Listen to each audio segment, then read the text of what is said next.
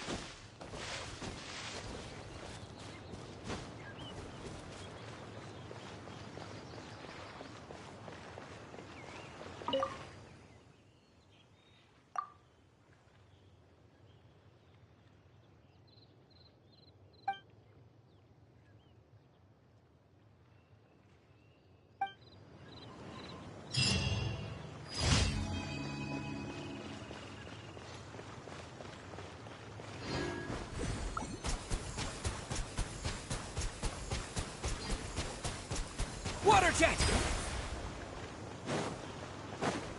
What? Yeah!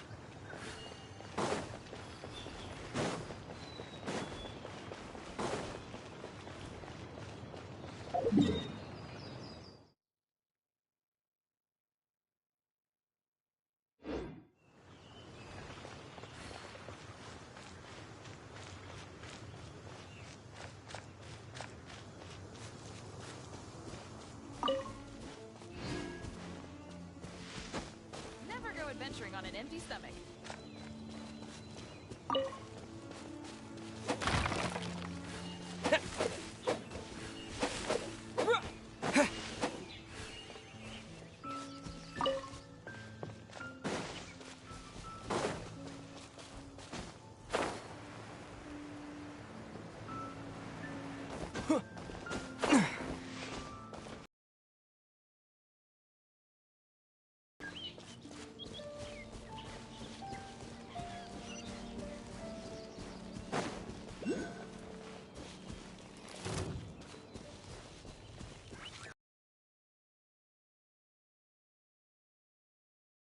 Yeah,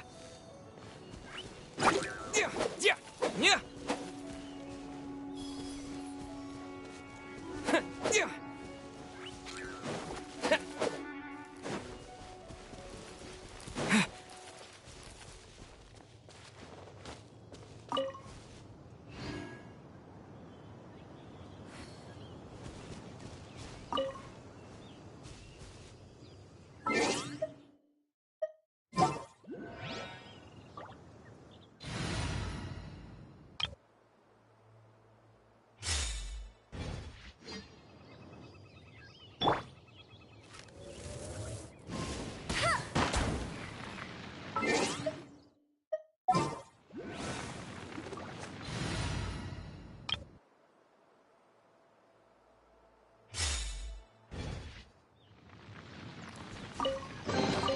It was worth the trouble.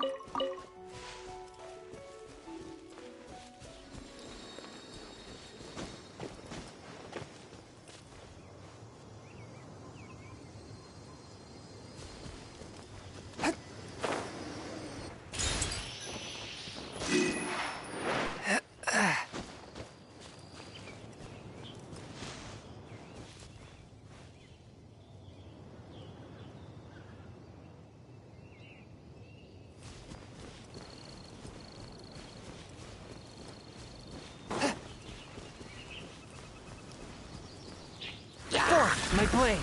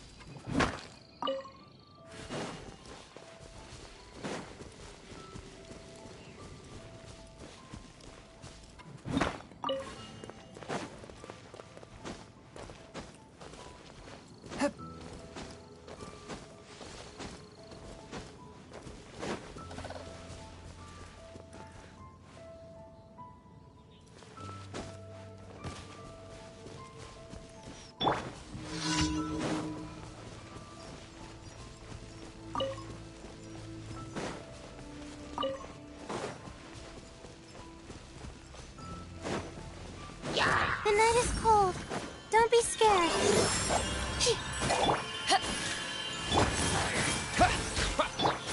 Swift and Mercane!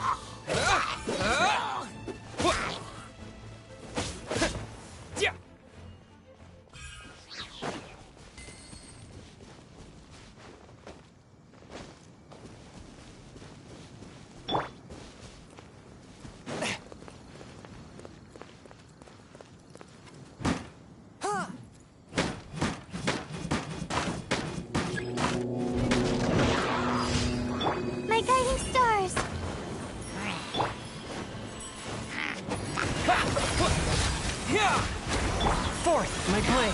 Submit for judgment.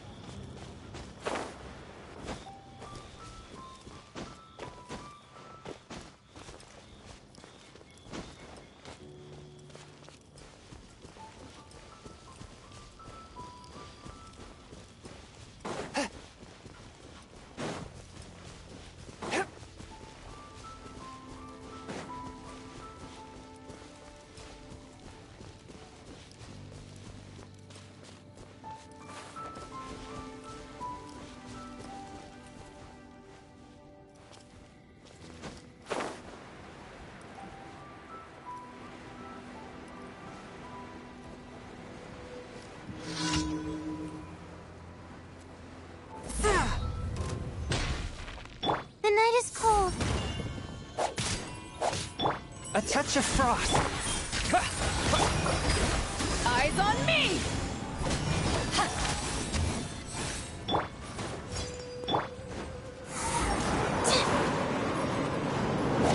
Stars, shine for me.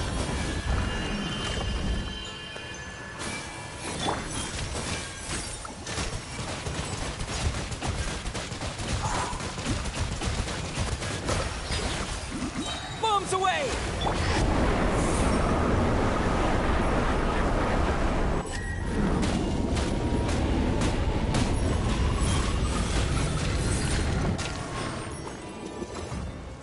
Forth, my blade, from whence you came! Go!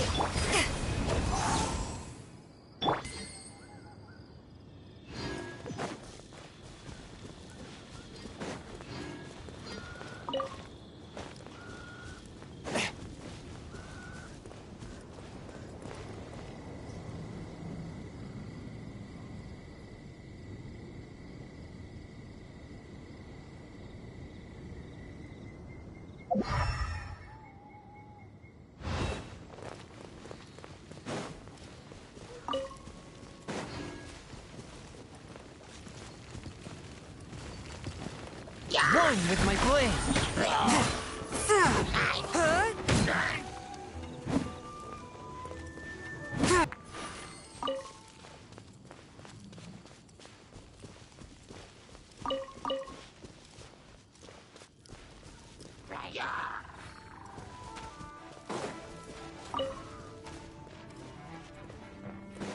Swift and merciful! Water jet! My guiding stars. Don't be scared. The night is cold.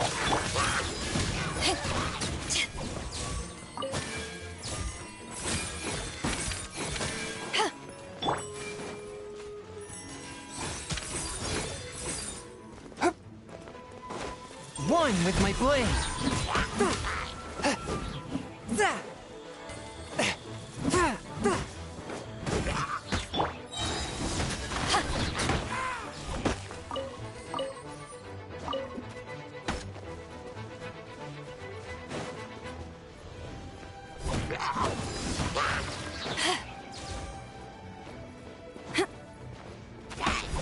To ashes!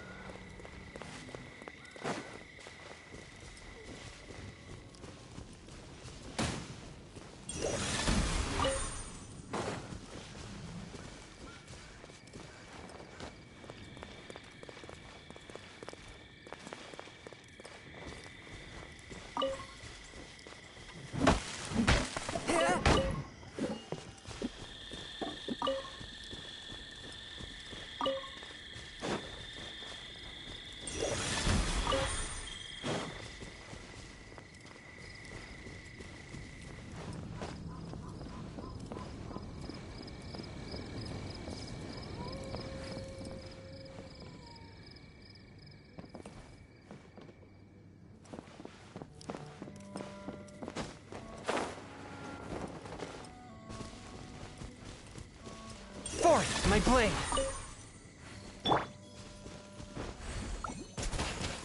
Water jet!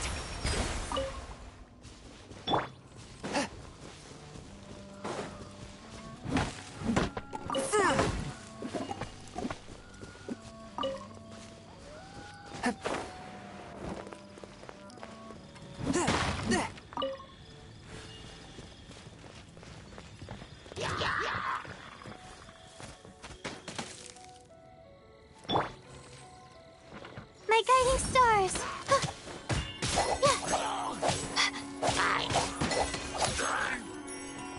Cold, mine to command.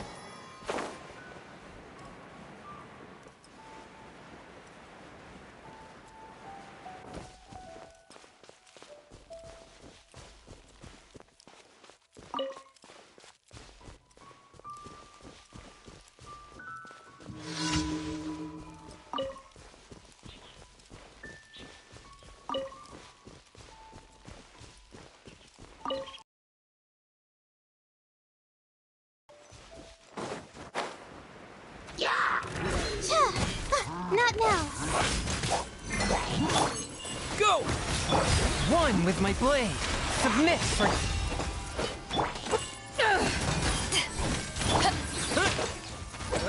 Wipe out!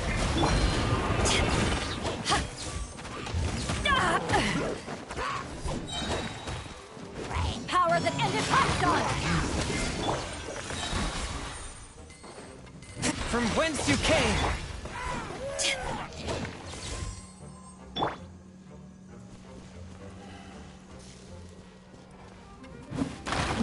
Yeah.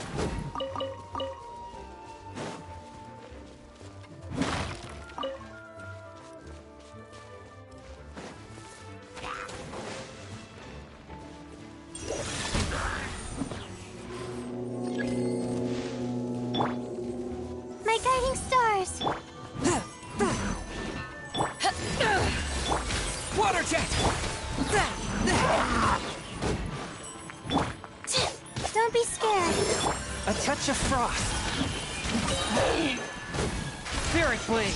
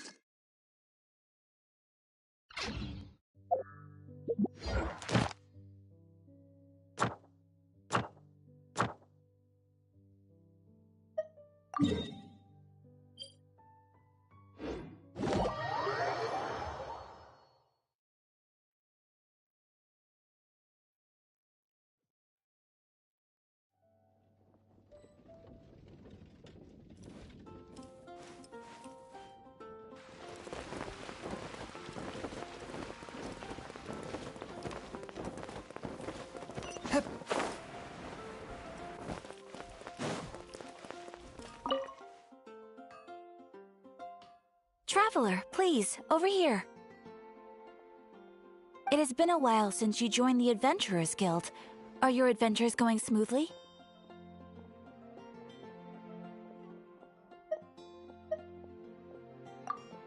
Is that so? Apart from your own skills, reliable teammates are also indispensable when adventuring. Another person to count on is always good after all. But recruiting such dependable companions is no easy matter, is it? Yep, and it's even harder to get a guide as good as Paimon. Ah, yes. I do have some information that may be of help to you. Let me consult our records. Ah, there it is. There's been a certain blonde stranger who arrived in Mondstadt lately, dressed in most unusual clothes. Blonde. Dresses all funny. It feels like Paimon's heard this one before. Wait! Do you mean... Does that stranger's face look anything like his? Like the honorary knights? No, they couldn't look more different. This stranger is a very tall man, and even has an eye patch. Seriously? How does this have anything to do with Kaya? Eye patches can't prove that you're related anyway. That stranger declined the guild's invitation, so I can't say that I know anything about the relationship between him and Mr. Kaya. Nonetheless, you can look for him if you're interested. Perhaps he might accept your commission instead. After all, it is not uncommon for some adventurers to not want to be limited by the guild, but be happy to accept a fellow adventurer's requests. And should the stranger be a strong adventurer indeed, he would certainly be a big help on your journey. Please don't talk down on yourself like that. You are the honorary knight of the Knights of Favonius, after all. Your deeds are the stuff of song for all the bards in the city, even now. Well, as to further news about him, you may want to ask Mr. Lawrence. He stands guard at the city gate, so he may know something about that stranger. I wish you every success, adventurer.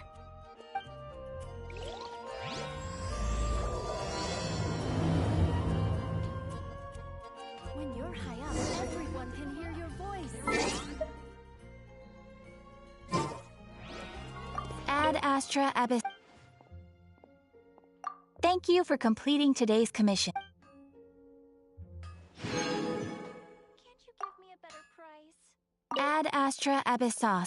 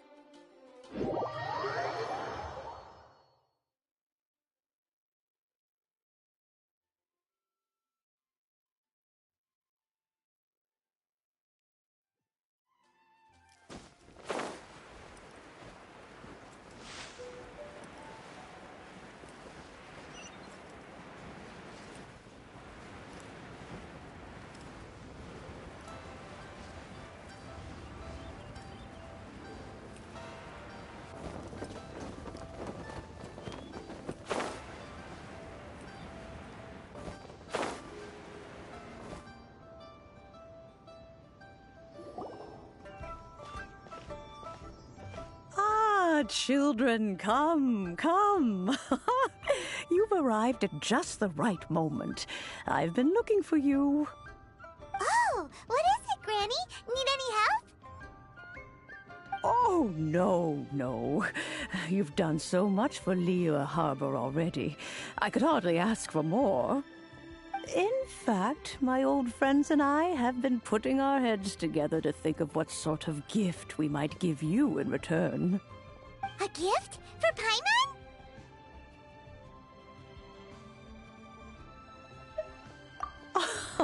Oh, child, you are so very modest. Uncommonly so, even.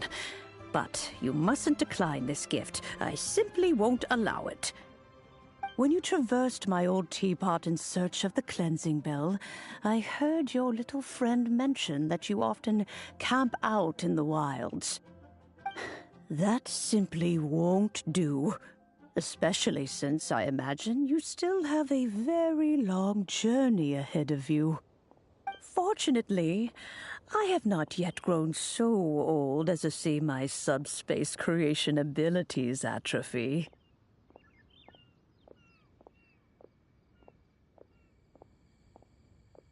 Oh, did my friends never mention that to you? Well then, it is a blessing we old folks once received from Rex Lapis, part of our illumination, if you will. I will not go into too much detail, but subspace creation is the ability to create a small, autonomous pocket world. The teapot that you entered previously was a little trinket created using that ability. So, in the eyes of an Adeptus, creating a magic teapot world is just child's play, huh? Oh, indeed, the teapot is nothing to boast of. One such as myself must depart from this realm to create a world of one's own. Rex Lapis, on the other hand, moved mountains and seas. That is what one might call an exercise of true power. But that's enough nostalgia for now. The gift that I have prepared for you just requires a few final materials to add the finishing touch. That's right! Finding stuff's what we're good at, after all. Oh, settle down now, children. There's no need for you to go running hither and thither. I have already found a fleet-footed youngster to prepare what I need. What's more, I doubt that you would know how to find the materials I am searching for. Some of them are very rare indeed these days. Well, for starters, I require some shimmer soil from the banks of Dihua Marsh. Back in the day, it could only be found where the glazed lilies thrived most profusely. You would have to dig downward, following the roots of the glazed lilies, and if you were lucky enough, you just might find a small patch of shimmer soil there. But almost no one has been able to find shimmer soil in this manner since Dihua Marsh came to be the way it is today.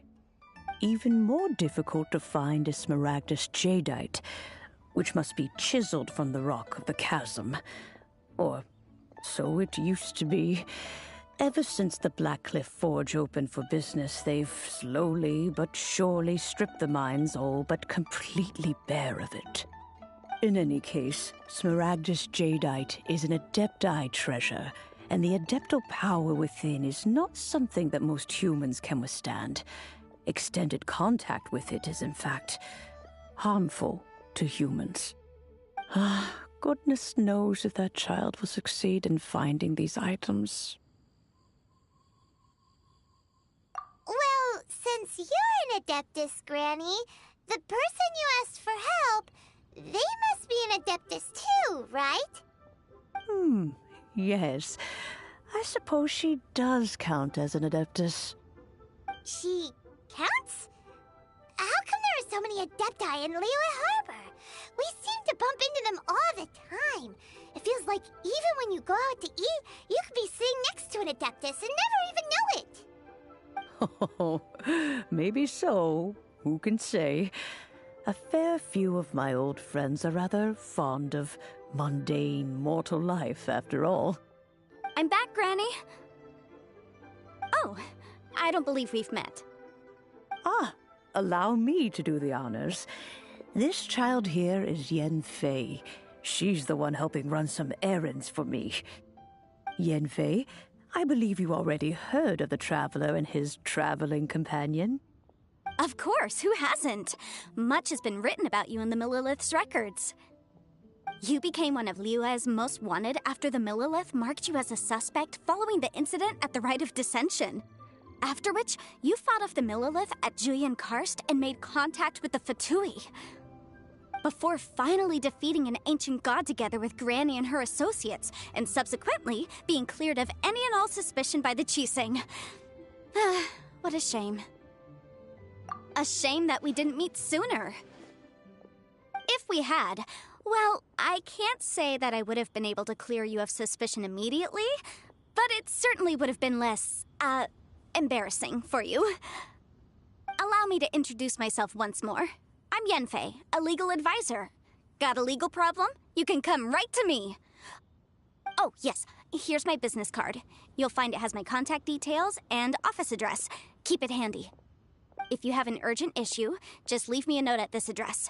Oh, and I almost forgot to mention, I offer a very generous discount for first-time customers. All right, Yenfei, all right. Let's get to the business at hand. I do not think these two are in any dire need of legal assistance at the moment. You'll have to excuse Yenfei. She's always been like this, ever the talkative one when it comes to her own affairs.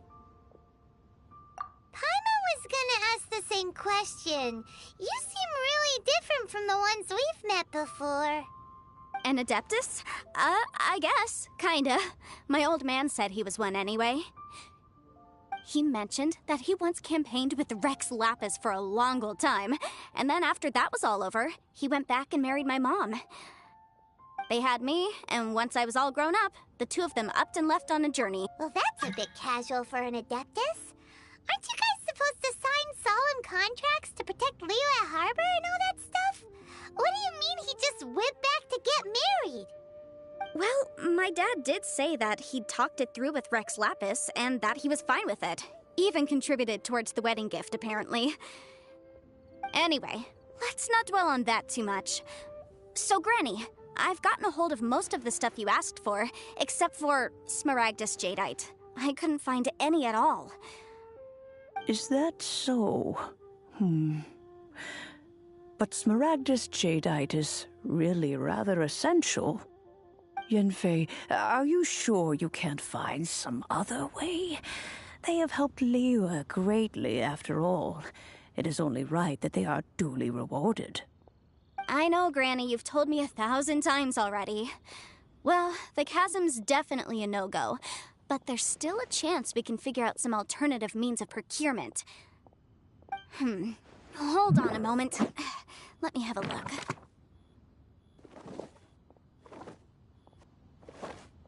Whoa, that's a really thick book. What kind of things do you write in there? Commercial consultancy. Or Snezhnaya. Ah, found him. Krusel. A Snezhnayan merchant who once came to me with some legal queries on certain articles in the legal codices. If my memory serves, all of them had to do with rare ores. He mentioned that he was considering acquiring some Smaragdus Jadeite to make hairpins, and wanted to know if there were any legal ramifications that he should be aware of. Said he was planning to sell them in Snezhnaya. So, I guess I'll go look for him.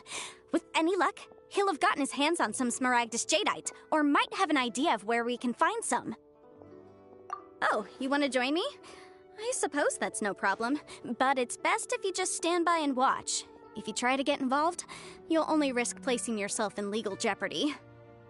Wow, an Adeptus imploring us to avoid incurring legal liability. Well, that's a first for sure. Best we be a little more careful than usual while we're with her.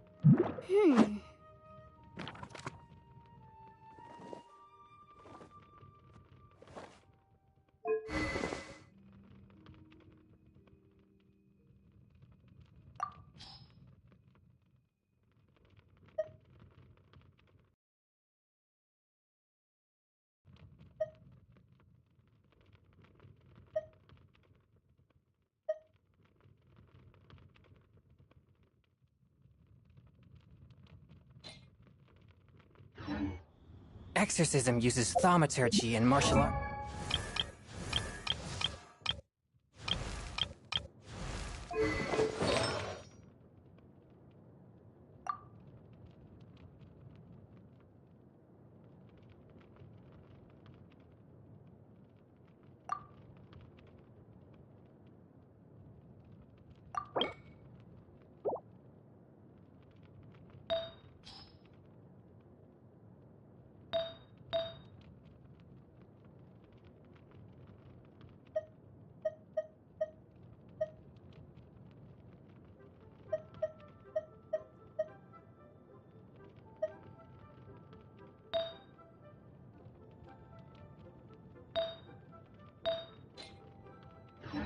To conquer evil.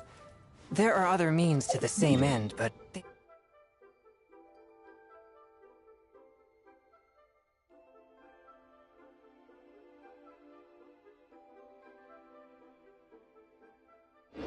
not the true way.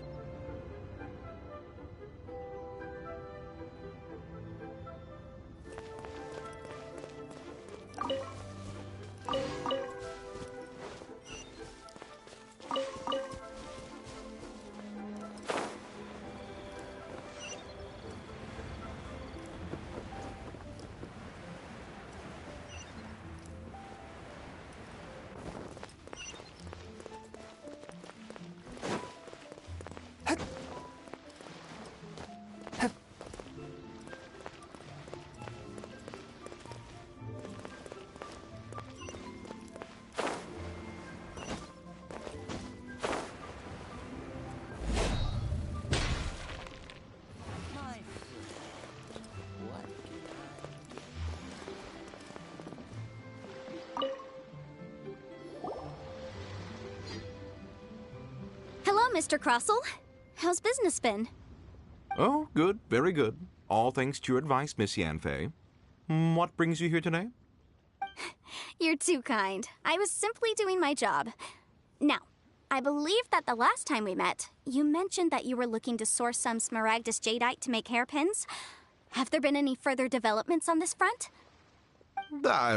Well, yes. As a matter of fact, in the end, I did acquire a small piece of smaragdus jadeite and had it fashioned into a pair of hairpins. Miss Yanfei, might I presume that you have an interest in the hairpins? I must apologize. I've already rented them out to a lady named Zhi. If you'd like to inspect them, you may have to wait quite some time. Wait, isn't smaragdus jadeite really rare? Aren't you worried about the hairpins getting damaged or lost while they're being rented out? No, I'm not worried in the slightest, because I signed a contract with Miss Zhi before renting them to her. The contract makes it quite clear that if she loses or damages the item in question, she must compensate me for its full original value. In return, I included a clause that guarantees the smaragdus jadeite is genuine, with a penalty of 10 times the item's value payable by me to Miss Zhi in the event that it is shown to be a fake. Guaranteed genuine, with 10 times the value payable if this claim is shown to be false. Yes, these terms are very clear indeed. Of course. This way, both the client and I have the assurance we need. To ensure fairness, each of us has retained an original copy of the contract. In that case, might you know where Miss Zhi lives? We'd like to pay her a visit and have a look at the hairpins. Oh, of course. She wrote her address down when we signed our contract. Here, I'll mark it on your map for you. Thanks a lot, Mr. Crossell. We'll be off now.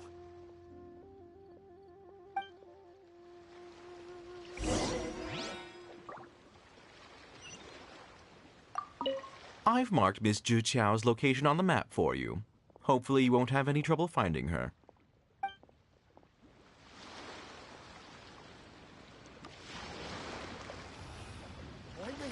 me that transfer. You can't beat the atmosphere here in Beacon.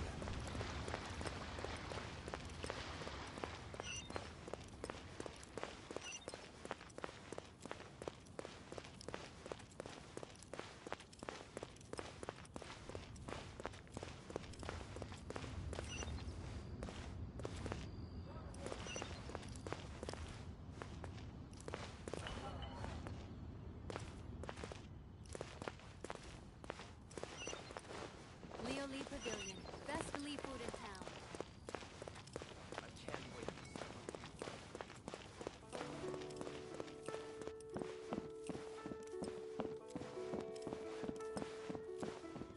So, are you buying or not?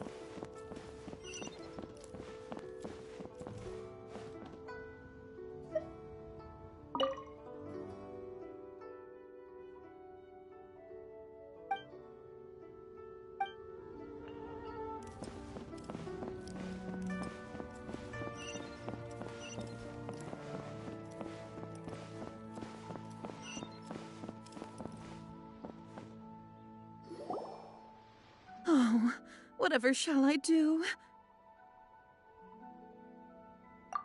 Yes, that's me. Is there something I can help you with? How do you do, Monsieur Chow? We understand from Mr. Crossell that you recently rented a pair of hairpins from him. My associates and I are very interested in them. Would you mind letting us take a look at them? The hairpins? I can't lend them to you right now. I've lost them. I don't know how it could have happened. I always kept them right by my side, and I hadn't even worn them yet. I spent so much money on them.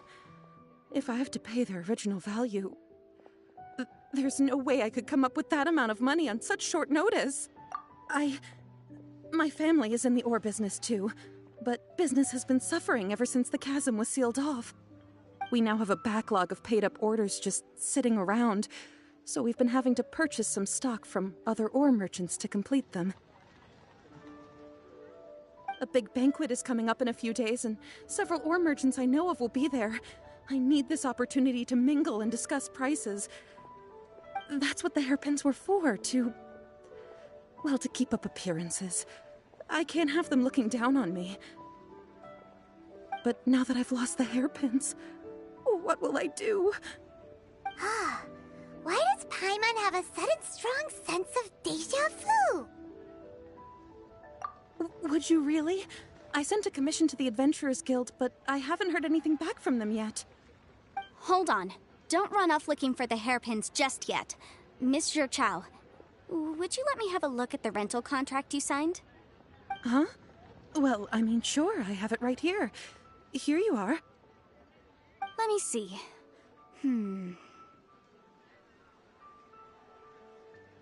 That's right! Yanfei said she's a legal advisor, didn't she? Maybe she can help Juqiao somehow. True. Though surely there must be a win-win solution. Right. I finished reading the contract.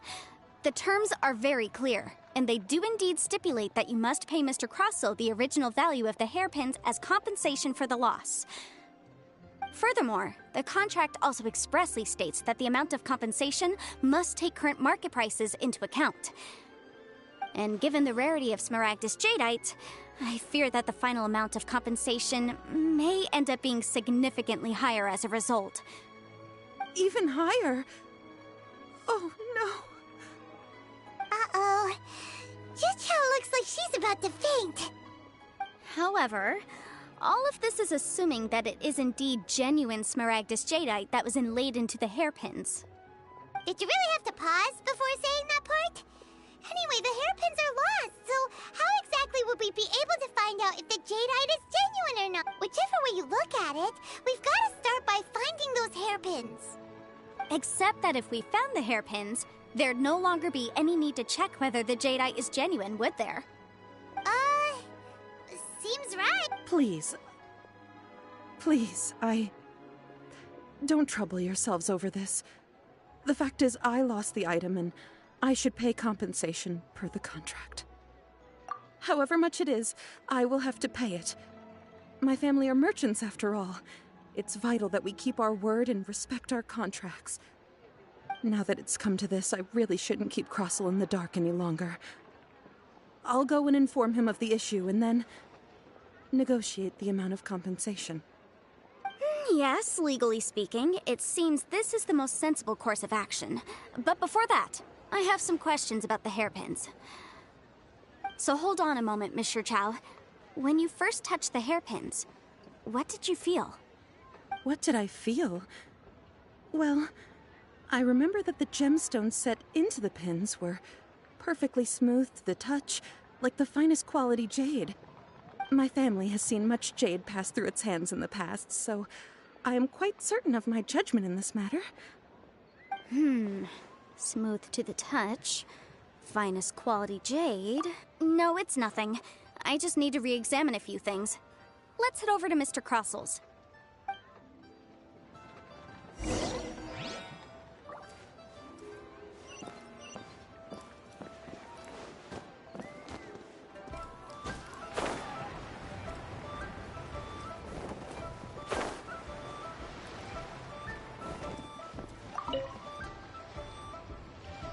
Ah, Miss Yanfei, you've returned. With Miss Jiqiao in tow, too, I see. How are the hairpins? I trust you're quite satisfied with them? About that.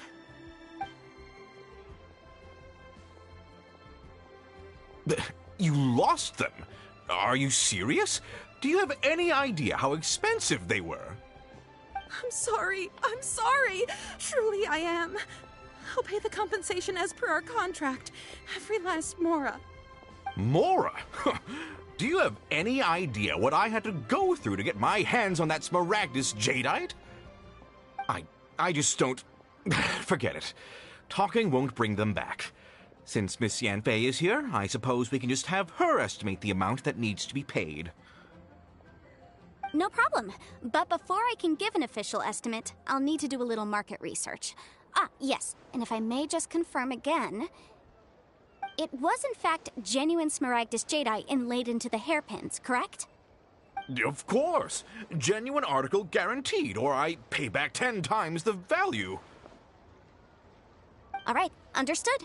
I'll conduct some market research, and once I'm back, I'll provide an official assessment of the sum owed by Mr. Chow in compensation. Please wait here, Mr. Crossell. Thank you very much.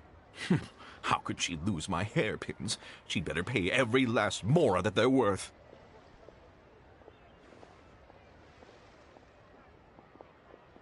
Looks like I'll have to find some way to raise that money. Please wait, Mr. Chow. I have something to discuss with you. It's not convenient to speak here, so let's find somewhere that we can sit and talk in more detail.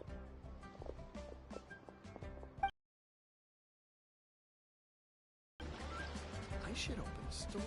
My friend. What?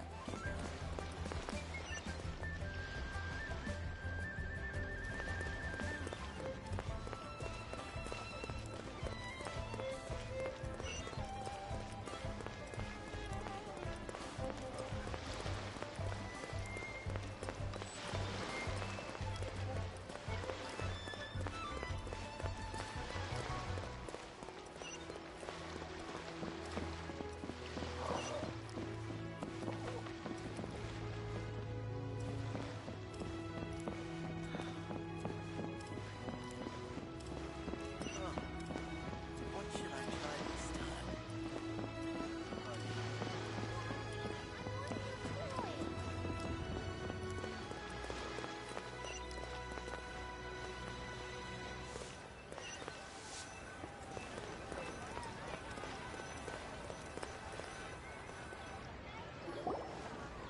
Miss Yanfei, what is this about?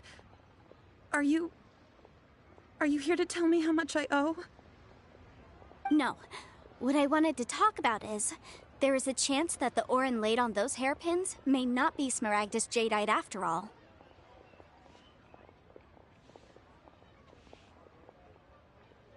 What do you mean? Are you implying that you already sneaked off and found them? Obviously not. I'm no adventurer, let alone a member of the guild. I don't run thankless, time-consuming errands for a living. Let's just say I made some deductions. I don't know if Granny told you this, but Smaragdus Jadeite is found deep underground and contains very concentrated elemental energy. If mere mortals come into contact with it, well, they'll be sick in the best case. And in the worst case, they could even experience a dramatic change of personality. It most certainly would not be smooth to the touch. Mr. Chow, did you at any time feel unwell while the hairpins were in your possession? No, not at all. I felt perfectly fine the whole time. Not even the slightest bit unwell. I didn't feel anything special at all, in fact. Now that is strange. I noticed earlier that there were elemental traces in Mr. Crossel's vicinity. If I've deduced correctly, he may still have the Smaragdus Jadeite in his possession. If that's the case, we should go confront him right now and expose his dirty scam right to his face! Absolutely not. If we were to confront him now, there's no way he would admit to it. Eventually, he would find some argument to compel us to leave. And then, he'd throw the Smaragdus Jadeite into the sea the moment we were gone. After that, he would simply insist that Mr. Chow pay up per the contract. He would lose nothing. Meanwhile, we would have to look under every stone in Liyue, hoping and praying that the hairpins do actually still exist somewhere in this world. So vivid that Paimon thinks it might be experience talking. Oh, it certainly is. I've seen my fair share of situations like this, and brute force methods are certainly one way of resolving them. Fortunately, I have far more elegant solutions at my disposal. I'll share them with you in due course. Well then, since you're so experienced in dealing with problems like this, perhaps you could help me, Miss Yunfei. Oh, that won't be a problem. But first, Mr. Chow, could I ask you to please sign this contract? Huh? Does there have to be a contract for everything? Paimon can't even keep track. It feels like Yanfei is even more concerned with them than a certain someone else we know. These are my formal terms of engagement. Everything prior to now has just been pro bono advice. But for me to investigate any further, I require a written contract. Any work commissioned but not bound by a contract cannot be relied upon. I understand. Then I will be glad to place this matter into your capable hands if you will take it, Miss Yunfei. No problem. Just sign here, and I'll sign too. Okay. Now write your address here, and then sign on this page as well. And I'll also need your signatures on pages 5, 7, and on the very last page. Finally, if you could just use this ink pad to make a handprint over here. This contract has so many pages. Paimon's all out of brain juice again. Alright, that should do it. My fees are the same as always, and they're written in the contract. Have a look through and let me know if you have any questions. I've had a read through. Everything checks out. Well then, here's your copy of the contract. I will retain the other copy.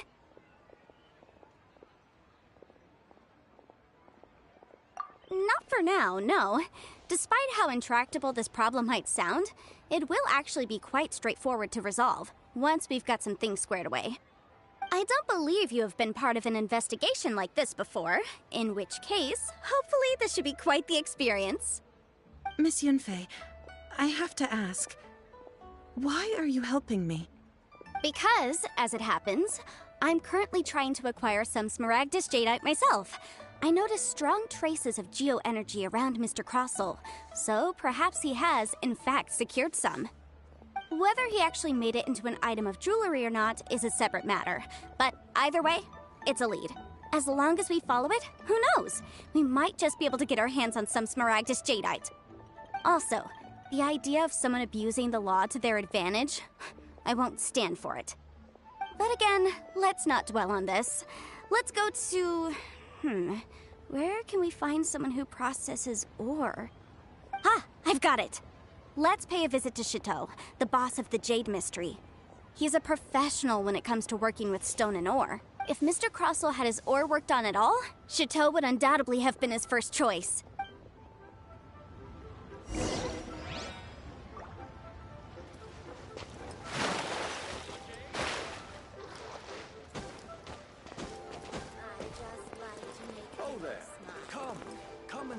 rare and precious curios.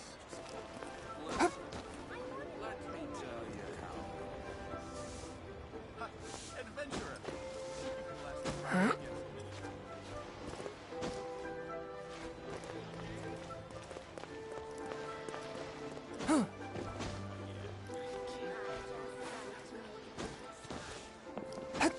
Oh there. Come and see these rare and precious curios. Let me tell you how.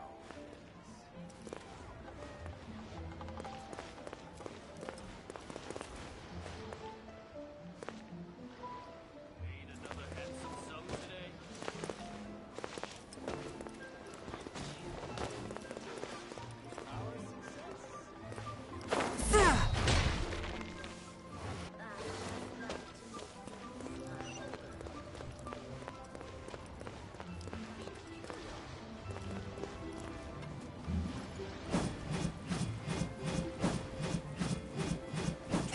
Betting on Jade?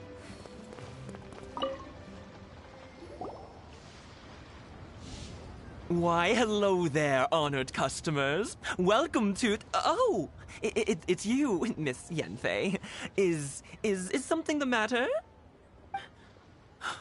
Surely not more spurious claims that my jade betting is rigged and no one can ever win? Oh, I swear on all that is sacred. No, nothing of the sort. Has a Snezhnine merchant named Crossel enlisted your ore processing services recently by any chance? A Snezhnine merchant named Crossel, you say? I do remember that. He brought me a piece of ore, claiming that it was Smaragdus jadeite. That was the first time I'd ever encountered it, so I had no way of telling if it was really Smaragdus jadeite or not. But if a customer insists, far be it from me to contradict them. He was quite generous with his money, too, so I didn't give it too much thought. I processed the ore as per his request. Do you have any leftover debris from your work on it? Why, yes. It was my first time encountering this ore, after all, so I kept a few loose shavings to study myself later. They're right over there, in fact. Thank you, sir. We'll take a look at them.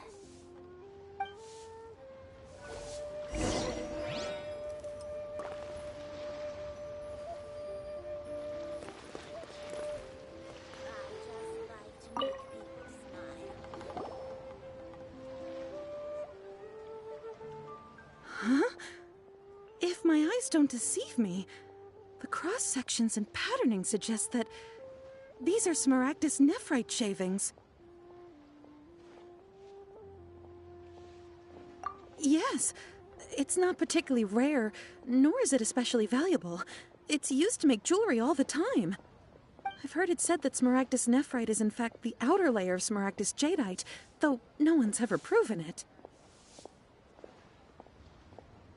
A thin layer of separation, huh? If you must see for yourself, try examining these shavings for traces of elemental energy. Smaragdus nephrite is an entirely ordinary ore, containing no elemental energy whatsoever. Is that so? Well, we might as well give elemental sight a shot. So, did you find anything? So they really are different. But wait, how come Jichao was able to tell what it was just by looking at the shards? That's pretty awesome. It just so happens that I've come across a great many of them. These two stones actually look very similar. Someone without a deep understanding of them would find it very difficult to tell them apart. There may be only a subtle difference for the casual viewer, but that translates to an astronomical difference in terms of the market price. And, I'm sure, a significant difference in the cost of having them carved into shape. All right, let's focus up. We're going off on a tangent. But, never mind, Shirto. Why would Mr. Crossel... Unusual actions have unusual reasons behind them. Let's take some of these shavings back to Chateau.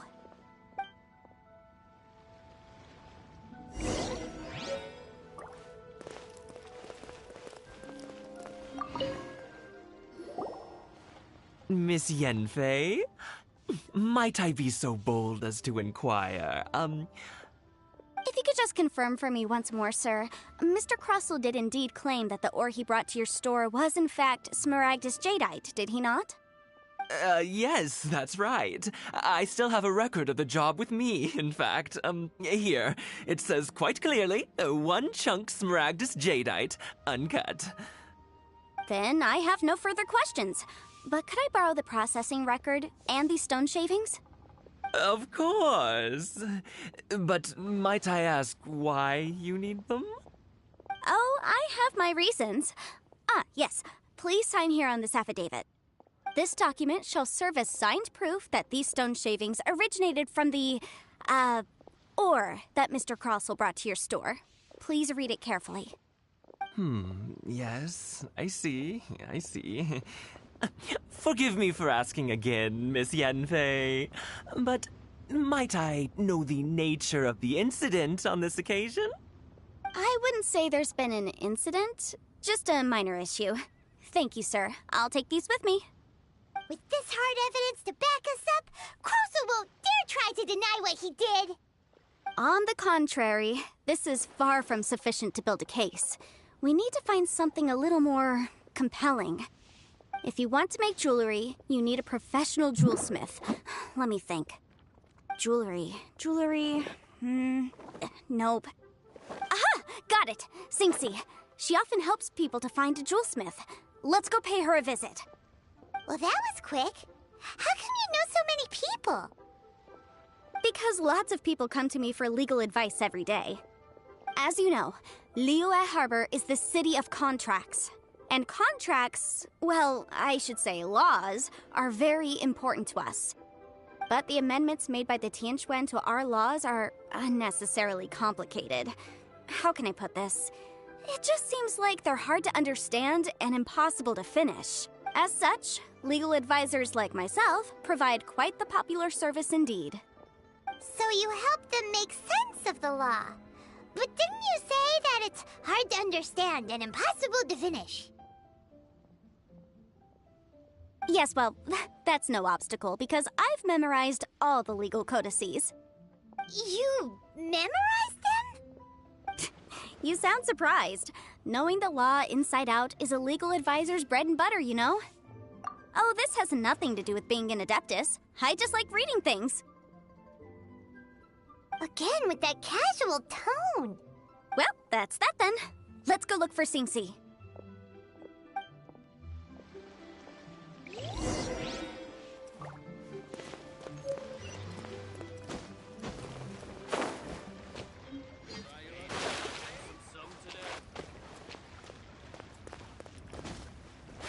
A toast to our success.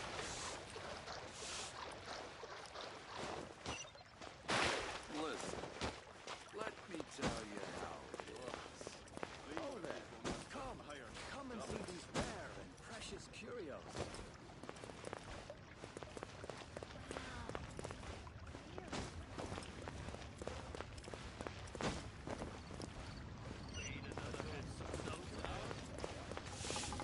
I just like to make people smile.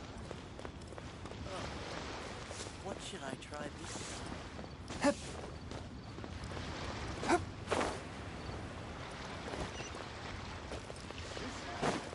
The nightlife here is so vibrant.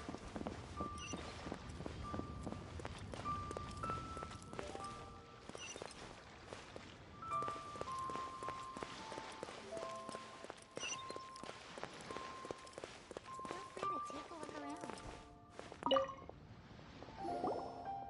Oh, Miss Yenfei, it's you. Has something happened? Did the client from last time, Have no further trouble from then on? Yes, of course. I'm just here to ask you a few questions. Has a merchant by the name of Crossell asked you to put him in contact with a jewelsmith recently? Crossell? Yes, I remember him. He's a merchant from Snezhnaya, no? Yeah, he came to me with a chunk of something he called Smaragdus Jadeite. The design of the hairpins that he gave me was quite intricate, so it took me some work to find someone who was up to the job. Eventually, I found an older jewelsmith who made them exactly according to his specifications. This order was on hold for a very long time, and only completed quite recently, which is why I remember it so well. Doesn't seem like there's any evidence to be found here. Miss Inksy, I'd like for you to confirm for me once more. When Mr. Crossell commissioned you to find him a jewelsmith, did he or did he not assert that the material he presented to you that day was called smaragdus jadeite? Yes, I'm sure of it. The hairpins were made using many expensive materials, and the asking price was quite high, so we had to put this transaction on record with the Ministry of Civil Affairs. Mr. Crossell wasn't very familiar with the necessary procedures, so I filed it on his behalf. I also kept a copy for my own records. See for yourself, the item is called Smaragdus Jadeite Twin Phoenix Pins. The inlaid gemstone is recorded as Smaragdus Jadeite. The document even has the official seal of the ministry on it. Thank you, Sinksy. Now, could you let me borrow this document? Sure, it isn't serving much purpose here anyway. I take it then that there's been some more trouble? Nothing you need to worry about, just a minor issue. I'll return your document as soon as I'm done with it. Thanks again! Why is everyone's first reaction always to assume someone or something is in trouble? I believe we have almost all the evidence we need. We just need to make one last trip. Let's go to Boo Boo Pharmacy to speak with Dr. Baiju. The weirdo with the snake around his neck? What do you want to speak to him for? Because only he can provide an authoritative statement confirming that smaragdus jadeite is harmful to the human body. Once we have this final piece of evidence in our hands, we can wrap this case up.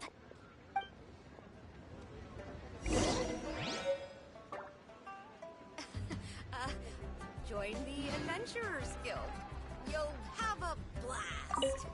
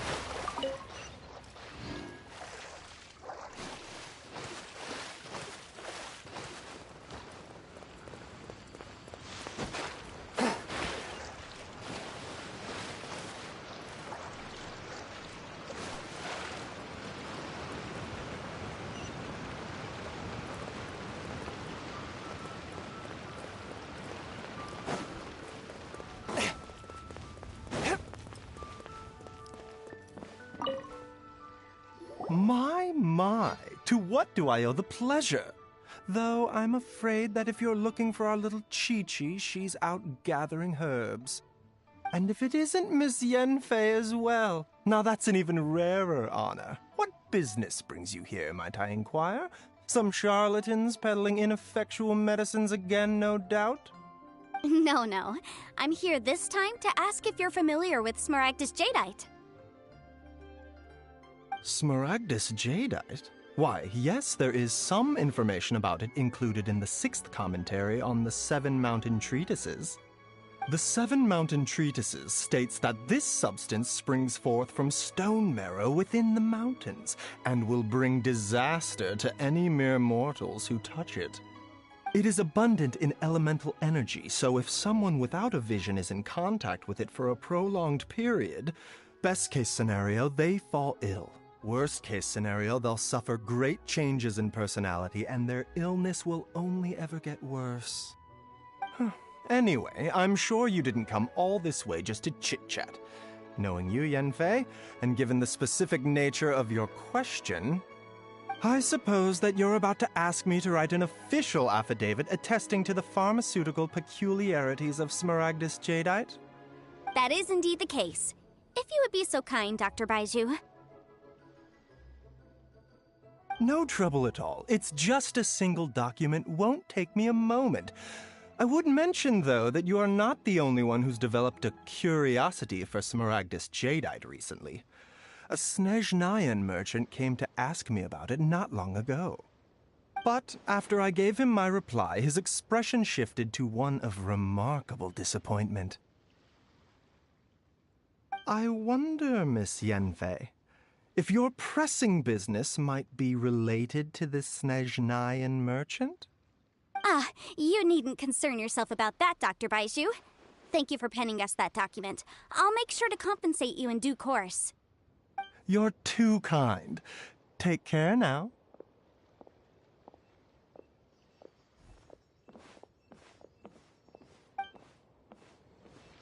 That Baizhu guy is as weird as ever. Is it just Paimon, or does it feel like he was fishing for something back there? Dr. Baizhu's always been like that. Well, we have the evidence we need. Let's go find Mr. Crossell.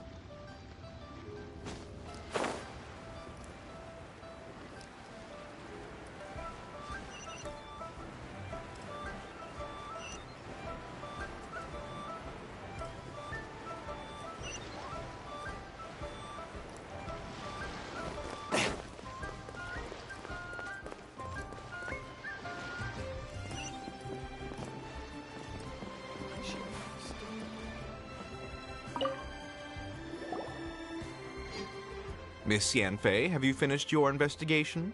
I trust you will now be in a position to assess the compensation due.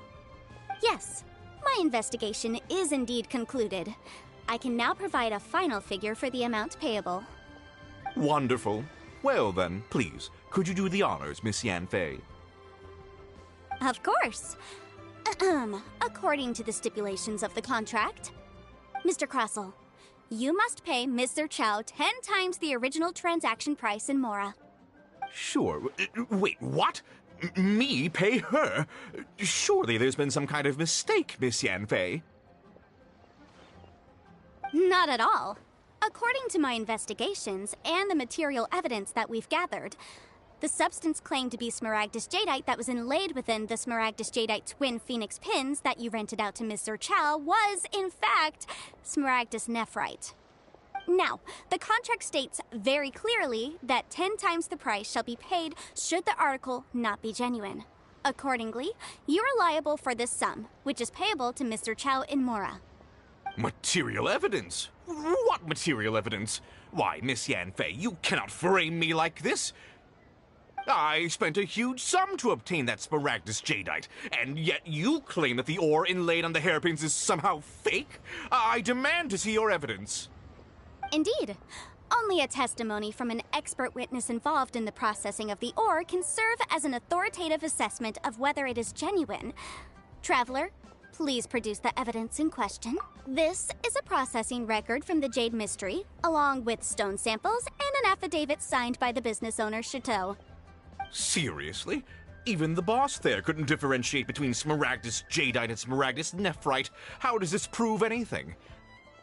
In any case, Smaragdus nephrite is the outer layer of Smaragdus jadeite. So I had him cut away the nephrite, he returned the valuable jadeite core to me, and some nephrite samples remain in the store. What am I missing exactly? That's an unsubstantiated belief. Well, your claim that my ore is fake is just as unsubstantiated. And we are here to talk about evidence, aren't we? Ugh. Looks like our first piece of evidence didn't convince him at all. Seems like he came prepared. What should we do next? Hard evidence. Something legally binding. We have just the thing. Show him, Traveler. This document proves that my hairpins are the real deal, doesn't it? This is the Ministry's seal, after all. It shows that the ore inlaid on the pins is indeed Smaragdus jadeite. Our second piece of evidence didn't work either. And this guy's getting more belligerent by the second. You know, you could be right. Perhaps the hairpins are the real deal after all. Of course I'm right. All the evidence shown supports my story. Well, hang on a moment now, because I do recall one final piece of evidence that we haven't revealed yet. Traveler, would you do the honors? This shall serve as decisive proof of our case. What's this? Smaragdus jadeite springs forth from stone marrow within the mountains and will bring disaster to any mere mortals who touch it. Sustained contact with Smaragdus jadeite over a prolonged period will, in less serious cases, cause a mild malady, while in serious cases, the patient may suffer a dramatic change of personality and fall seriously ill. Mr. Crossell, were you aware of these peculiar properties of Smaragdus jadeite? I had no idea. No idea, you say? I'd guessed as much. But for you to have rented out such a dangerous item... I'm afraid that this falls outside the scope of my work, but within that of the Ministry of Civil Affairs. However, I'm sure that the Ministry will be relatively lenient considering that, as you say, you were ignorant of the danger you posed. Don't worry, Mr. Crossell. I will make sure that all the evidence presented here will be handed over to the Ministry. I trust that you'll give them your full cooperation in their investigations. What? Wait! I knew. Oh, so you knew? Oh, dear Mr. Crossell. But if you knew of Smaragdus jadeite's dangerous properties beforehand, why would you... Huh? No, The hairpins aren't actually inlaid with genuine Smaragdus jadeite? Is that what you were about to say? You do understand, Mr. Crossell, that this means that you will have to pay Ms. Zerchow 10 times the original price in Mora? Mr. Crossell, your answer, please. My client and I are waiting. Yep, he's seriously intimidating right now. It's like she's a different person.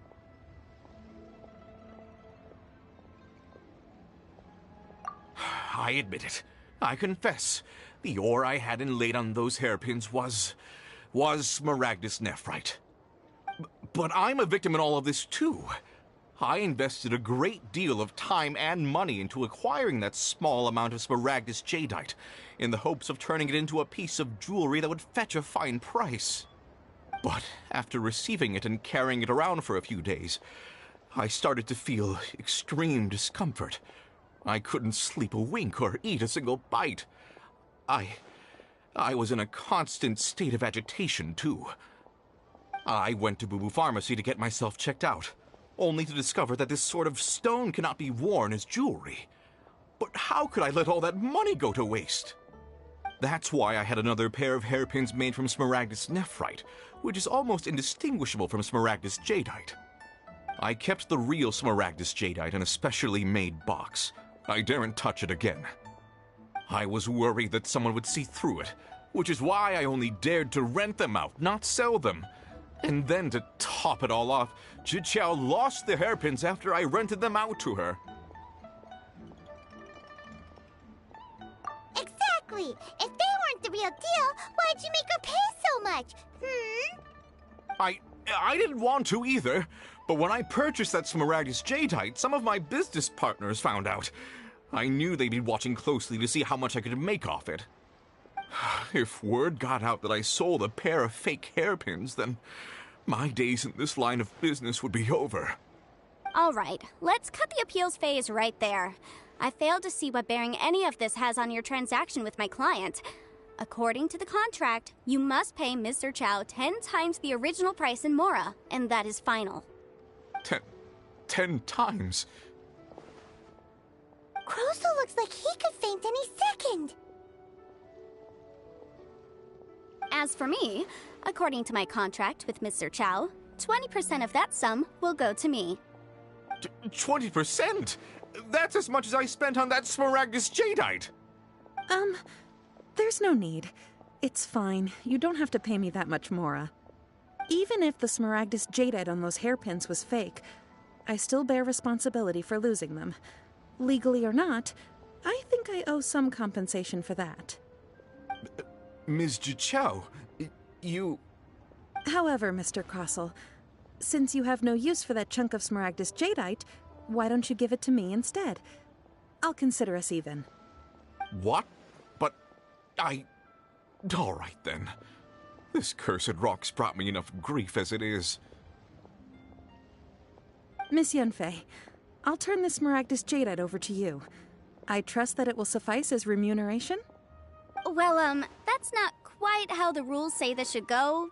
But whatever. It'll do. Thanks so much for your help this time, Miss Yunfei. When you have the time, I'll be sure to visit and express my thanks more appropriately. Oh, come on. No need to stand on ceremony. Now, if I may confirm this again, Mr. Chow, have you and Mr. Crossell come to an understanding? Well, yes, I believe we have. Well then, that's good. Actually, Mr. Crossell, I'd like to talk business for a second, if I may. I could see from the hairpins you produce that you're very skilled in jewelry design. My family, on the other hand, works in the ore business, and we have a fair stock of fine ores. If we could join forces, your jewelry designs and our choice ores, I think we could do some fine business between us. Let me think for a moment.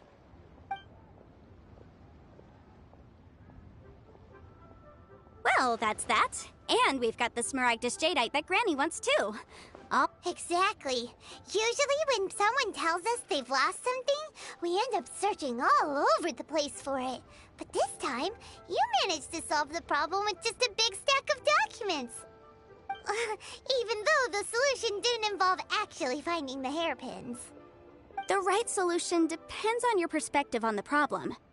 The objective of my client, Mr. Chow, was to reduce her liability to pay compensation.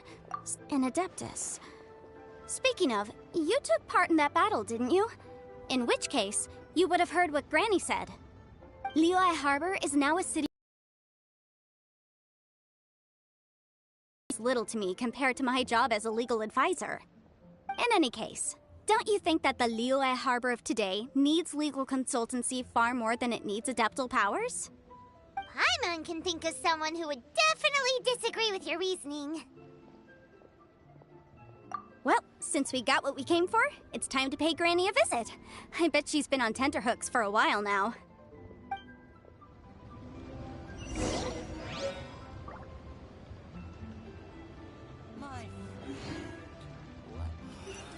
Why'd they have to give me that transfer? You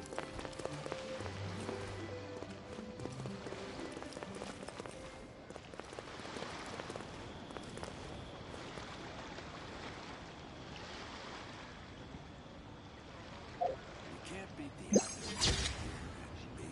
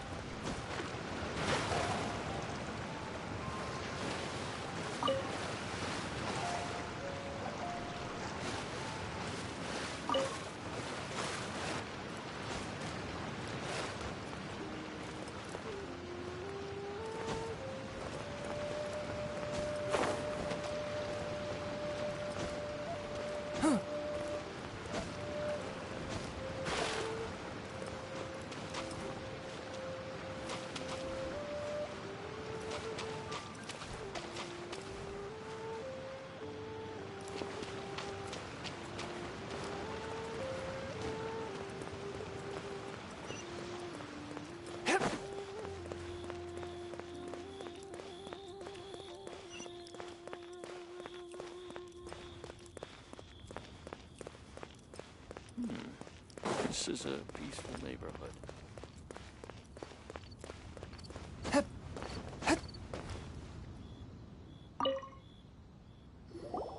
Ah, you've returned. How did it go? Were you able to find the Smaragdus Jadeite? Good, good. Then we have all the materials we need. Well, if we're all set, Granny, I'll get going now. Got a ton of clients waiting for me back at the office. Oh, you. All right, then. Go see to your business. Granny should be able to handle the rest. I'm off then. Bye! Oh, yes, Traveler. Make sure you don't lose the business card I gave you. I've been looking into the laws of other nations as well. If you should ever bump into any trouble with the law, come find me directly. Regulars get discounts, too. Come now, child. Are you leaving or are you not? If you have no wish to leave, perhaps you'd like to help me clean my teapot, hmm? I'm leaving! I'm leaving! That child. Goodness knows where she learned to be so rambunctious. Her father was hardly so riotous or fond of talking nonsense back in the day when he stood beside Rex Lapis. Ah, indeed she is. Liyue has changed, and the Adepti must also learn to change. Yanfei might be overly garrulous, but she is also the most intimately acquainted with the city among us all. Ah, Liyue is not the same All right, then. Let us speak of this no more. Back on topic. I believe that I still owe you a little gift. Oh, Paimon's so excited! How is it made? It is but a single teapot. It shan't take long at all. Just wait here for a moment.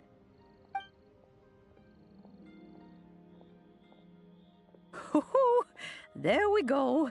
This Serenity Pot is all yours now. Hold it firmly. If you were to drop it, oh goodness, who knows what might happen. Take these blueprints with you as well. You'll need them if you wish to make your teapot a little more lively inside. Wait a minute, Granny! How exactly are we supposed to use this teapot? Oh, you needn't worry about that. I've already arranged for a certain little helper to await you within this teapot. She will explain everything you need to know about it.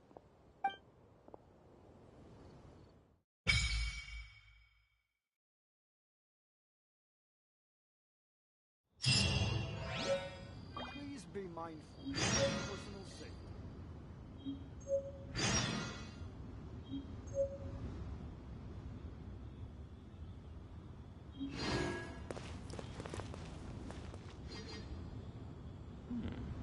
This is a peaceful neighborhood.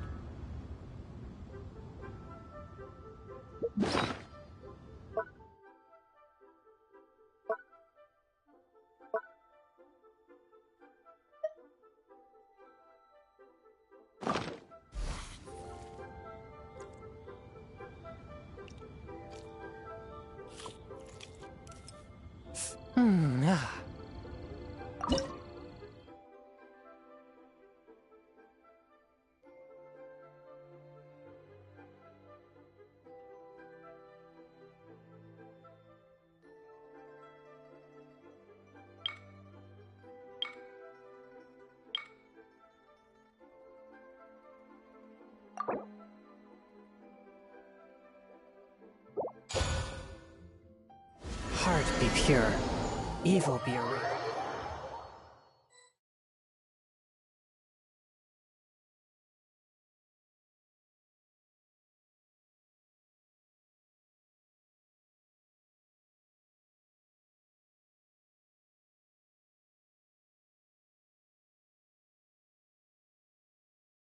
Wow! This teapot seems even bigger inside than Madame Ping's! There's even a great big house in the middle, too! Huh. But there's just a whole load of nothing around it.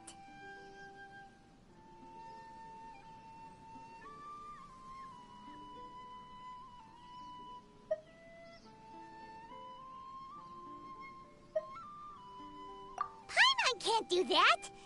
Well, you're the one with the sword anyway. You do it. Still, why is it so empty here apart from that house?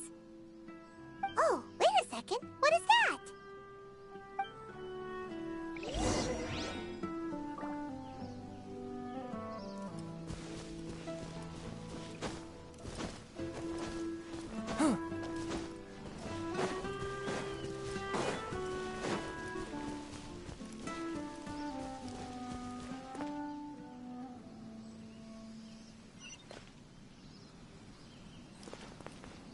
Well, it seems that we have a visitor. It's a huge finch! Excuse me, I am not a finch. I am a teapot spirit, and you may call me... hang on a moment. What am I supposed to be called again? Oh, call me... I suppose you may call me Tubby. So you're the little helper Madam Ping mentioned? Madam Ping? Oh, you must mean Ping. Yes, she did summon me here. She told me much about you. You may leave all matters regarding the upkeep of this realm to me. Your journey may be far from over, but at least this way you will not want for a comfortable place to sleep each night. Though it is the Adepti who create realms such as this, they generally do not have the time of day to attend to the banal matter of their maintenance. Thus, we teapot spirits were created to help guard their realms and manage their affairs. You may consider me a butler, if you will. Now, allow me to explain this realm to you. Have you any blueprints on you? Specifically, blueprints with beautiful rooms, chairs, and the like. As long as you have a blueprint, you can refashion this realm however you please. Blueprints? Oh, that's right! Granny handed us some when she gave us the teapot, didn't she? Let's take them out and have a look.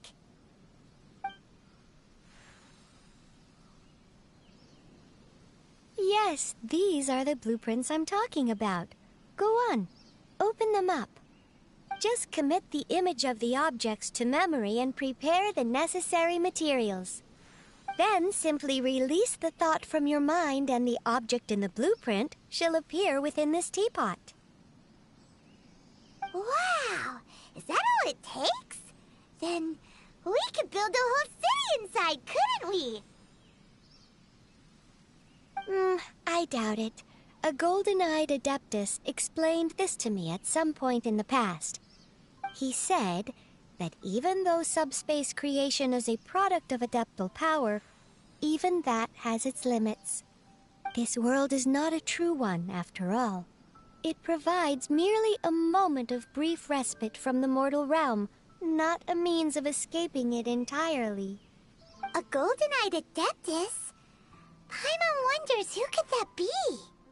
I hardly remember myself. What's more, I have never seen that adeptus again since.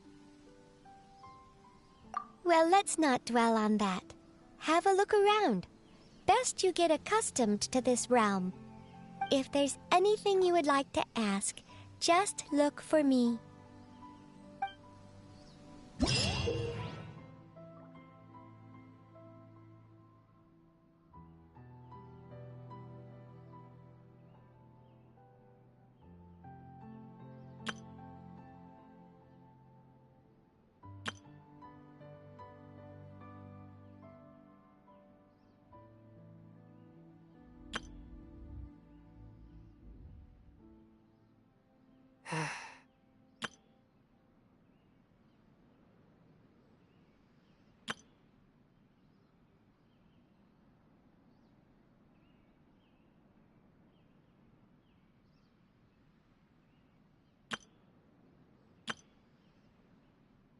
I take my meals cold to quiet the spirit and calm my vital energies. Genshin infused water with ice is the most effective.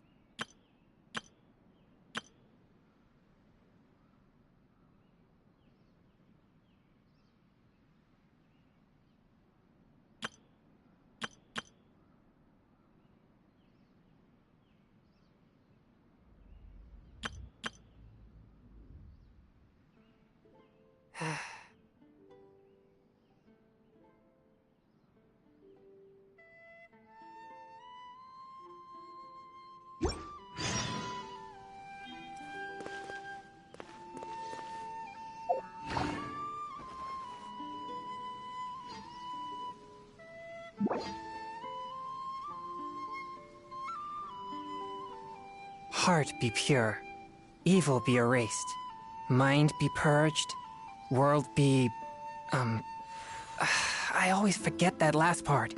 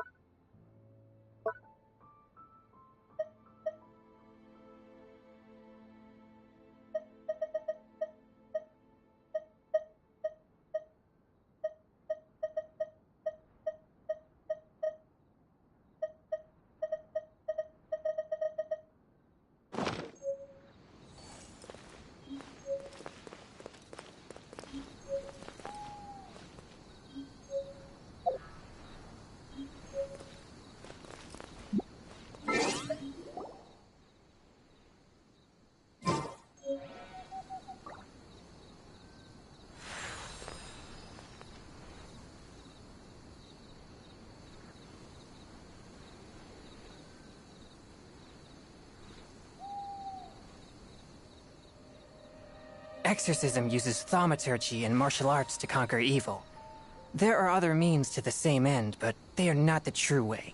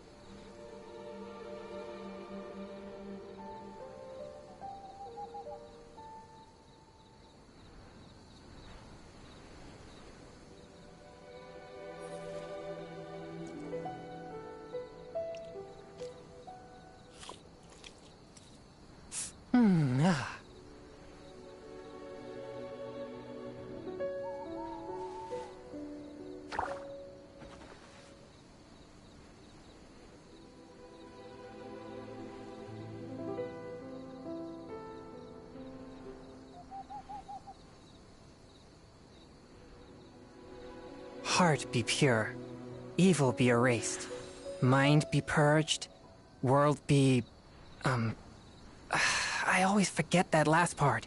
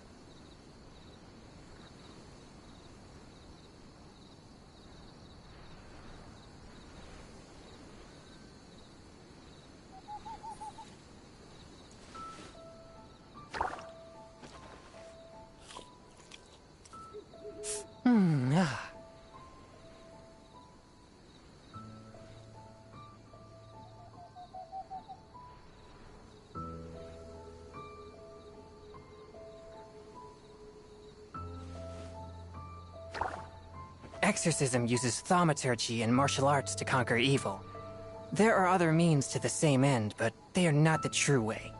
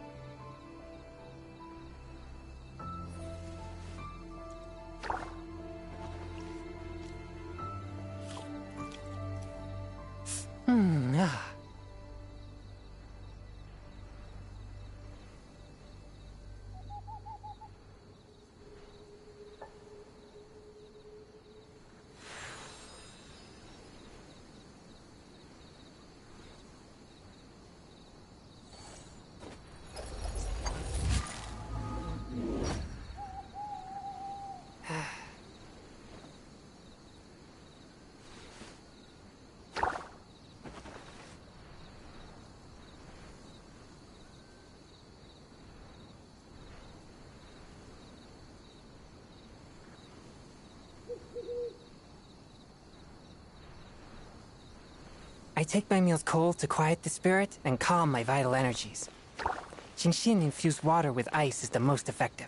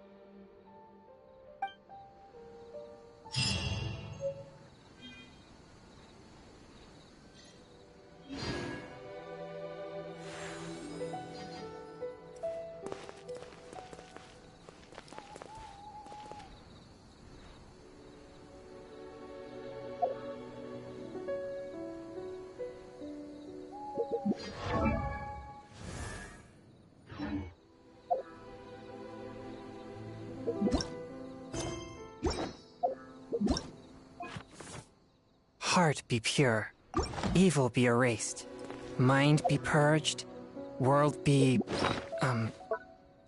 I always forget that last part.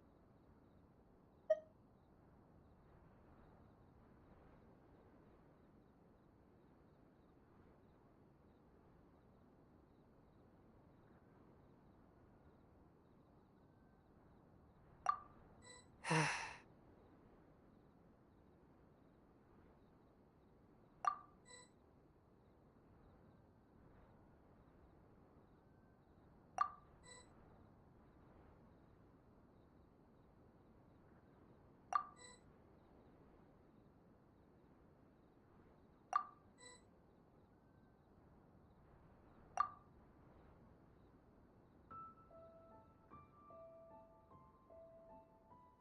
Ah.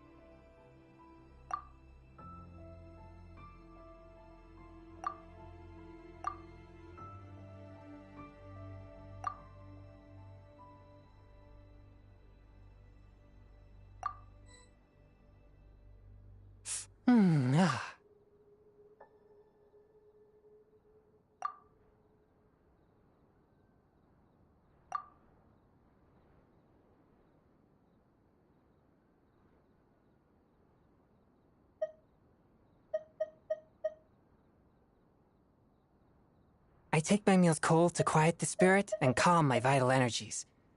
Genshin infused water with ice is the most effective.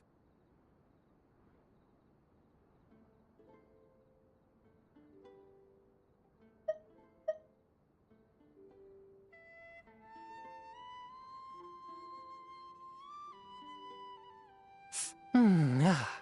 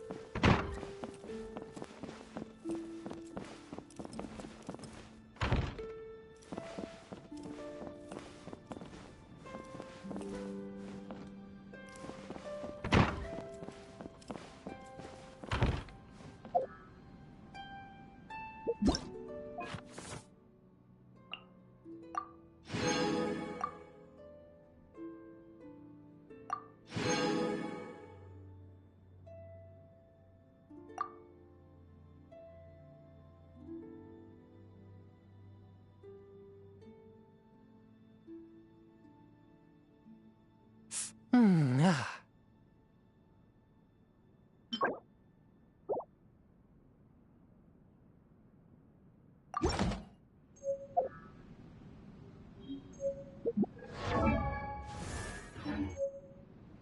Exorcism uses...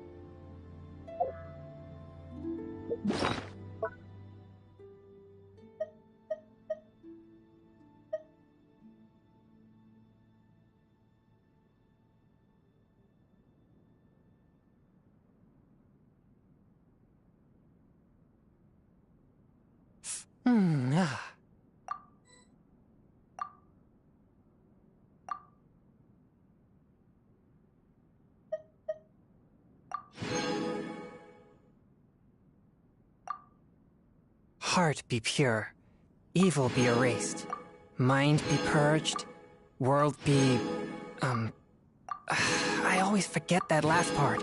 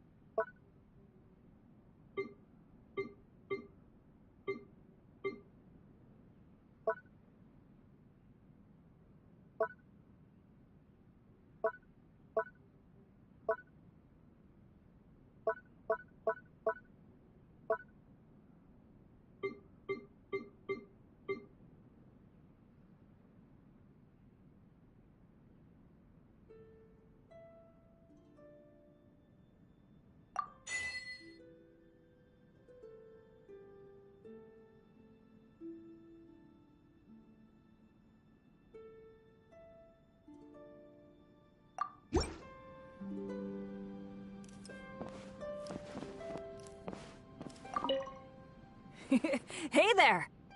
Looks like my luck is pretty good today.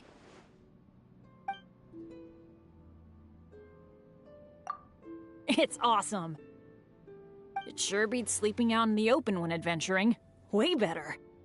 You don't need to find a hole in a tree to rest in, and you don't have to worry about sneak attacks from monsters.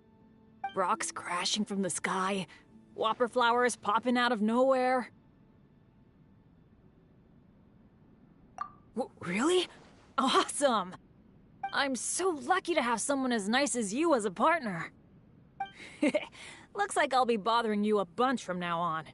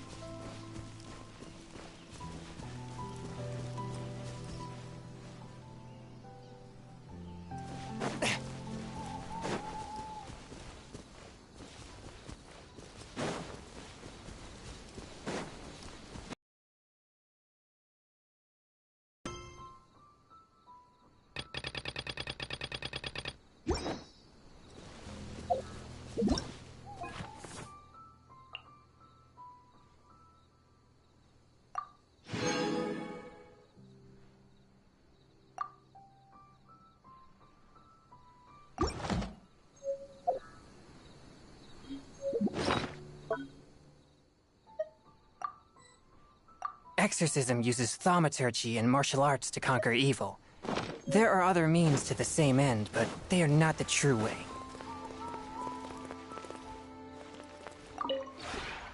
Maybe you're not used to the place at the moment, but once you've materialized enough rooms and furniture through subspace creation, it will feel just like home.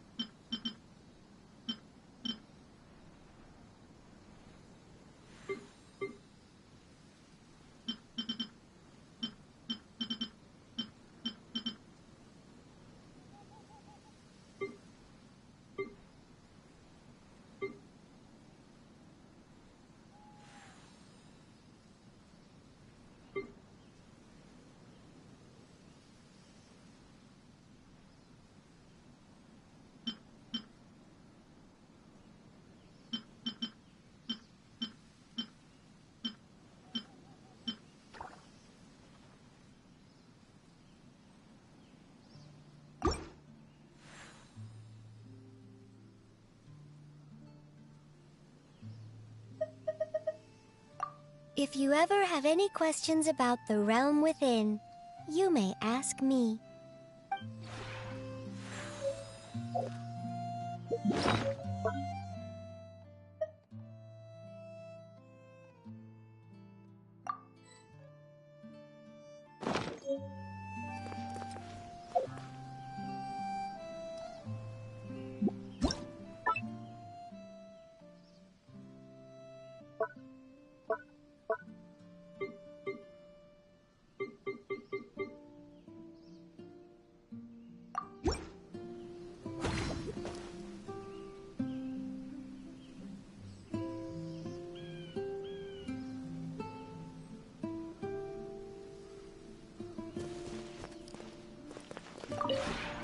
Maybe you're not used to the...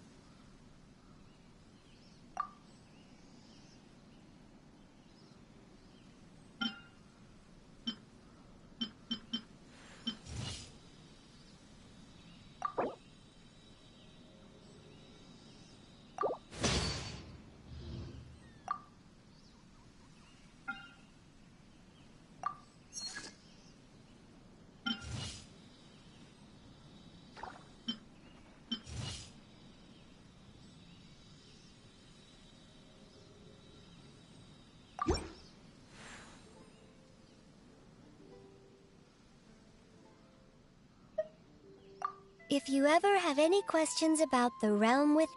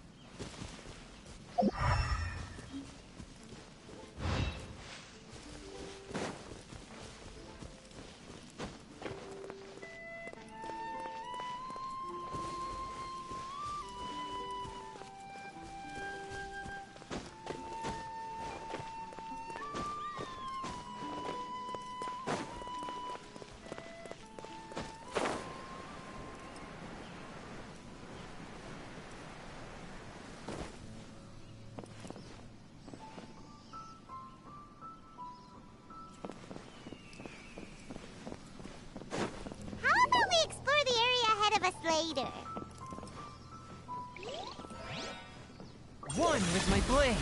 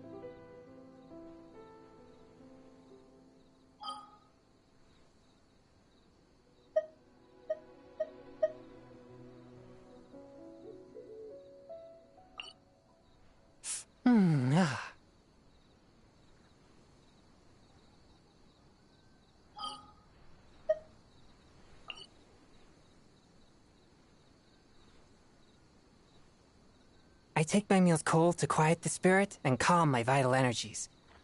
Genshin infused water with ice is the most effective.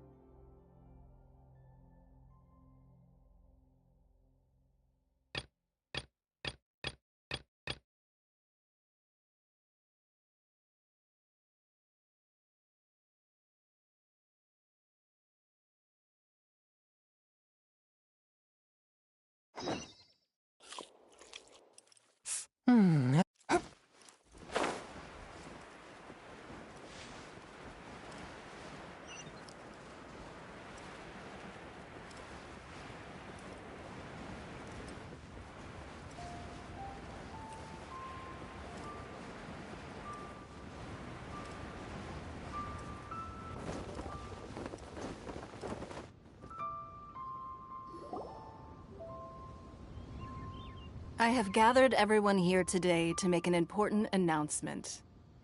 Perhaps some of you will have heard the news already. I am, in fact, planning to rebuild the Jade Chamber. Rebuild the Jade Chamber? That's a huge project! So the rumors are true.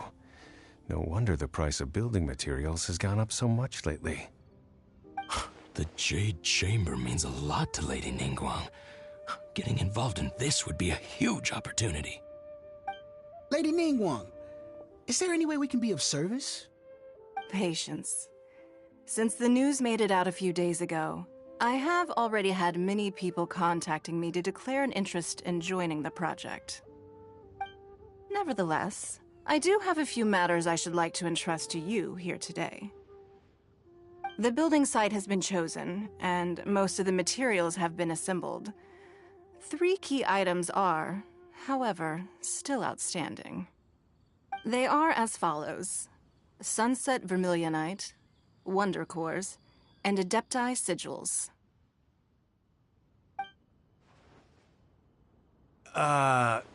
Excuse my ignorance, Lady Ningguang. I'm familiar enough with Plostrite, but I've never even heard of those other 2. Only sufficiently large pieces of Plostrite, or specific set moniker. This stone is what allows the Jade Chamber to float. Wonder Cores, meanwhile, are the central components of the mechanical structure of the Jade Chamber. The mechanical devices with Adepti art. They are as indispensable as the mechanical core itself.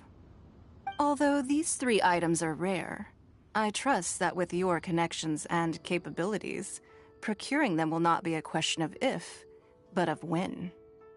I take the saying, time is money, more seriously than most. Efficiency is everything. I will pay a generous price for the materials that you find, and in addition, the first 3 people who collect all the materials will have the opportunity to ask me a question. You may ask me anything, and I will give you an honest answer. I trust that this means of compensation will be to everyone's satisfaction. These things won't be easy to get hold of. But if it means a chance to get some inside information on Liyue Harbor's development plan for next year... Then it's the deal of a lifetime.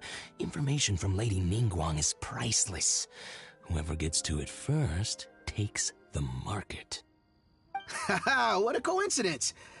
I won't divulge too much, but I heard some murmurings about some Plostrite just the other day. So excuse me all, but, I have some business to do.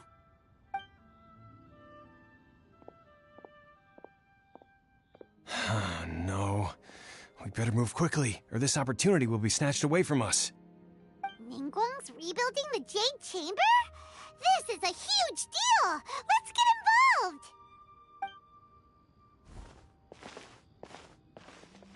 So you heard my announcement, did you? What do you think? Interested? Yes. Providing the question pertains to something I am knowledgeable about. Really? Ooh, then Paimon will ask you about how to run a business! Then we'll never be short of Mora ever again. Of course. But how much information I share with you will depend on your performance. The construction of the Jade Chamber requires a great deal of space. The abandoned mine outside the Golden House has been selected as the building site. Once you have collected the materials, please take them there. I have other business to attend to now. Otherwise, I would gladly escort you to the site in person. When you do arrive, please seek out my secretary. Remember, This is a race against the clock. A rare opportunity presents itself to you. Do not let somebody else snatch it from your grasp. Ningguang seems super busy. Come on, we better get going. First, we gotta get out of Eugene Terrace. Huh? Look! It seems like there's something kind of fishy going on over there. Ma'am, you seem like an eminent and distinguished young lady to me. I can see that you're easily gonna win this procurement contest Lady Ningguang has set up. As it happens, we have some information about the materials that I really think might interest you. Come on, let's find somewhere a little more private, and we can get down to brass tacks. No, I don't need it. Don't be like that. Hey, come on, don't go! Why don't you stand there after her? Oh, right, yeah.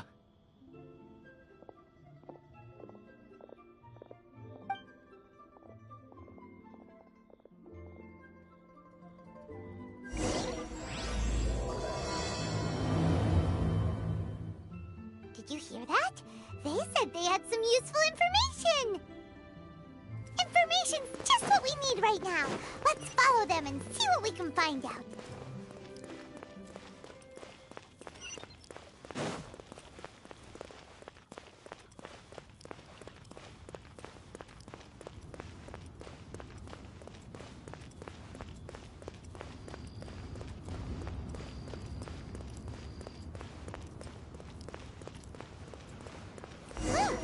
They're not here.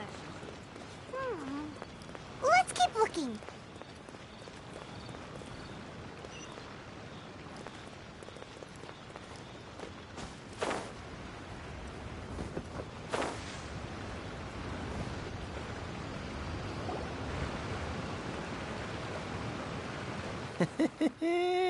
Well, will you look at that, ma'am? Nowhere left to run. Don't worry, we're not bad guys. You give us some mora, we give you a little info. Everybody's a winner. Boss, I got a bad feeling about this. Look at her, the white hair, the energy she gives off. I'm telling you, there's something different about her. So what? She's loaded. How are we ever going to repay those gambling debts if we just let money walk away from us, huh? I've already told you, I don't need your information. If you still can't grasp that, I'm happy to repeat it in a way that won't be so easy to forget. Come on, ma'am. You seem like an intelligent lady. I shouldn't have to spell this out to you. It's not about whether you need the info or not, okay? It's about you taking out your money and handing it over and nobody getting hurt. I won't... No more excuses! I know you have money. I saw you. Yeah, I saw you. Strolling into Leo Lee Pavilion, ordering a table full of food, and only taking a few bites. Then Shinyue Kiosk, then Wanmin Restaurant. Same story each time. You order all the signature dishes, take a few bites, then you're on your way again. How could you afford to be so wasteful if you weren't from a rich family? And since you're so rich, what's the loss to you in giving us a little spare change, huh? Master warned me not to lay a hand on anyone in Liyue Harbor. But here we are. Perhaps... yes. Let's call it fate. Boss, I'm telling you, something's not right. What are you afraid of? We're just selling information. It's not illegal. If she lays a finger on us, all the better. We'll sue her for everything she's worth.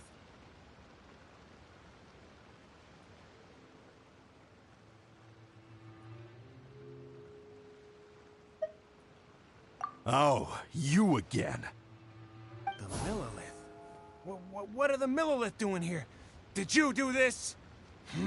You ought to mind your own business, I swear! Silence! How dare you threaten innocent civilians? You're coming with us. No, don't be angry, sir. Please, let me explain.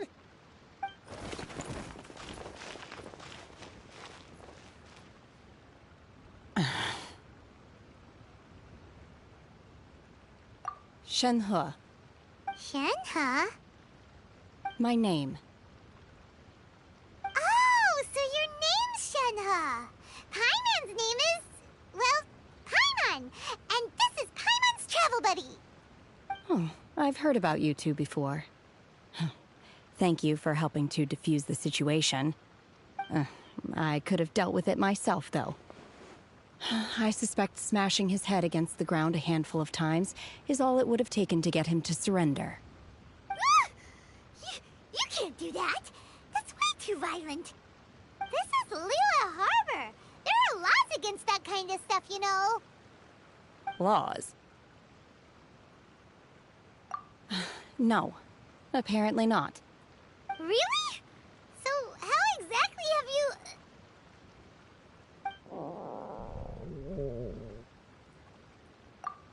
That would be my stomach growling. I haven't eaten enough. She's so honest. Wait, that's right. They said you went around all the restaurants ordering this and that and the other, but only took a small bite of each dish. Then of course you're still hungry. So, anything in particular you're hungry for? Chingson, glaze lily, violet grass. These are my usuals. Medicinal herbs? Kinda hard to explain.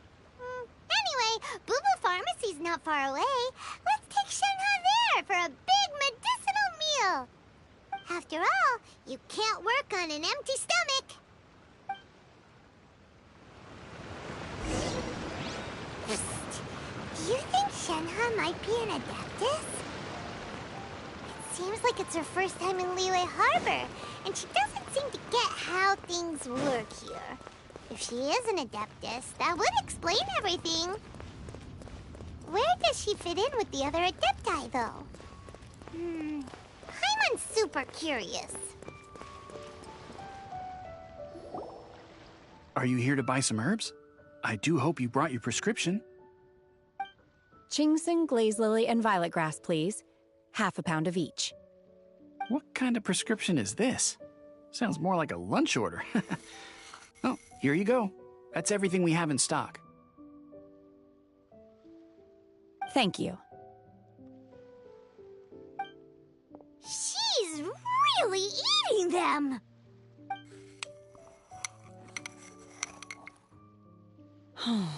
My hunger has now abated. Thank you. Rather awful. Though they were not completely devoid of sweet fragrance. After consuming a large quantity of them, bitterness is all that remains. So, how come you chow down on these and barely touch the restaurant food? If Paimon had enough Mora, Paimon would go to the fanciest restaurant in town and order a whole table of food and eat it all in one go. Because I'm not sure whether I will remain here in the future.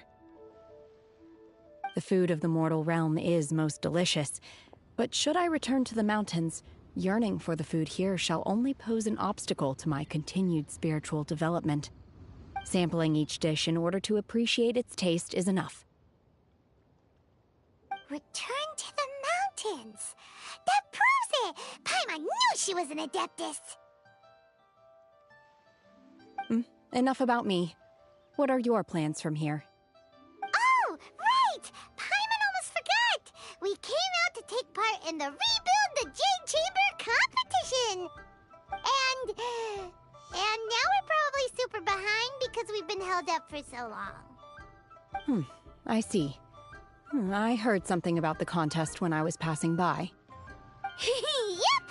You get to ask Ningguang any question you want if you win! Were you interested in the contest too, Shenhe? I came for the rebuilding of the Jade Chamber, but until this point I had no intention of joining a contest. However, you have shown me your kindness, and I would now like to lend you my assistance. Oh, don't worry. I ask for nothing in return. Wow! You really don't have to. But having an Adeptus help out will make things a whole lot easier, so... Then let's not delay. I have a plan. Paimon bets this is gonna be the awesomest plan ever!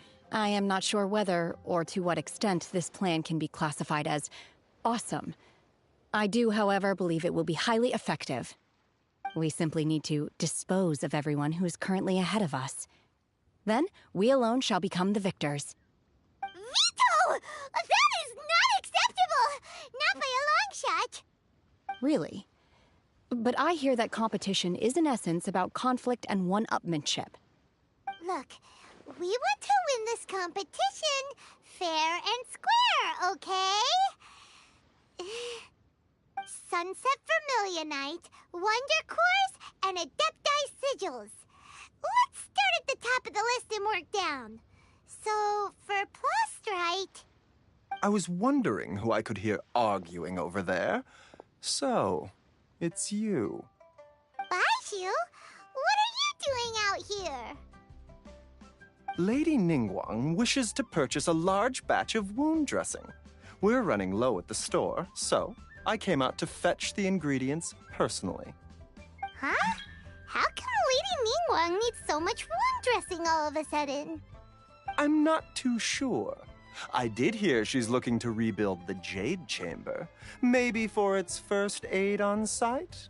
I didn't ask, though. Far be it from me to pry into my customers' personal affairs. Oh, and she also borrowed Chi-Chi. Meaning Boo Boo Pharmacy is very short-handed right now. I don't suppose any of you are looking for part-time work by any chance? No, we've got other stuff to do. While you're here though, you seem to know a lot. Have you ever heard of something called Sunset Vermilionite? Ah, the variety of plostrite used in the Jade Chamber, yes? There is some mention of it in the Seven Mountain Treatises. When activated, Sunset Vermilionite rises up all the way into the clouds. It's very rare indeed. As far as the records show, virtually all Sunset Vermilionite in existence has been mined and taken possession of. But the Feiyun Commerce Guild would know far more about this than I do. Okay then, let's go ask at the Feiyun Commerce Guild. Thanks, Baishu. You're quite welcome. Good luck to you all. And if there's anything further you need from me, just come to the Boo Boo Pharmacy.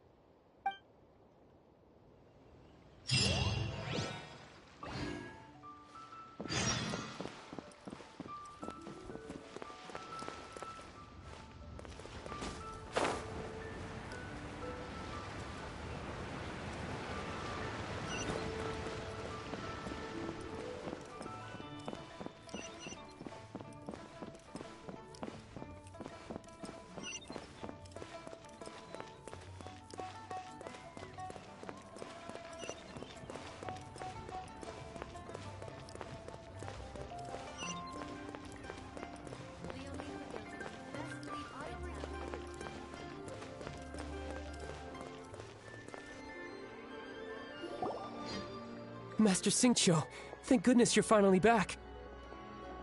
Oh? Why do I detect an urgency in your voice? The guild has had a whole string of strange orders in recently. Everyone's been completely caught off guard. Your father gave me specific instructions to ask you to stay and help out if I happen to see you. I see. Have someone sort the orders by type for now. I'll deal with them myself shortly. Oh, how wonderful. Thank you, Master. With you on the job, I can breathe a sigh of relief. Hey, Xingqiu! Glad you're here. We want to ask you for some information. Traveler, Paimon, please wait a moment. Shu, I need to entertain some guests. Please continue with your work for the time being, and we'll discuss the matter of the guild's orders in more detail later on. Understood, Master Xingqiu. Then I will leave you in peace.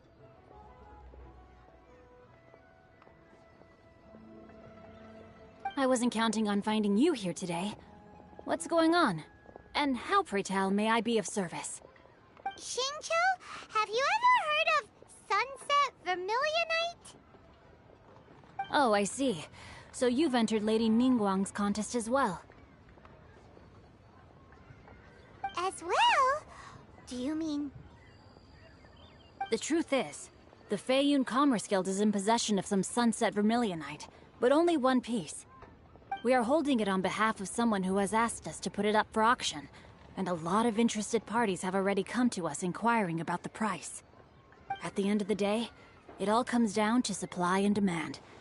In this case, I'm guessing the final transaction price may be in excess of 500 million mora. 500 million?!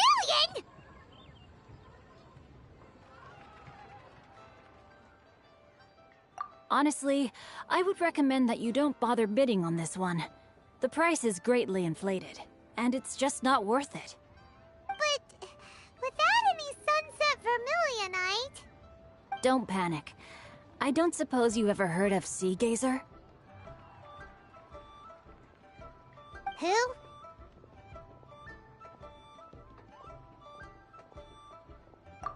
Sea Gazer was once very close to Mountain Shaper, but if I am not mistaken, he has already passed away. Yes, precisely. I didn't know anyone else knew about him. According to records of drifting clouds, Sea Gazer once built an abode to store his rarest and most exquisite treasures, among which was some sunset vermilionite.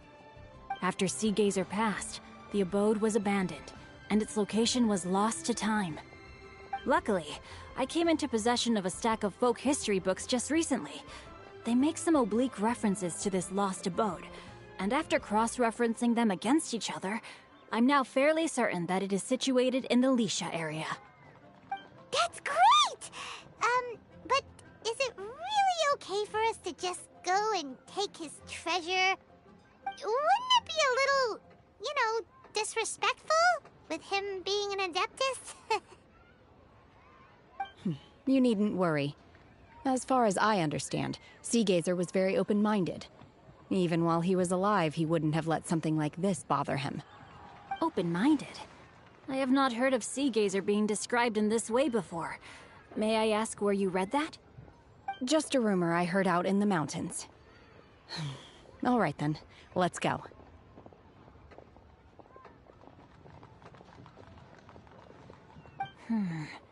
There's something about this young lady that reminds me of a good friend of mine. Oh, I almost forgot. Adepti abodes tend to have very ingenious designs, especially when it comes to their defense mechanisms. Plus, it's likely to be crawling with monsters after being abandoned for so long. So please, be very careful. Okay, we will be. Thanks, Xingqiu.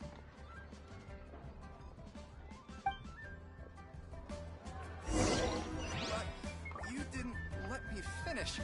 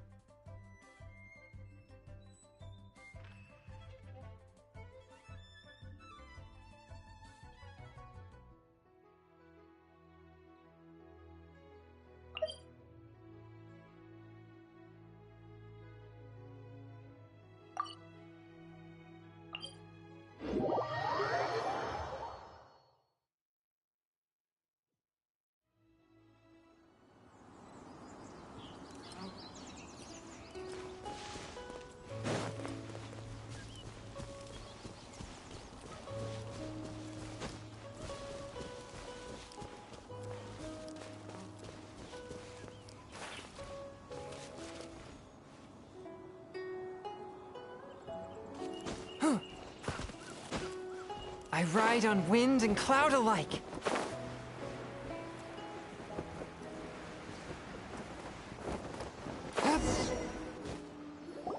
Let's see. Xingqiu said it should be around here, but Paimon doesn't see anything.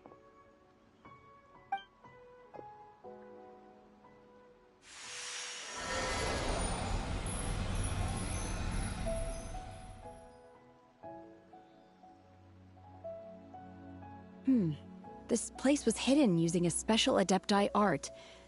But now that I have removed it, we can inspect the area more closely. Wow, that's amazing! Yep, let's take another look around. Hey, look! Is that a new Sealy over there?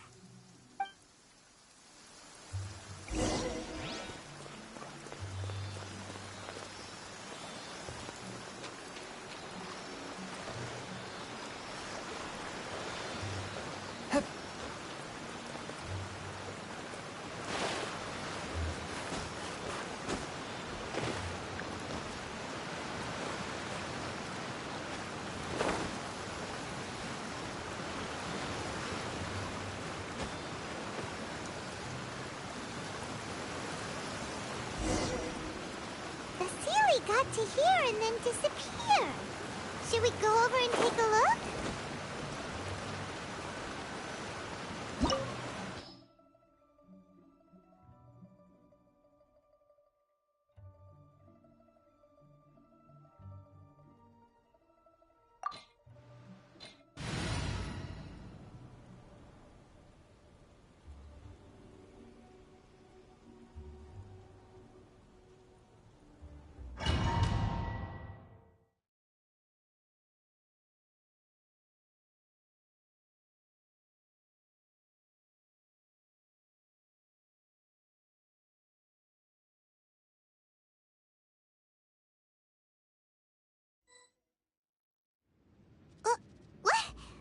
Weren't we at a waterfall just now?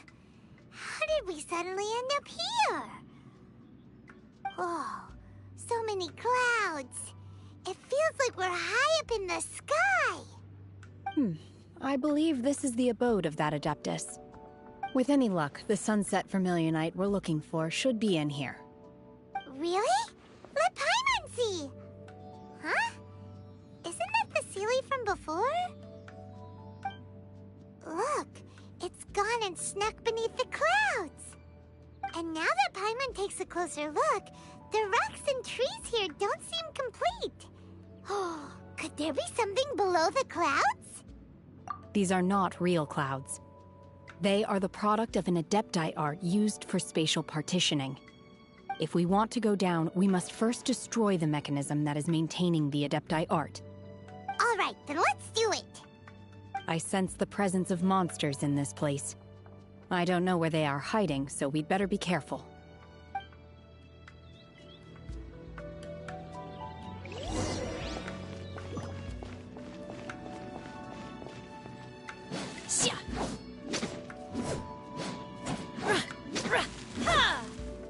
Manifest!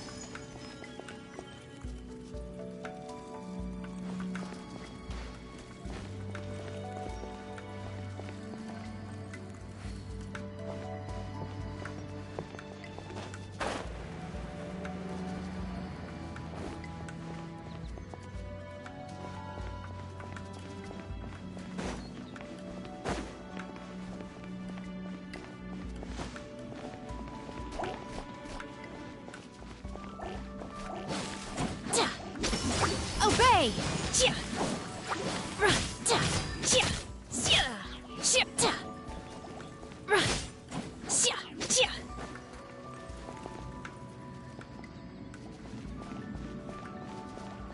Take your true form!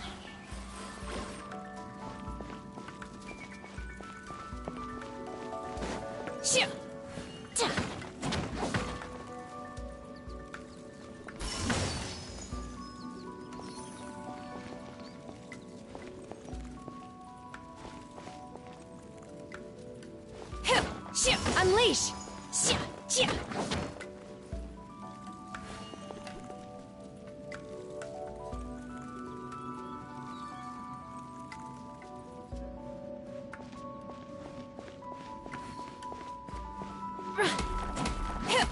Manifest! Obey!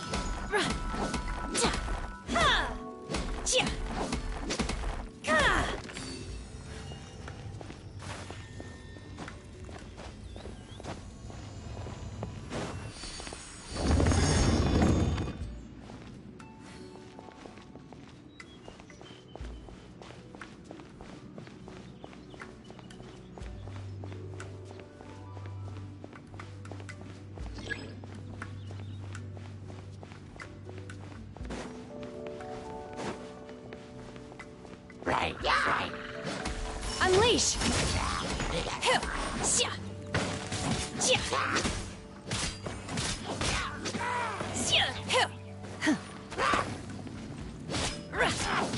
Obey!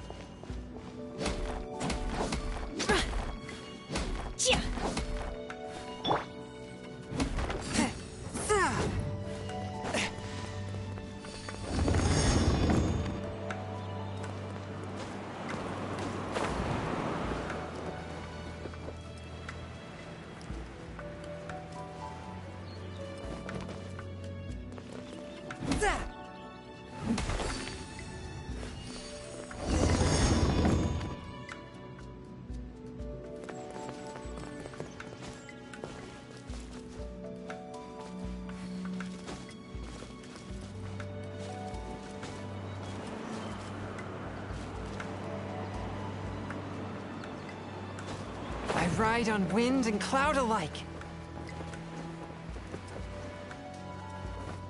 It appears that we've been taken for intruders. This time, why not allow me to take care of this?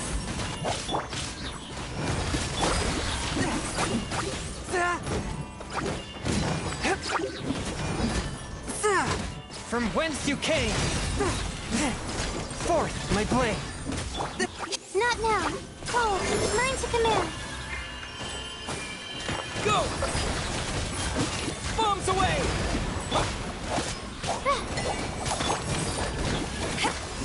To ashes!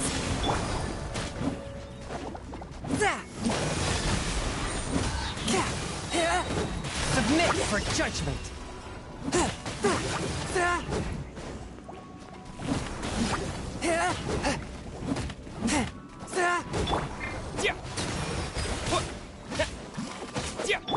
The night is cold. Stars shine from...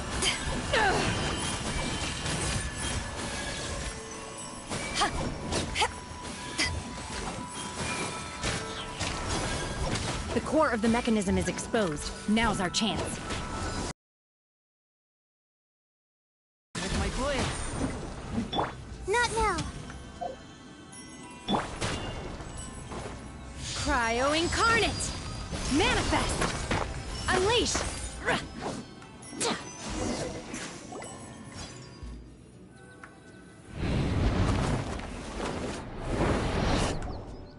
Whoa!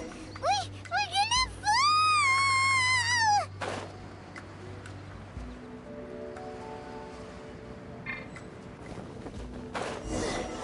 Is everyone okay?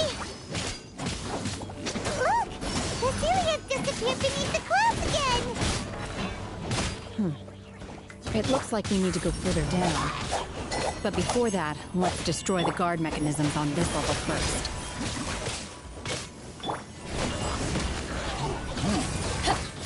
A touch of frost! Spirit blade! Attack!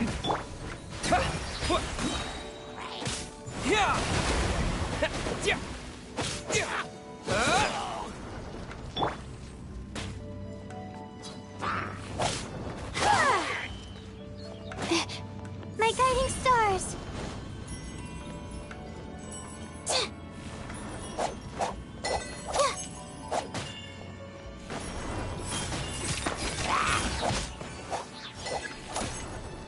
Not now. Eyes on me! Obey! Manifest!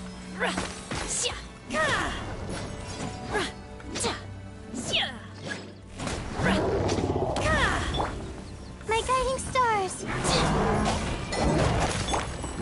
Swift and merciful! Go!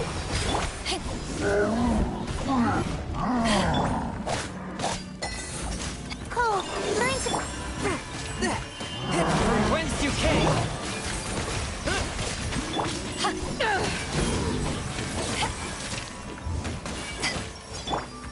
Forth, my blade! Spirit blade! The night is cold. Stars shine... Water jet! Bombs away!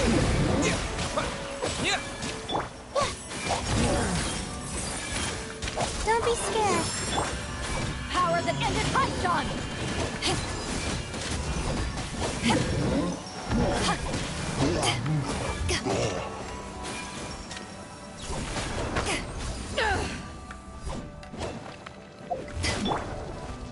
By ordinance divine! Unleash!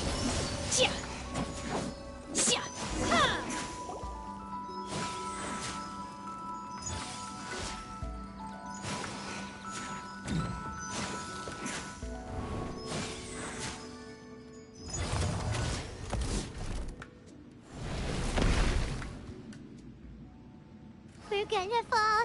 This time, we're really gonna fall. Luckily, there was a pool of water at the bottom. Otherwise, that could have ended very differently. Hey! That Sealy's on the move again. Let's catch up with it.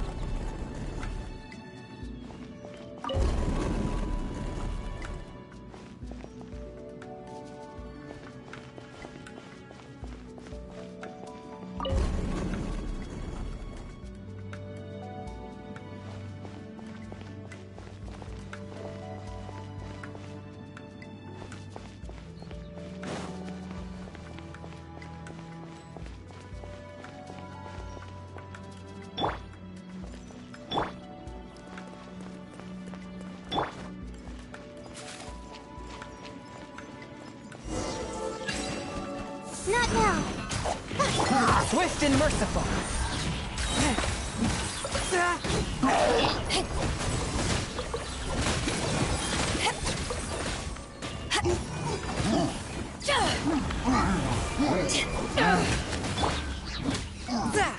Force my blade. Submit for judgment. Go! To ashes!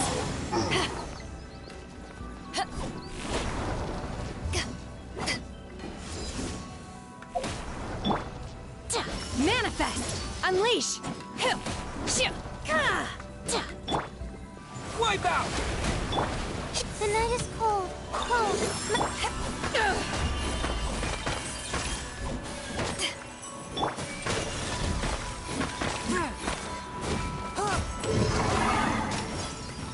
Not now.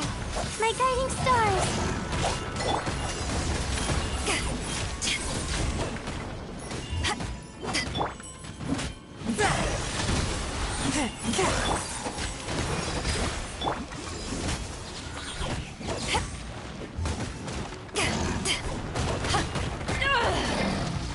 The night is cold.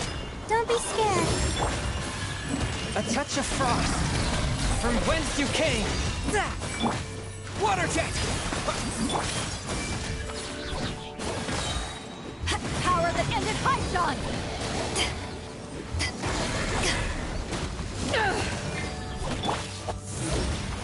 Cold. Mine to command.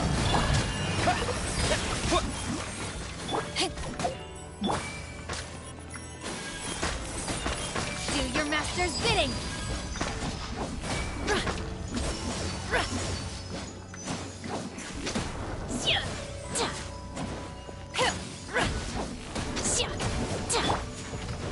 Not now. Force my blade.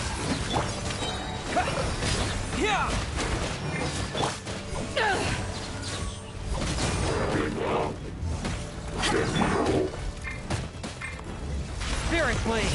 Attack! The night is cold. Water jet! Eyes on me! Swift and merciful. Not now. Stars, shine for me.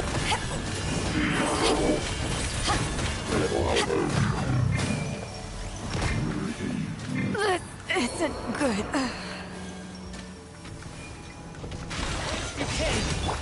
My guiding stars.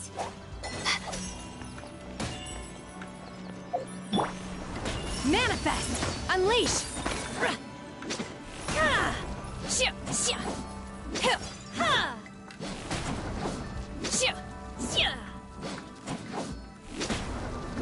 Manifest!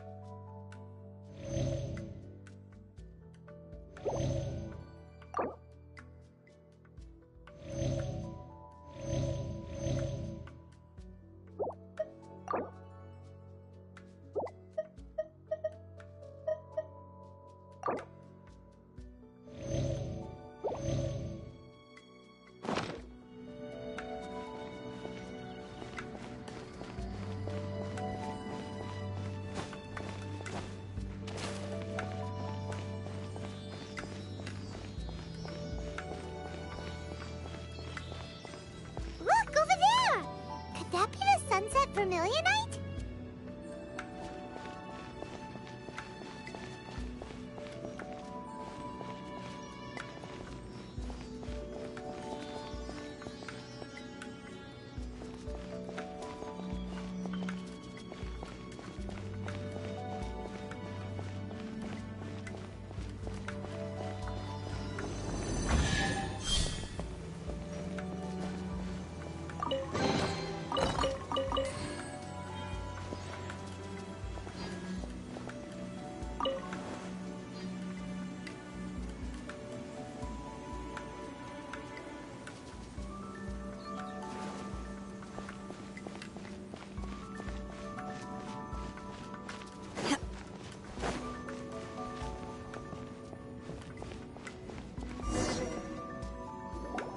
Is this it? Is this the sunset vermilionite? It's so huge!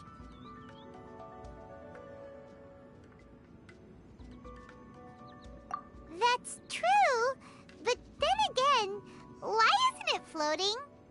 Plaustrite doesn't float until it's activated. It may look different from most ordinary stones, but it weighs around the same amount.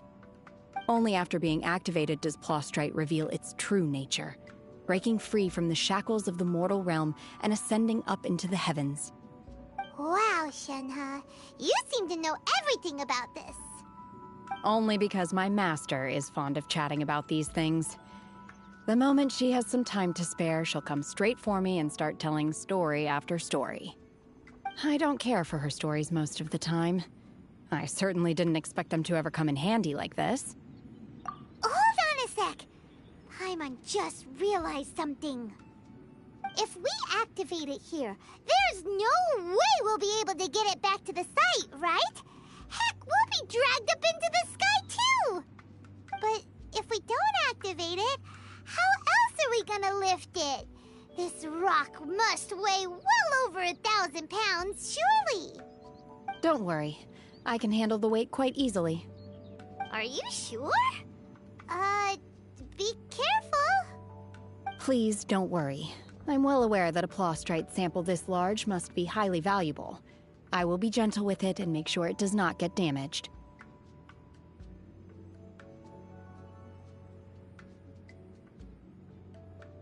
My safety. That's right! Paimon's sure you can handle it and everything, but if something this heavy lands on you, you're gonna get yourself hurt, no matter who you are. You gotta be extra careful when lifting heavy objects. It's just common sense! Is it now? Well then, thank you. I'll go on ahead with the Plaustrite. Let's meet at the building site later. How is Shenhe able to carry that huge rock all by herself? Adepti super strength much? We can't slow down yet. Let's go meet her at the building site.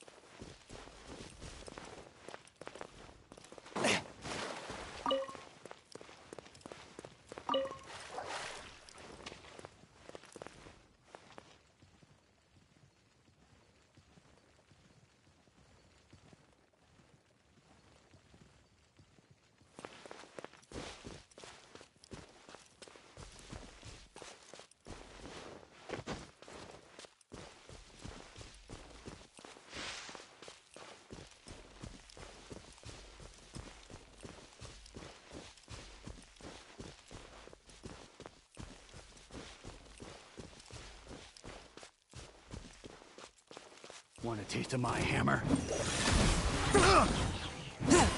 Not now.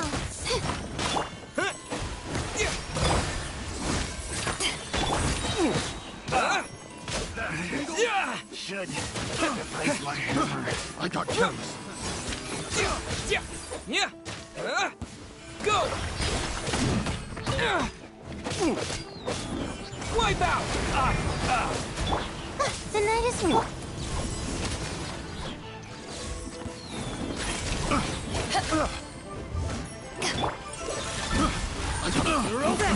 Spirit Blade! Attack!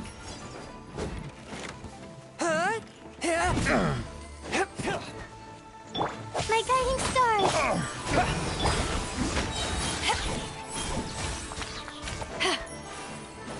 To ashes!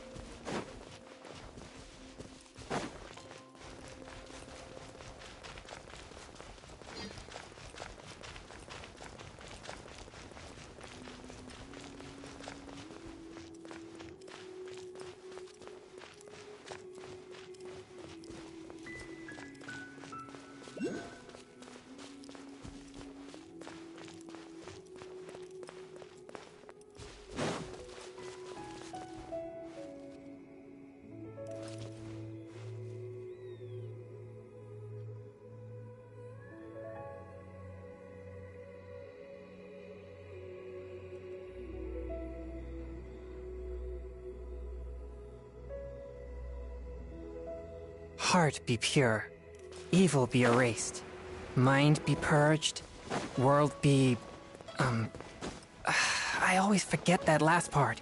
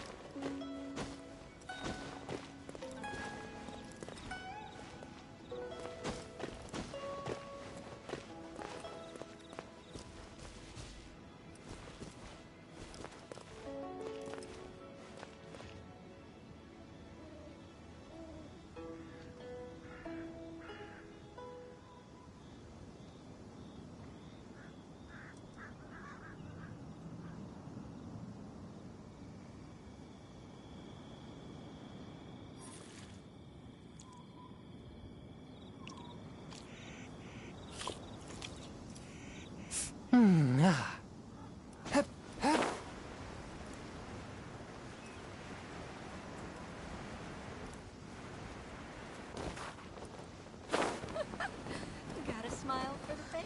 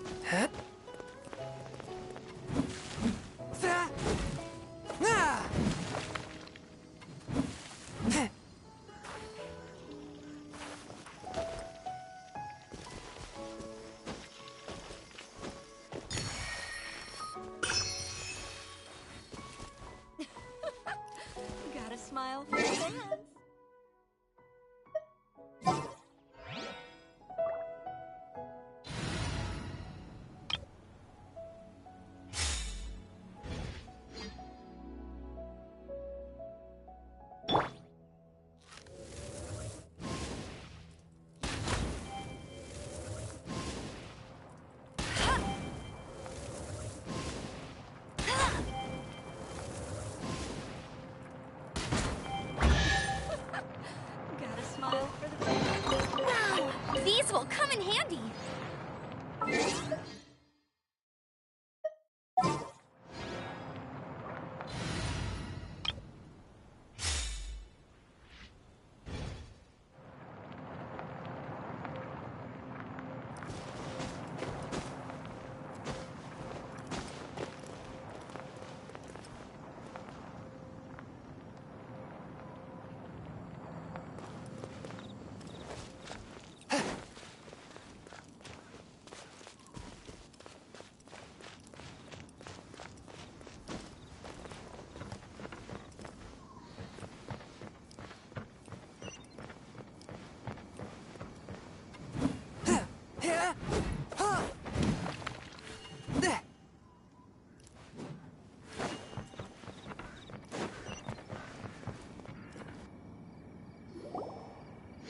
Oh my god, I can't believe my eyes. How can she lift that massive rock all by herself? She's gotta be one of those Adepti, surely. Oh, mighty Adeptus, please give me your blessing so that in the coming year I may reap a more bountiful salary. This is top tier in size and quality, and the condition it's in is quite simply immaculate. Congratulations, this item is approved for submission. I'm going to award you full marks for the Sunset Vermilionite item. May I take your name? My name isn't important. I'm not even here to compete. I was just delivering this for some other people. They should be here any minute now. Shenhua, and Ningguang's little helper. Ah, so you're the ones behind this. No wonder. The rarest talent turns in the rarest plastrite specimen. But I have to correct you on one point. It's not helper, it's secretary. Okay then, Miss Secretary, what do you think of the rock we found? Pretty amazing, right? In truth, it is the finest piece of plastrite we have received so far. If everything goes according to plan, we will use this piece in the foundation of the Jade Chamber, which will enable us to proceed to the next stage of construction. As a side note, Lady Ningguang has rented some dwellings in the nearby area to serve as accommodations for the contestants. If you need a place to rest, you are welcome to stay there. Now, please excuse me. As you can see, there is still a lot of work to do on the building site. Shenhua, Shenhua, just now on the way over, pretty much everyone was singing your praises. Oh, really? What kind of reaction is that? So strange. Aren't you happy about it? Whenever Paimon gets praised, Paimon can't help but hold her head up high and break into a big smug smile. I've had similar compliments before. They call me an Adeptus, treat me with great deference and respect, as if I'm set apart from the common folk. Yeah, 'cause that's how Adepti are. At least the ones we've met are pretty unique and reclusive, too. Way different than normal people. But I am not...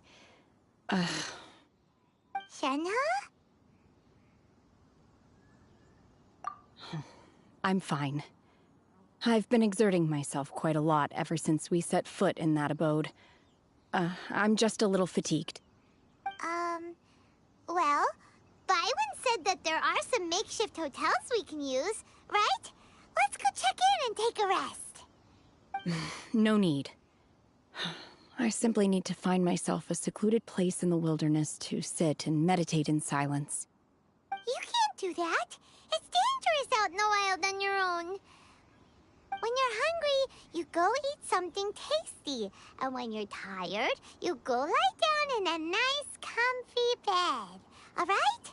Seriously, don't punish yourself like this.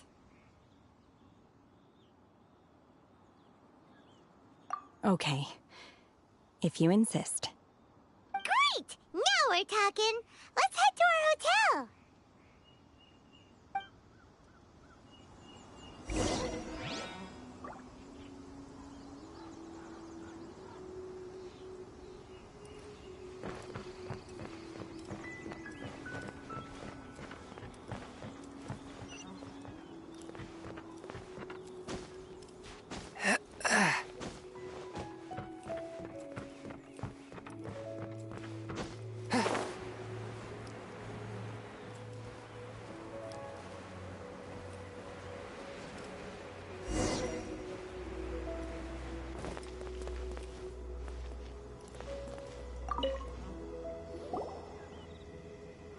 Hi there. Checking in, are we? You're just in time. We only have 2 rooms left. Since this was chosen as the building site for the new Jade Chamber, we've had a constant stream of people in this area. And not just workers either. Visitors, business people, tea sellers, all sorts. So, business is booming for me today. Very few vacancies. You're lucky you got here. One of your rooms is still being cleaned. I guess it should be ready within the hour. The other room is just through the door on the left. Here are your keys. All right. Hope you enjoy your stay. Please excuse me, I'll leave you to it. Shenhe, you should go get some rest. We'll hang around outside until the other room's ready. Paimon's gonna go see if there's anything good to eat around here. Paimon couldn't help but notice one of the guests walk in with a huge grilled chicken drumstick before. Let's buy one for Shenhe, too. She can have it as a midnight snack. Or save it for breakfast tomorrow. All right. I will head to my room for now. If you need anything, don't hesitate to disturb me. I'm a light sleeper. I will hear if you knock on the door. See you tomorrow.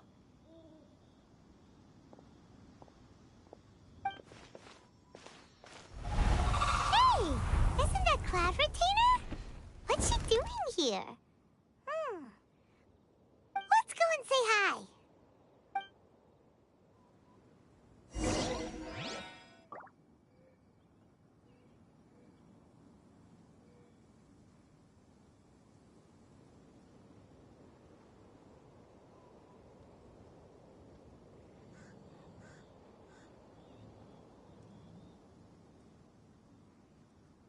I take my meals cold to quiet the spirit and calm my vital energies. Genshin infused water with ice is the most effective.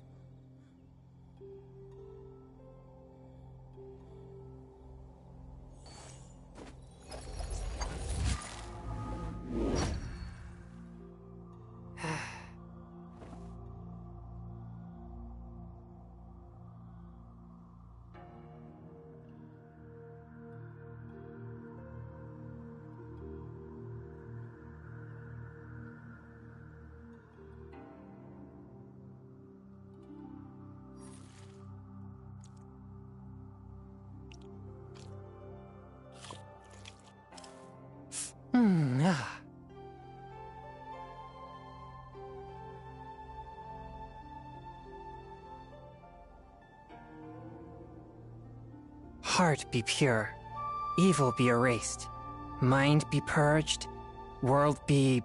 I always forget that last part.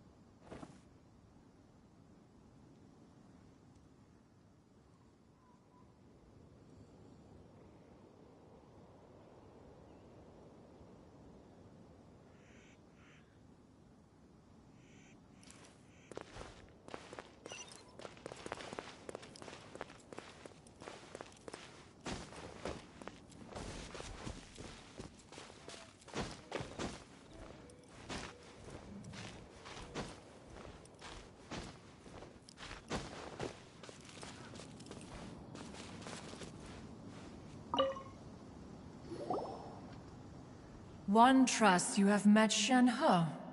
So, are you getting along quite well? So far, so good. Yeah. So, you know Shenhe too, Cloud Retainer?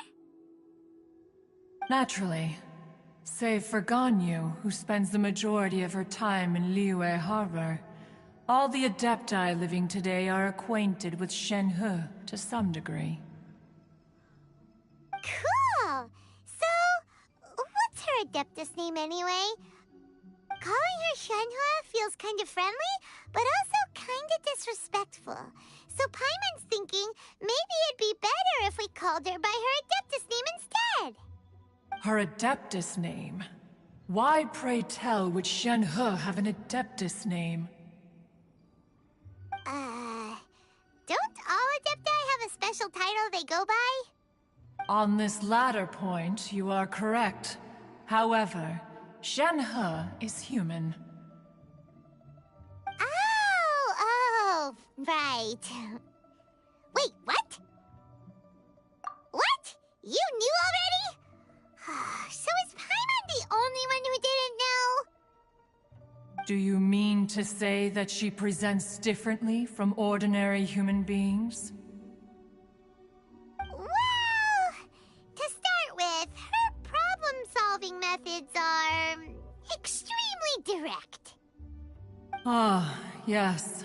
She was like this all those years ago when one first met her. In this respect, she has not changed. One first found Shenhe by chance in a cave. One was passing by and sensed the presence of a god's remains. Being of an ever-vigilant disposition, one entered immediately to inspect the scene. Inside was Shenhe, then aged around 6 years old. In her hand, she held a dagger with which she was confronting a monster that was the god's remains incarnate. That sounds so dangerous. When one arrived, she had already been locked in confrontation with this monster for several days. Most mortal children are fragile, both physically and mentally, and are highly reliant on their parents for survival, but not so her. That she was able to endure such terrible danger was due not only to her strong willpower, but also to the bloodlust and homicidal instinct with which she was born. One dealt with the monster, yet she still refused to lower her guard. She even pointed her dagger in one's direction and remained ready to strike. Only after she was satisfied that one had no intention to cause her harm did she finally relent. She then passed out without uttering a single word. In other words, if you hadn't passed by that day, Shenhe might have... Not necessarily. Upon one's arrival, one could sense that the god's wrath was gradually receding. Even had the stalemate continued, one suspects that Shenhe may have still emerged the victor of the confrontation. That's still so dangerous, though! Why was a tiny little kid battling against the wrath of a god in the first place? Alas, the mortal world is rife with suffering of every kind, and she had experienced her fair share of this, even at a tender age. Seeing that she was homeless, one decided to adopt her. Indeed, it is one to whom she refers. Shenhe has an extraordinary constitution, making her well adapted to practicing the Adepti arts. All the Adepti cherished her talents, and so we were willing to train her. However, her homicidal urges did not subside with age. Rather, they grew stronger day by day. Mooncarver once performed a divination for her. He declared that her fate is to bear the curse of calamity. Consumed by malevolent energy, she is prone to bring harm to those around her. Such is the magnitude of the danger this poses, that her soul must be bound with red ropes to keep her homicidal instinct at bay. The red ropes have indeed served to keep her calmer and more content, but they also seem to have rendered her somewhat inexpressive. Perhaps the red ropes are so powerful that they have suppressed some of her other emotions as well.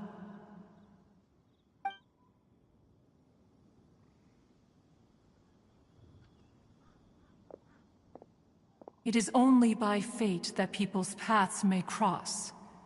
Now that Shenhe's path has crossed with yours, please be sure to treasure the gift that fate has given you, and take good care of her. Oh, now Paimon gets it. You came out here to check up on Shenhe because you were worried about her, didn't you? Huh. You dare draw such a facile conclusion on the nature of one's present excursion? Incorrect. The truth is that while Liyue Harbor may seem peaceful today, danger is always lurking in the shadows.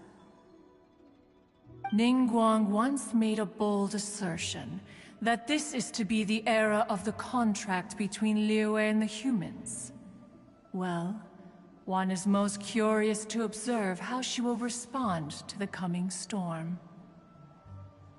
If she handles it admirably, one is willing to be a witness to her achievements. But if she does not, the Adepti shall not hesitate to seize control.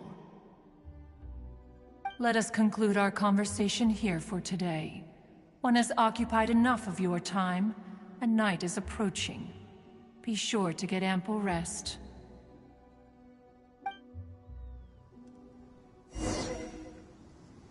So, Shenhe isn't an Adeptus after all.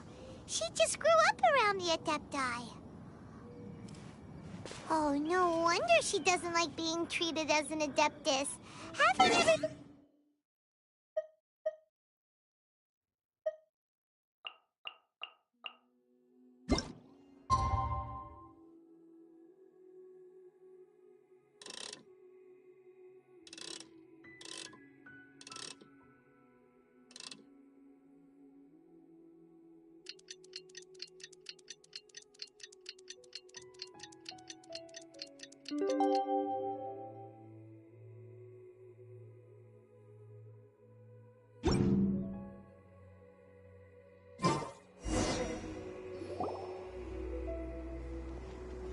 Hey! So, Shenhe... Master has relayed my situation to you, I take it. Oh? How did you know? I'd intended to wait until you came back before going to sleep, but I didn't hear you come in. I was worried that something may have happened to you, so I went outside to check and caught sight of my master. On top of this, you have been acting very strangely around me this morning, causing me to suspect that my master must have told you everything about me. After all, Master is... very talkative. Sorry, Shenhe. Paimon had you down as an Adeptus this whole time, but it turns out Paimon was wrong. It's okay. I don't mind. The fault is mine for not explaining everything to you sooner, because in my experience, trying to explain is a futile pursuit. Still, though you mistook me for an Adeptus, you never treated me as distant and unapproachable. Instead, you treated me as you would a friend. For this, I am very grateful indeed. To be fair, we've met our fair share of real Adepti, too. Anyway, now it's settled. From now on, you're our friend. Whether you're an Adeptus or a human isn't the important thing. First and foremost, we're just plain old friends. Got it. Although I don't know quite what it entails in terms of what I have to do, I must say I like the title, Friend, very much indeed. Great! Well, now that we're all rested up, we should start searching for the other 2 items on the list. But before we do that, let's go to the building site and ask Ningguang's little helper how the progress is going. After all, Sunset Vermilionite is so rare. Paimon doubts many competitors will really be able to find any. If it turns out some of them have given up already, we'll be able to take things a little more slowly.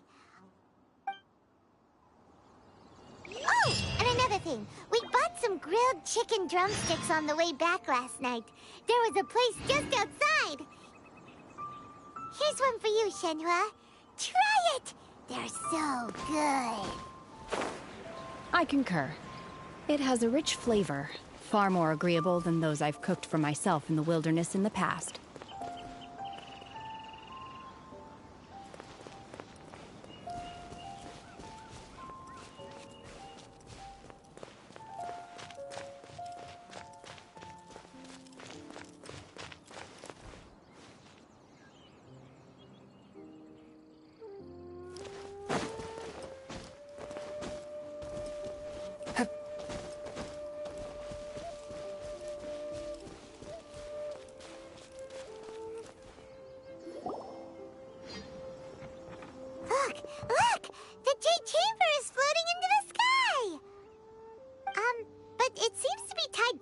something. That's because it's not finished. Hey, Byron! And hey! People Paimon doesn't know? Given the enormous scale of the Jade Chamber, we split the construction work into 2 phases to make sure the structure remains balanced. Before we find some suitable plastrite, we build the Jade Chamber's keel at ground level. Once the plastrite is ready, we place it into the keel and let the partially constructed Jade Chamber rise up to the height of the surrounding mountain peaks. The remainder of the construction work is then carried out at that altitude. Once everything is ready, we release the iron tethers and allow the Jade Chamber to rise to its target altitude. Miss Bywin, we've brought some new materials to submit. One moment, I'll be right there. The construction work has only been able to progress this rapidly thanks to the plastrite provided by you. Lady Ningguang is most grateful and looks forward to seeing more of your work. Wow, can't believe you sourced the plastrite so quickly. It's the key piece of the puzzle. Looks like you beat us to the punch. Wait, I know you. You're the one who fought against the Fatuian Osile, right? Oh, sure enough, your reputation precedes you. Pleased to meet you. I'm Beto, captain of the Crux. Beto? Are you here to join the Jade Chamber contest too? Sure am. I happened to get my hands on a chunk of sunset vermilionite on a voyage a while back, so I figured I'd bring it over. Huh. So even though it's rare, we're not the only ones who managed to get a hold of it. Oh, I've got some introductions to do. This is the renowned Miss Yun, or Yunjin, probably the most famous figure in the Liyue opera scene. Greetings. These two are Paimon and the Traveler. I'm sure you've heard of them before. And this is... sorry, I'm not sure we've met. Shenhe. I am their... friend. Good to meet you. Well, from today on, I guess all of us are friends. Miss Yun is also here for the contest. Turns out she needed to borrow a boat, so we came together. It's an honor to finally meet you both. I've heard much about you. Miss Shenhe, though we are only meeting for the first time, I have a feeling that we will get along very well indeed. To be honest with you all, I am in great need of this opportunity to ask Lady Ningguang a question. That's why I joined the contest. Thanks to my father's connections, I was able to acquire a specimen of the plastrite required. Fortunately, it was approved for submission, despite being a little on the diminutive side. Wow. So it looks like the 3 of us are competitors now.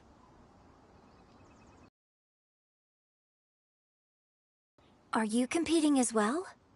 No, I don't have any questions for Ningguang. I just wanted to help him win. In that case, I have a proposal to make. Lady Ningguang said that the first 3 contestants to procure all 3 materials will be awarded the chance to ask a question. Well, there are 3 teams here. We can split the prize between us. Instead of competing against each other, we could work together to secure the top 3 places between us. What do you think? Sounds great, but how does it change things exactly? I think I see where you're going with this, Miss Yun. The plastrite was the most difficult item to source by a long shot. Luckily, all 3 of us managed to get our hands on it. The 2 remaining items aren't quite so rare, so as long as one of us finds a way to source it, the other 2 can hop on the bandwagon. How'd I do? Is that what you had in mind? Precisely. Huh. Interesting approach. Okay then. All right. I'll go first. I have some leads on these wonder cores. From what I've heard, the core itself is really not that difficult to make. The hard part is getting hold of the ore used as raw materials. I'm gonna head back to the ship and ask Suling if he's heard of them. You guys... We will head into town and seek advice from Master Zhang of Hanfeng's Ironmongers. Thoughts? Wonderful. We'll split into teams then, and whoever makes progress first brings all of us a step closer to victory. I'm gonna take off. See you later. Okay.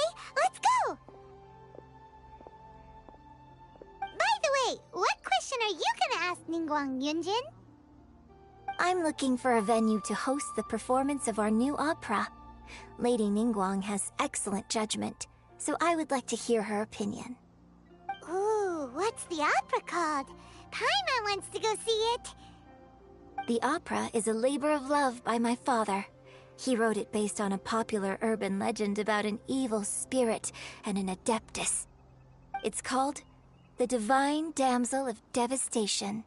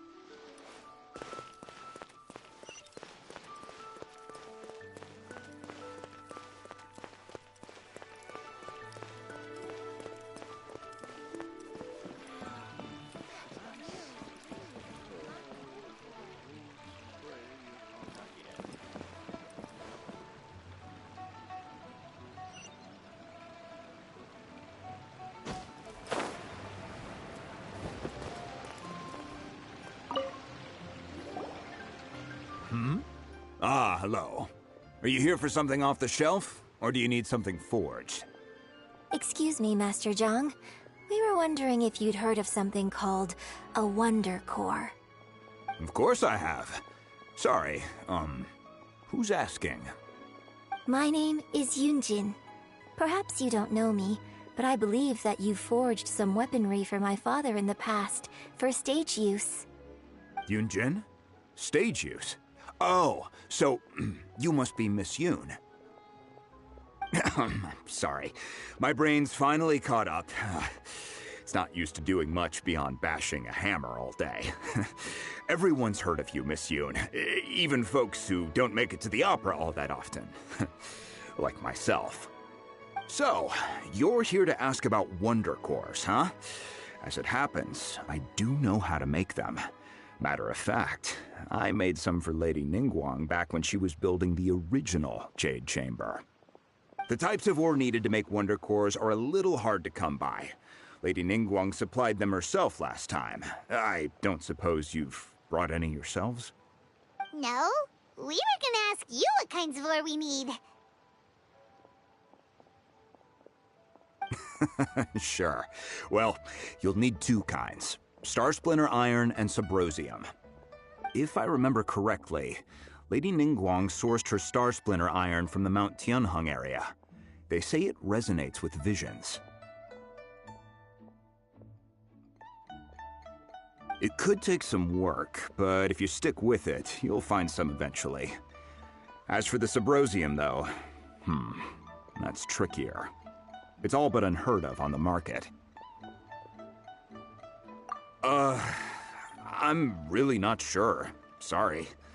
What I've heard is that the people around Mount Tianheng have some sort of magic trick that can pinpoint the location of the stuff. Of course, it's probably just hearsay. If you want my advice, start by looking for Star Splinter Iron around Mount Tianheng. And if you run into any locals, ask them a few questions about Subrosium. Mount Tianheng. Interestingly enough, the story of the Divine Damsel of Devastation also takes place on that mountain. I hear the view there is quite spectacular. A favorite destination of the Adepti, in fact. Perhaps it can give me some inspiration. Let's not delay. We should head straight there.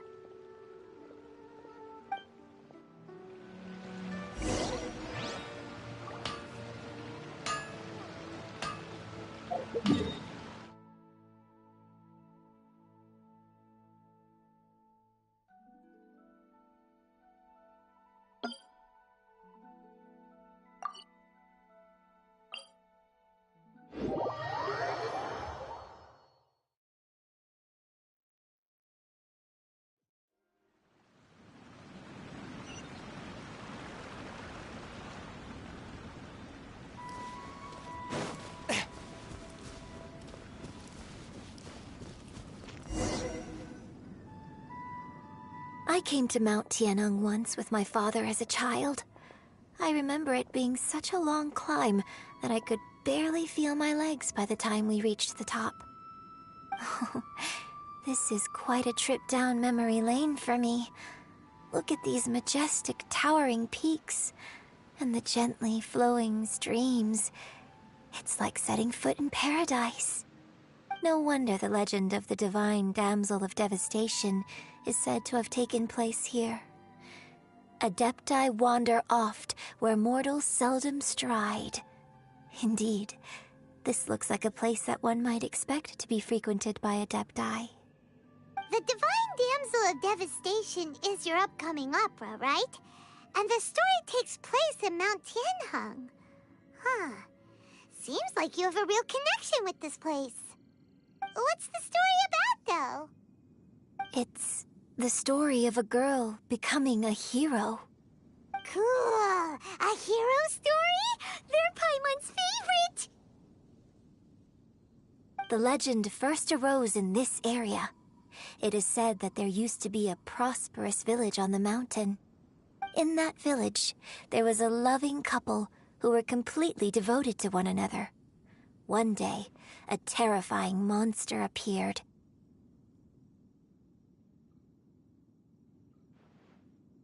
The wife was out collecting herbs and was captured by the monster. Her husband was so distraught at the news that it broke his spirit and drove him to madness.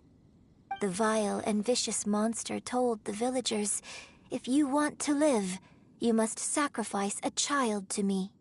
What a nasty piece of work! Paimon sure hopes this monster gets put in its place! But the monster was so terrible and so strong that all within the village were terrified of it. They had no choice but to give in to the monster's demand. Just while they were discussing whose child would be given over to the monster, a little girl suddenly stood up and came forward. No! Don't do it, little girl! Unbeknownst to anybody else, she was concealing an exorcist's blade. She approached the monster's lair, feigning fear and trepidation. When she finally arrived, she courageously drew her sword and entered into a fierce struggle with the monster, from which she eventually emerged as the victor. Her extraordinary abilities drew the attention of the Adepti, and they took her as one of their own. Her story became the stuff of legends. But alas, the paths of mortals and Adepti seldom cross, and she would never again re-enter the mortal world.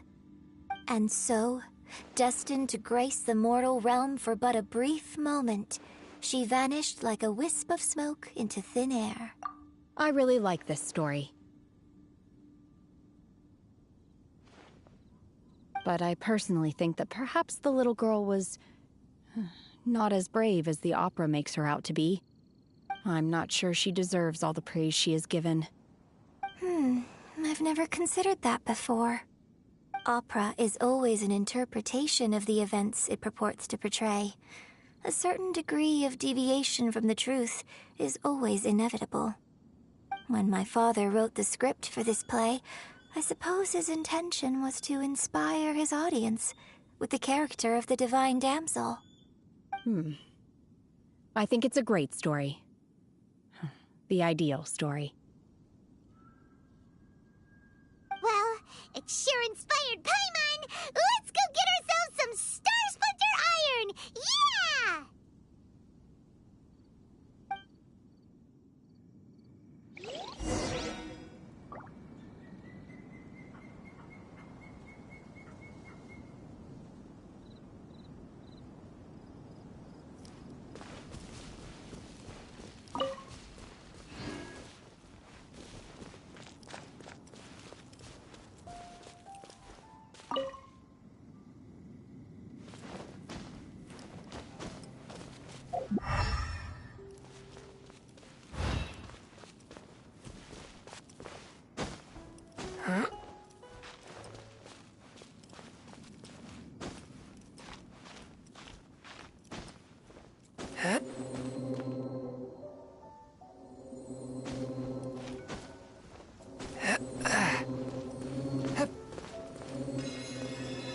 is no purer form of water than rain. It can aid us greatly in the purging of evil.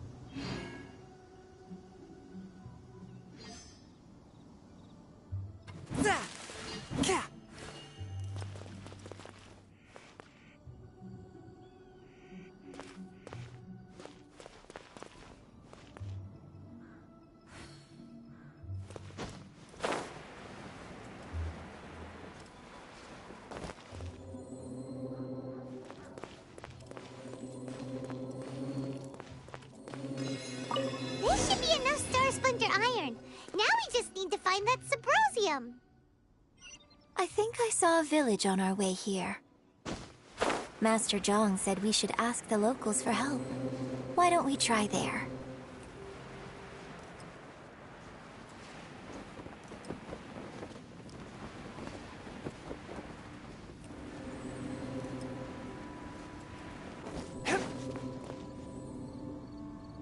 Hey, there really is someone here. Yunjin, looks like you were right. Excuse us, sir. Can we ask you something? Huh. He didn't seem to catch that. Hello, sir. We were just passing by and wanted to ask if you happen to know anything about Subrosium.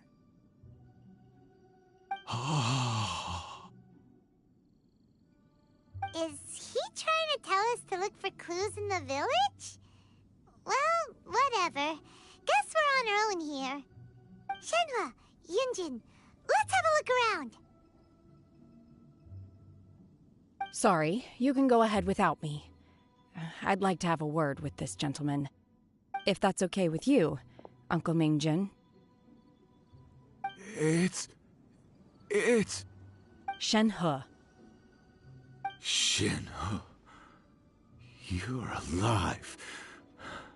The rumors were true. So, all these years? I'm sorry, I don't know how to find Subrosium. But I think you can find some information in the village. This place is deserted now. No one ever comes here. So you can rummage around all you want. Huh? You know this guy, Shenhua? Thank you, kind sir. We'll go and take a look around. Don't worry. Mingjin has no ill intention towards Miss Shen. Okay, then let's see what we can find in this village.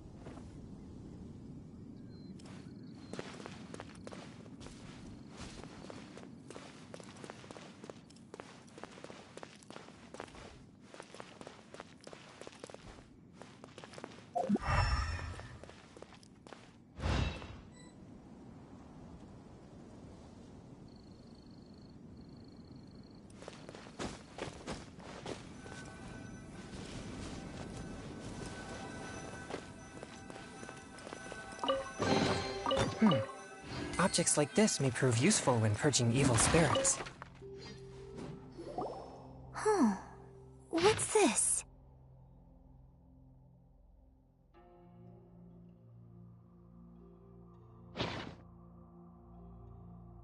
So... Shenhe is the divine damsel? Now that I think about it, she does behave rather like an adeptus, and she is about the right age. So that's why I've been getting the strangest feeling whenever I chat with her. I should have noticed it earlier.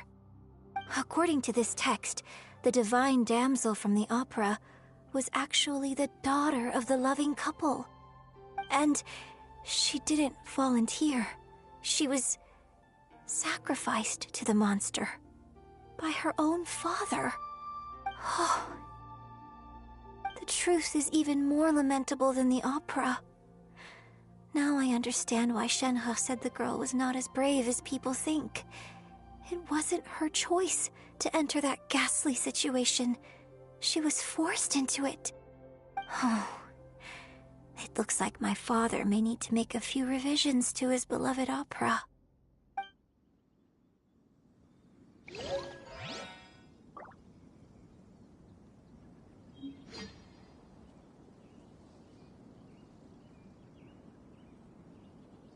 Exorcism uses thaumaturgy and martial arts to conquer evil.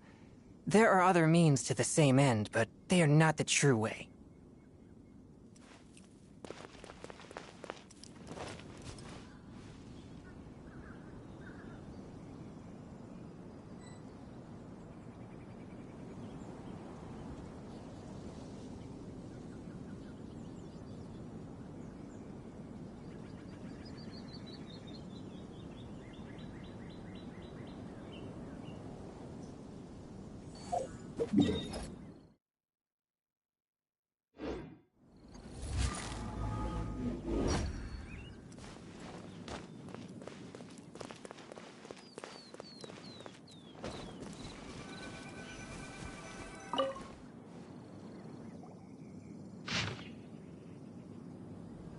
So it seems that Shenhe's father thought he was summoning a benevolent deity using a magic incantation.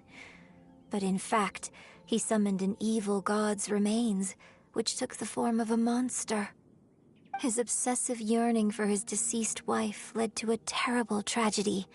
The villagers moved away in fear, without ever learning the truth. And now, this place is deserted. Still, I do wonder what the connection is between Shenhe and Mingjun. We've looked everywhere, but still no mention of Subrosium.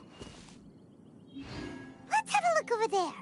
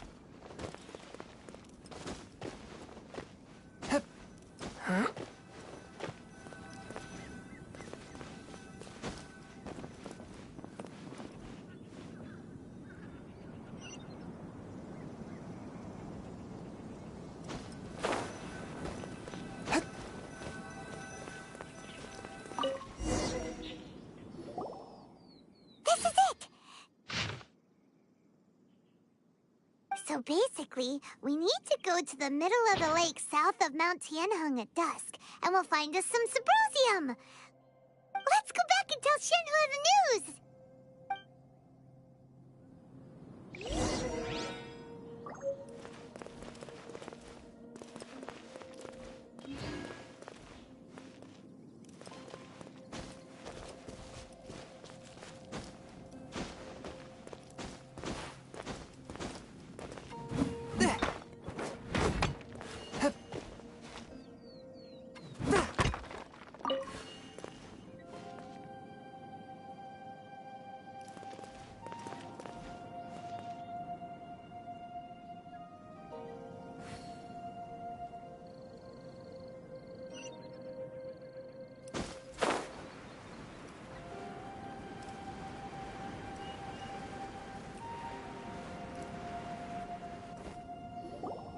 One year when I was back visiting, I heard a story about a white-haired adeptus from a merchant passing by.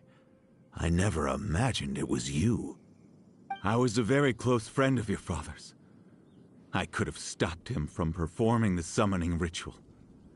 I had plenty of chances, but I couldn't bring myself to stand up to him. I just let things happen, let it all escalate. And, well, we all know how that story ended. I bring flowers back here every year. And each time I wish I had a chance to apologize to you.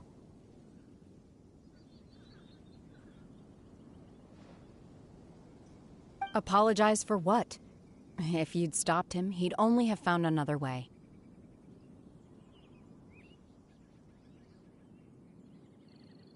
There is nothing he wouldn't have done for his true love. Nothing. Do you still hate him? I don't know what I feel.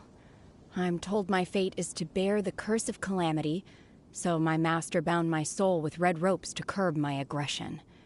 But it also dampened my emotions, making me dispassionate, like the Adepti. So if you ask me how I feel about the past, if I hate my father or not, the truth is, I feel nothing at all. It must have been so tough for you all these years. Shenhe! We're back! Oh, then I will leave you all in peace. Shenhe, it brings me some solace knowing that you are okay. I'll tell you more about the old times next time we meet. Thanks, mister. We found some info in the end.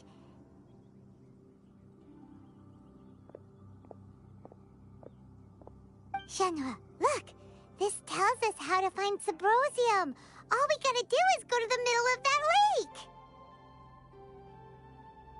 lake! Let's go then.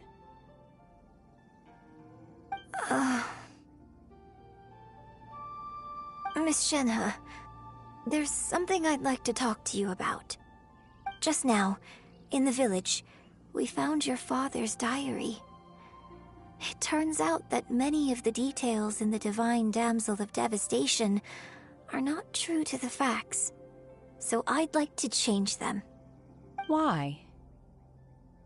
I know I say that opera always deviates from the truth, but now that the main character is standing right here in front of me, I cannot simply dismiss your lived experience in favor of my father's fiction. It's okay. I like your version.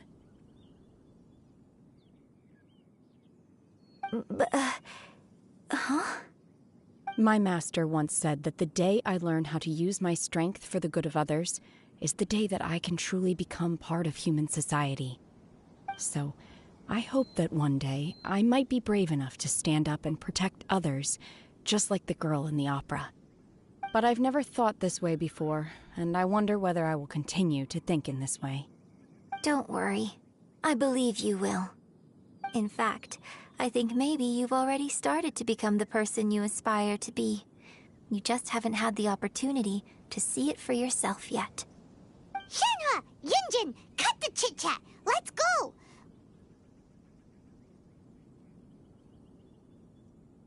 We can't let someone else beat us to it!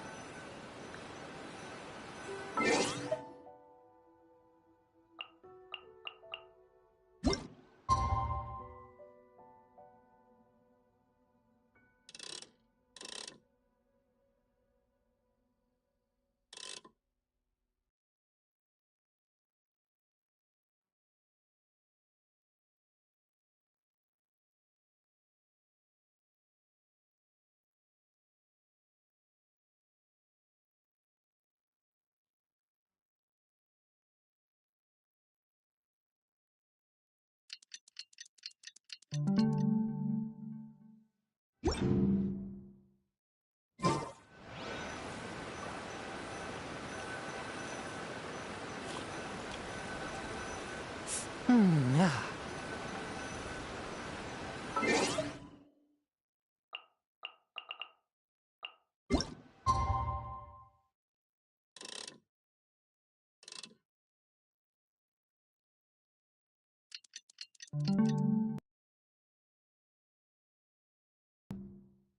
I take my meals cold to quiet the spirit and calm my vital energies. Genshin infused water with ice is the most effective.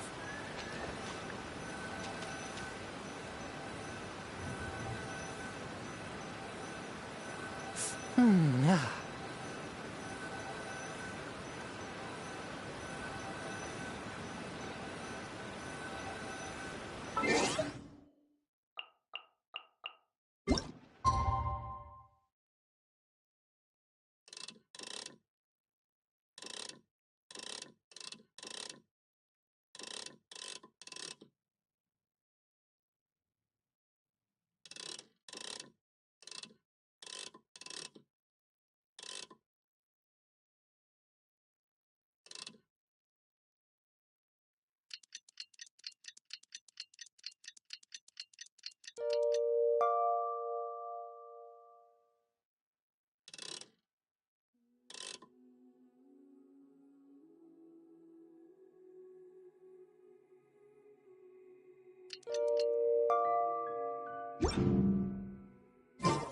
Heart be pure, evil be erased, mind be purged, world be... I always forget that last part.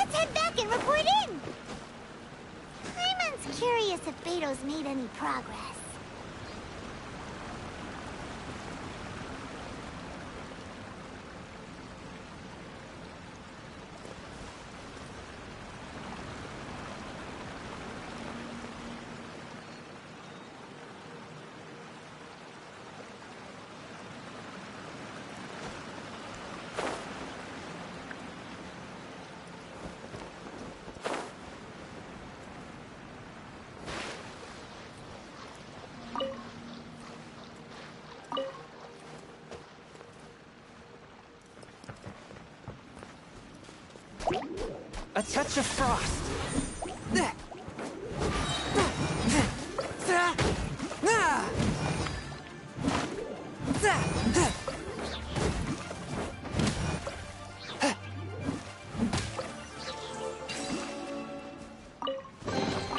It was worth the trouble.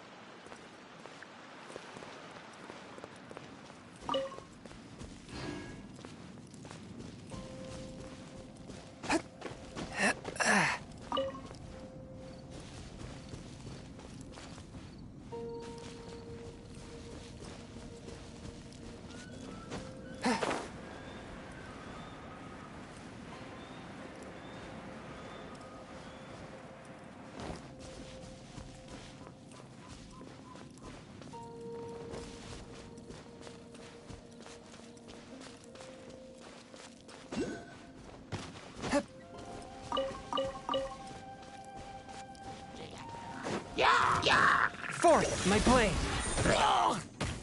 Not now. The night is cold.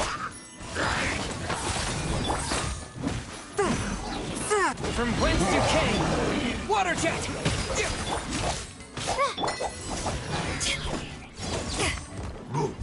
Not now. Don't be scared. A touch of frost. Go! Yeah! Power that ended undone!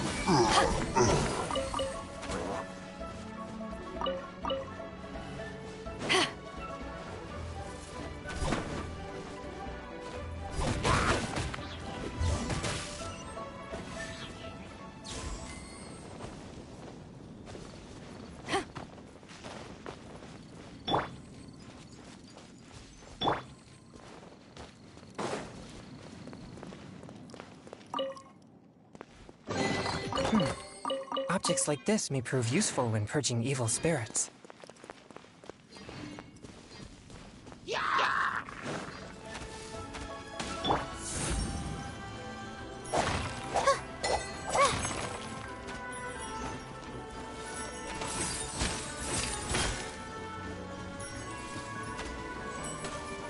The night is cold. Stars, shine for me.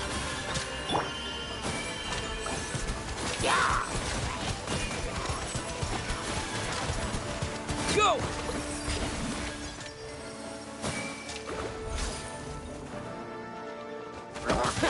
Yeah!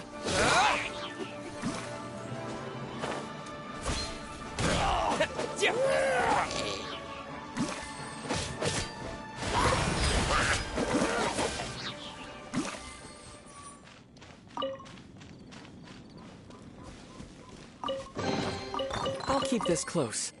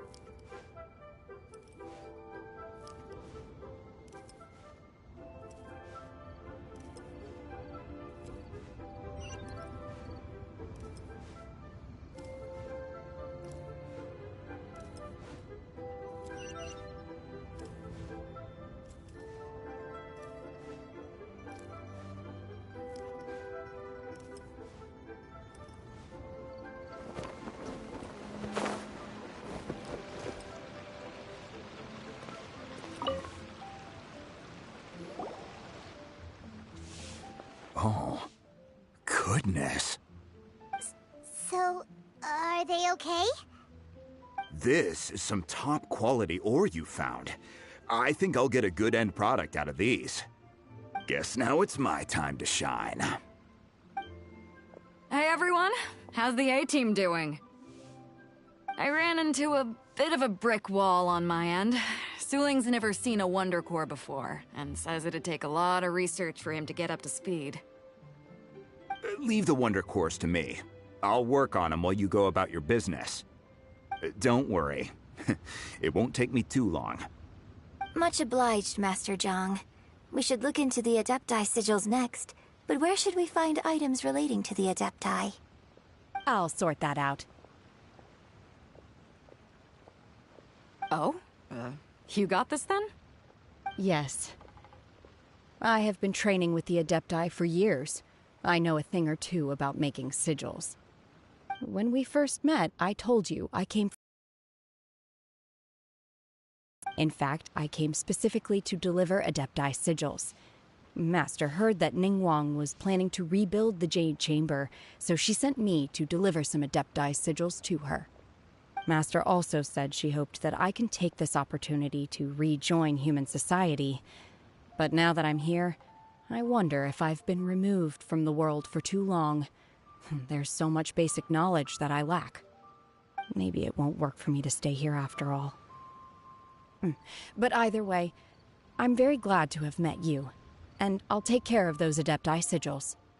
Without knowing the ins and outs of your situation, I can't say whether you should stay or not. But now that our paths have crossed, we'll always have a connection. So if you're ever feeling down, come find me on my ship. There'll be a drink waiting for you. Thank you. So, Master Zhang, I'll need to use your facilities to make the sigils. Fine by me. I'm actually curious to see how the Adepti arts work. Maybe I'll learn something.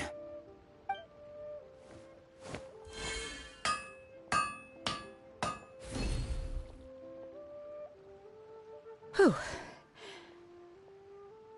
The sigils are ready.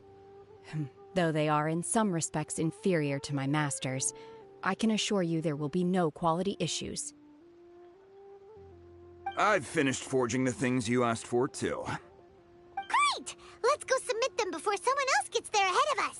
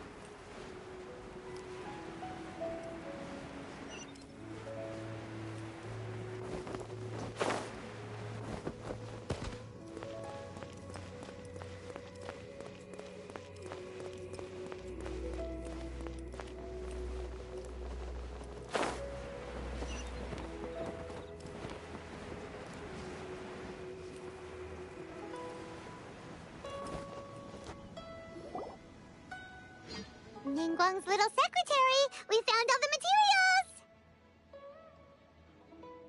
Oh, already? All three of you found them together.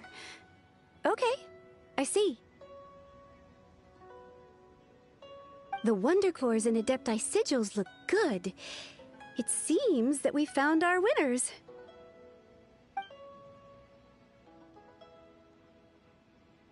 I hereby announce that the winners of this material procurement contest are the Traveler, Yunjin, and Beidou. What? It's over already? I haven't even found the plustrate yet! I can't believe it. So close, but so far. I'd like to invite our three winners to please proceed to the Jade Chamber, where Lady Ningguang is waiting for you. Huh? Where's Beidou? She was right here! Captain Beidou has some business to attend to. She will join later. Please come with me for now. Alright then, guess we'll head on up to the Jade Chamber first. This has been a long time coming. The last time we went up to the Jade Chamber was ages ago.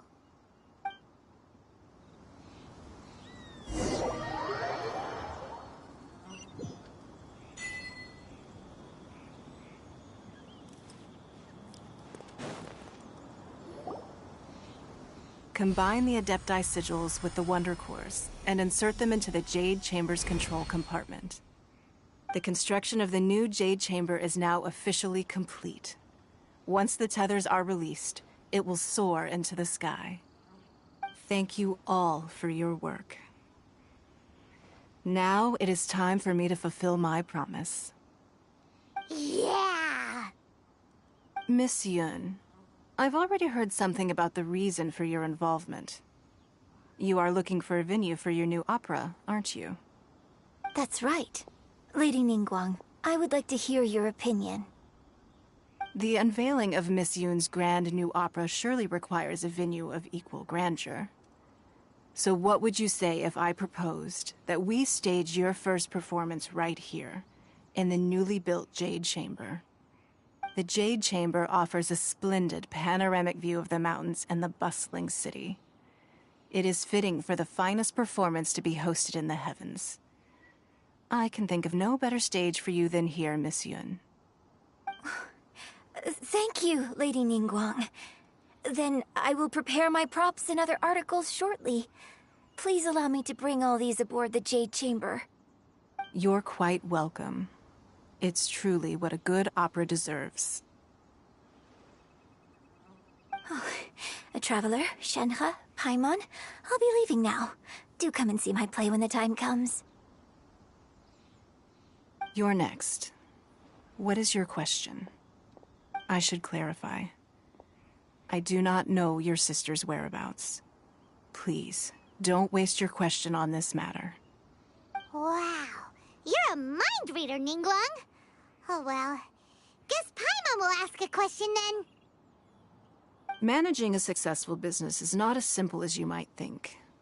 Capital, connections, sensitivity to the trends, and instinct for what is a good opportunity. All of these traits are crucial. If you want to know how to make money, I will honor our agreement and give you an answer. But that is not to say that it will work for you. Wow, Paimon hadn't even asked the question yet. Your question was written all over your face. Now look, you helped me rebuild the Jade Chamber, and I intend to repay you handsomely for it. So I promise you that should you one day require financial assistance, you may seek employment here. I will pay you at the highest rate of remuneration.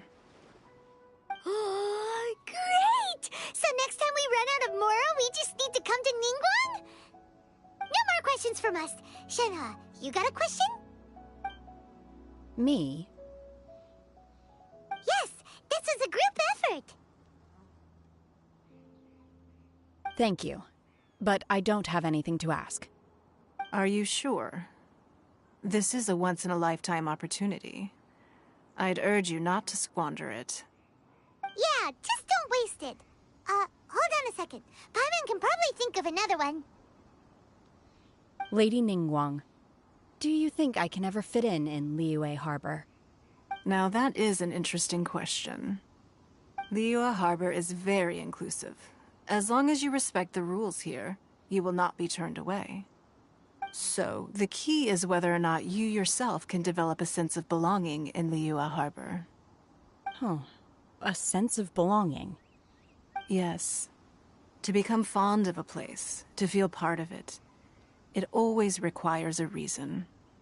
Perhaps someone you've met, or something you've experienced here. Or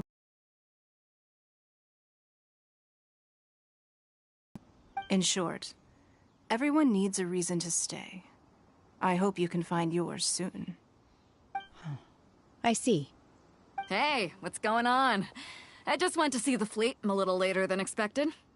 Come on, Beidou. It's your turn. Do you have a question for Ningguang? Me? Nah, I ain't got any questions. She forced me to help out, so I figured I may as well get involved with the contest. Ningguang, don't forget what we talked about. It's not gonna be easy to deal with. I don't think my fleet can take it on their own. Don't worry. I have made preparations. The wound dressings are ready, and the Millilith have set up an ambush. Glad to hear it. Watch your back. Stay alert. Beidou? Ningguang? What are you talking about? You'll see when the Jade Chamber ascends. However, it's not the most pleasant topic of conversation. Maybe it's better that you don't know.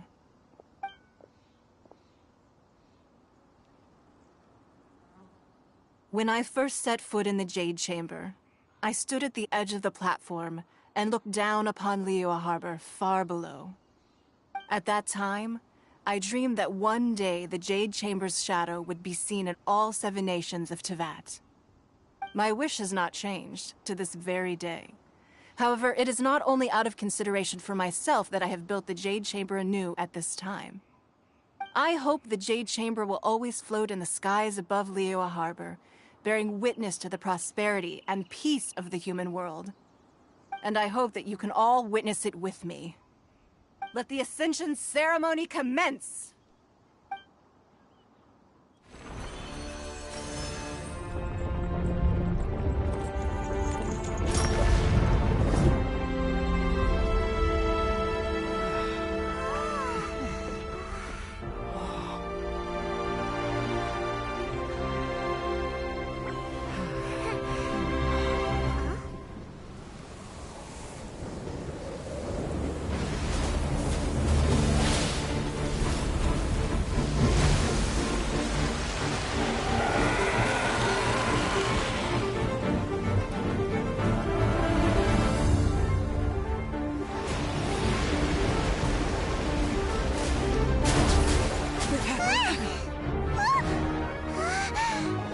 Right on cue. The Avenger of the Vortex, Baished. Who is that? Osial's wife. Final follower of the Overlord of the Vortex. Sounds like you knew this was coming! Beidou sensed something was stirring in the deep. She warned me months ago. Knowing she harbors hatred toward the Jade Chamber, I chose to rebuild it now as a way of drawing her out. Got it. Well, let's go fetch the Adepti. No. Huh? In this human age, the people of Liyue must find a way to overcome this crisis on our strength alone!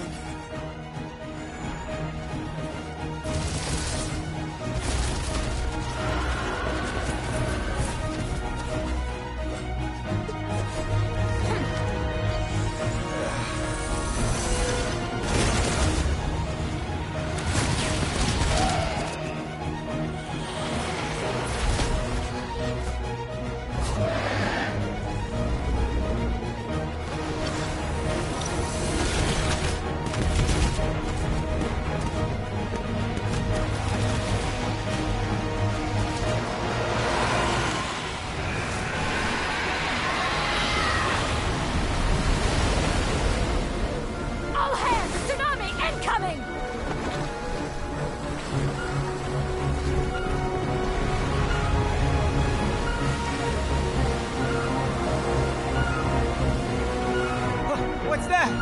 Wait! A giant wave!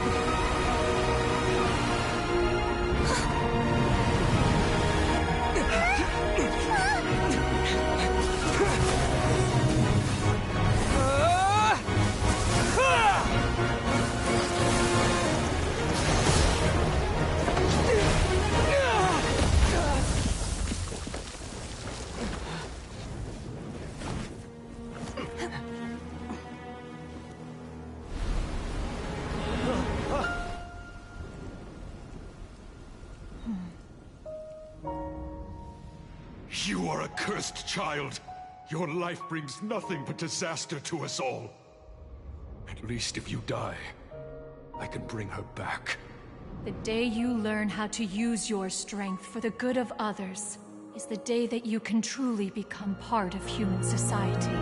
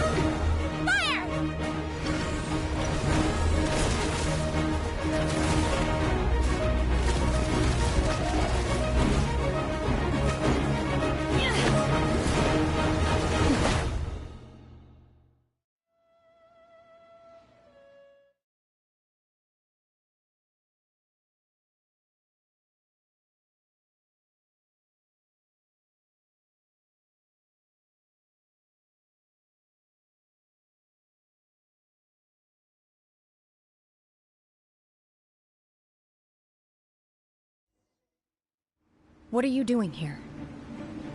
We can't let you be the only one taking this risk! I hardly see this as a great risk. The people of Liyue Harbor are well prepared, and she is already badly injured. Only sheer willpower is keeping her alive. I may be nearing the end of my stamina, but in a fight to the death, I think I have the upper hand. We'll help too!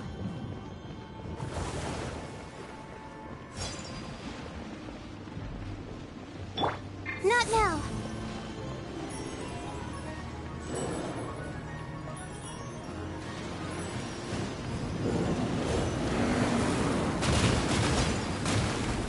My guiding stars.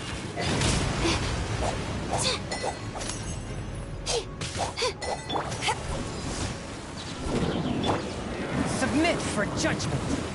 The night is cold.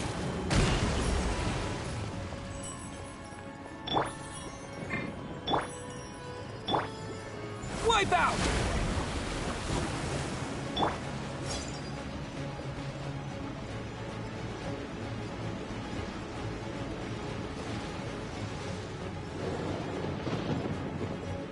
Not now. Don't be scared. Obey!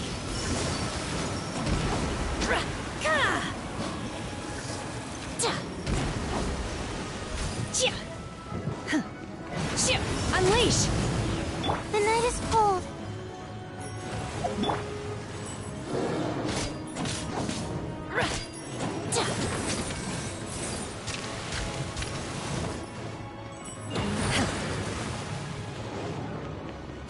Manifest!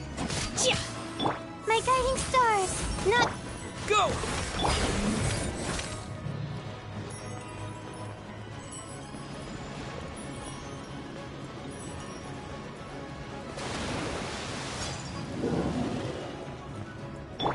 My guiding stars.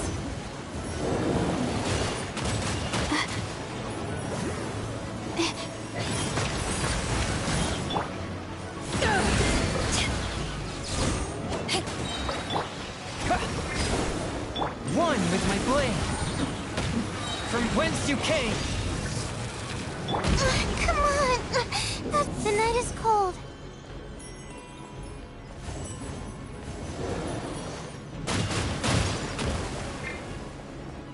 Cold.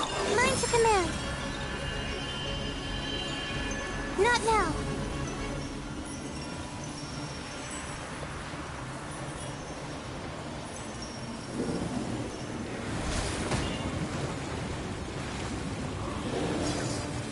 The night is cold.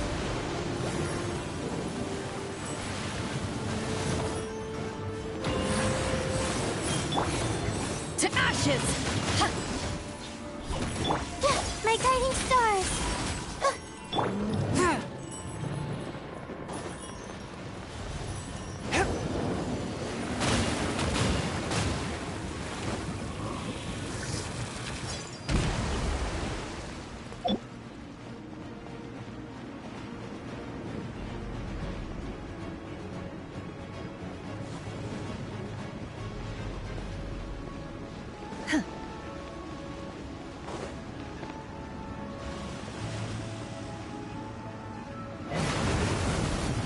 Obey! Unleash!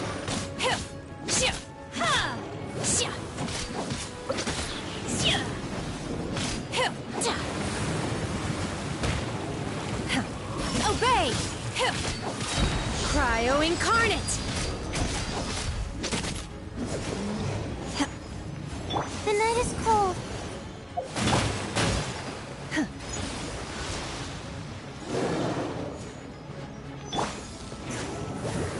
Stars, shine for me. My guiding stars. Manifest! Obey!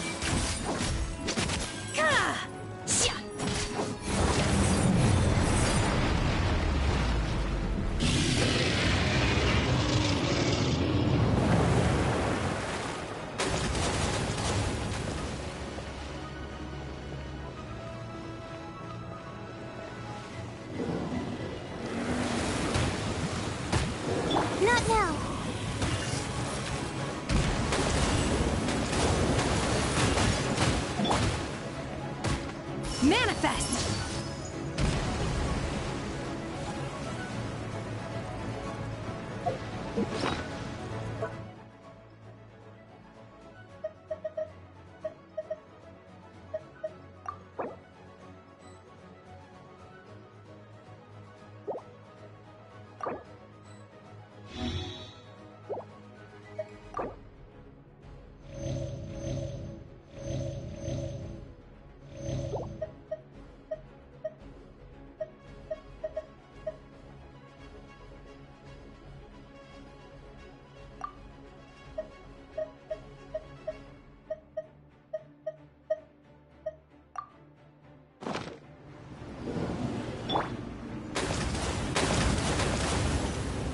My guiding stars!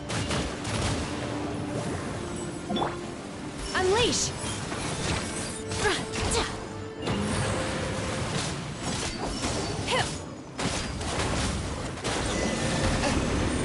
She's getting away! Shouldn't we go after her? This place is unstable. It is too risky to continue pursuing her. If the place collapsed, the consequences would be disastrous. Let's head back.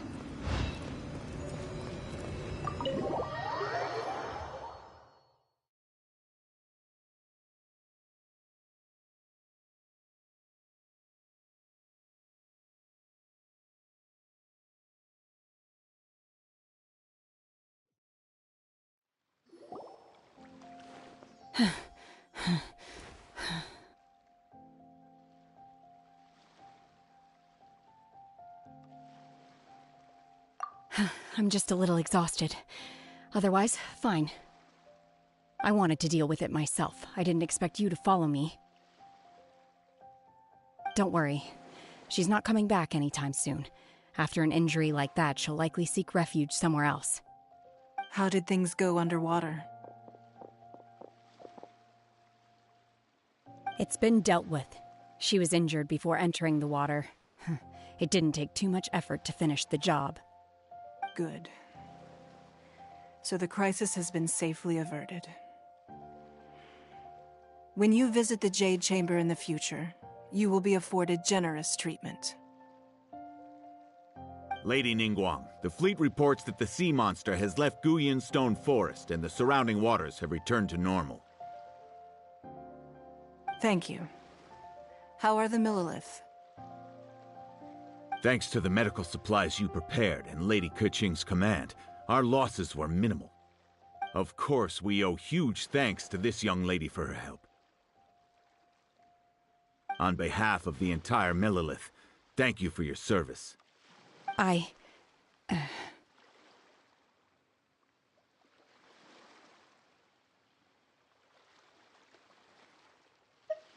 Great. Then next time I watch Miss Yun's opera, I'll be able to take the compliments. I wasn't trying to be a hero, though. I just wanted to protect you. Let the soldiers recuperate, but don't let your guard down. If she returns with a vengeance, we must be prepared. Yes, ma'am. You've been monitoring us for some time now. I trust you've reached a conclusion. You wish to hear one's opinion. Well, things would have hardly gone so smoothly had it not been for Shenhe. That I do not deny. However, final victory was always going to be ours, even had things been a little more arduous. If it came to it, I could always destroy another Jade Chamber. One has observed your adaptation of the Guizhong Ballista, and find oneself compelled to admit that you have evidenced some degree of novel thinking. You have learned from past failures and prepared for this crisis in advance. This is considerable progress compared to the last time. Hence, on balance, one finds your performance during this trial satisfactory enough. But there will no doubt be further trials to come in the future. Do not suppose that one will not continue observing you hereafter. While the position of Tianquan remains mine, I will always ensure Liyue's safety.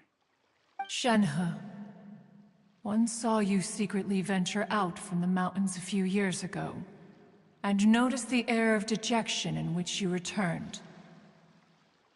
Hopefully this trip to Liyue Harbor has been a different experience. Yes. I can't explain it, but I feel happier than I expected. Good. Traveler, please take good care of Shenhe. She is a dear child. In fact, one has many fond memories of Shenhe's childhood that she may be interested to hear about. There'll be no need for that. Oh. They are all like this. Fine. Since you care not to listen, one shan't be telling you. One shall be going homeward now. Please, have a good rest. Come to the Jade Chamber when you have recovered your energy. We must celebrate both the completion of the Jade Chamber and the fact that Liyue has weathered another crisis.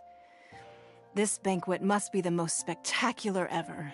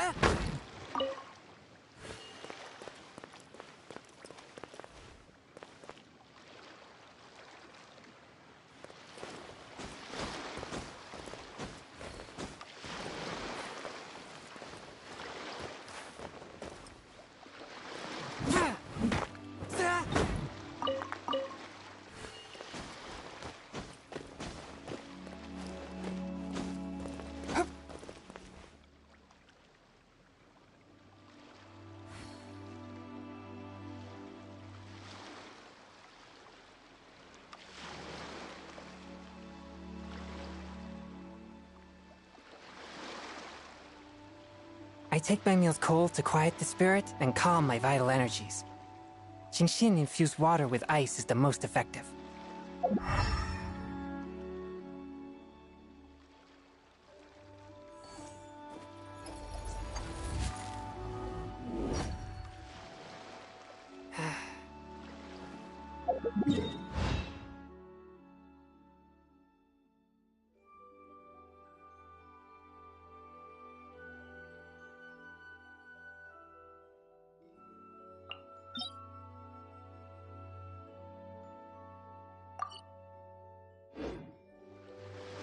Exorcism uses thaumaturgy and martial arts to conquer evil. There are other means to the same end, but they are not the true way.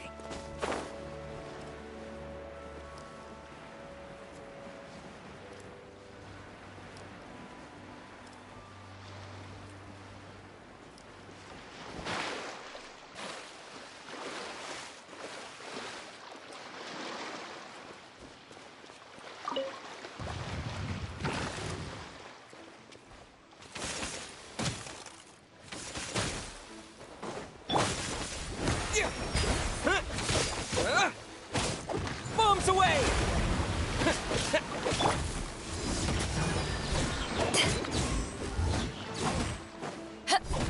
The night is cold.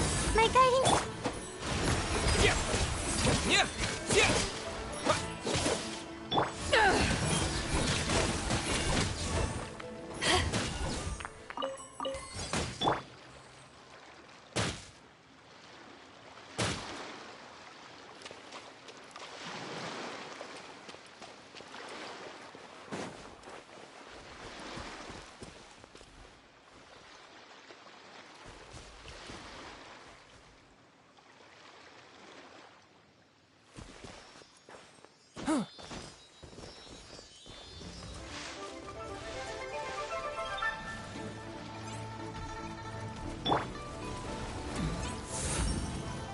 Cold, mine's a Go!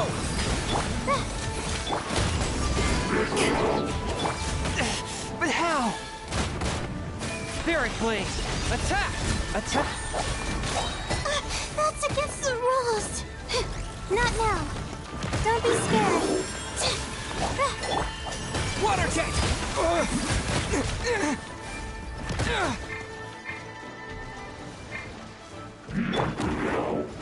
Eyes on me!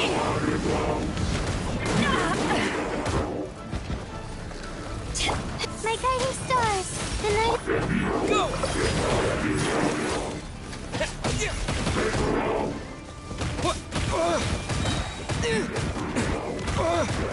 Maybe I wasn't meant for this world.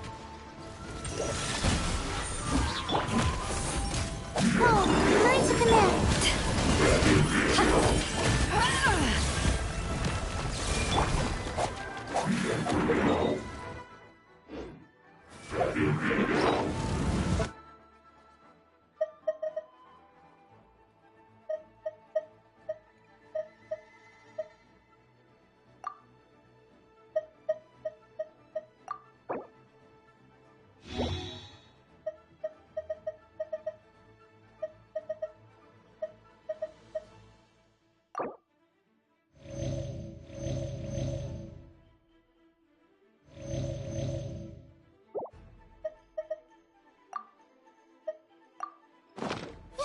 My guiding stars. Not now. Stars, shine for me. A touch of frost. Submit for judgment. To ashes. The night is cold.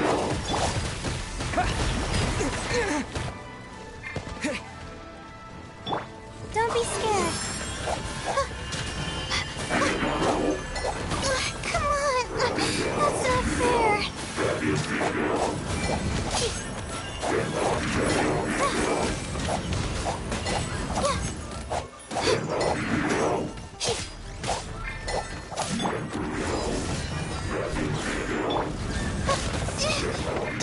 Sleep, sleep at last.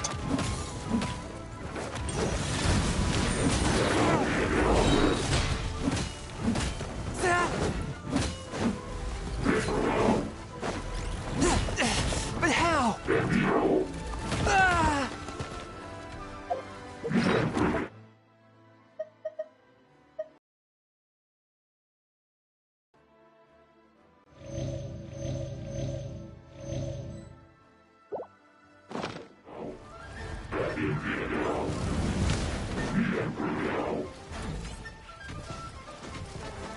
Spirit Blade! Attack!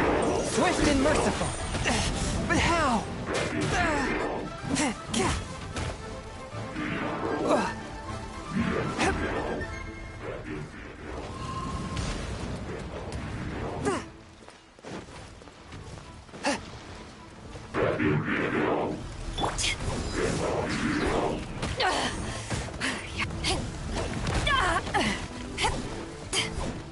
One with my blade! Power that ended height! Not bad.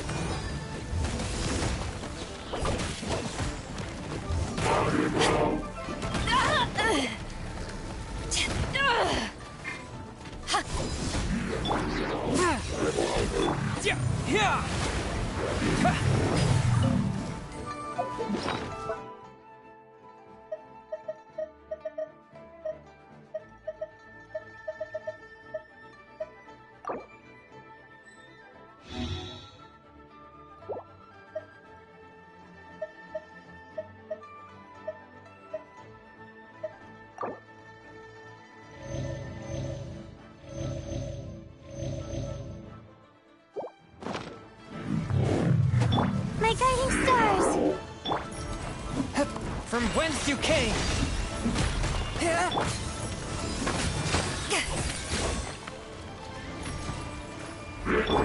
Go! A touch of frost!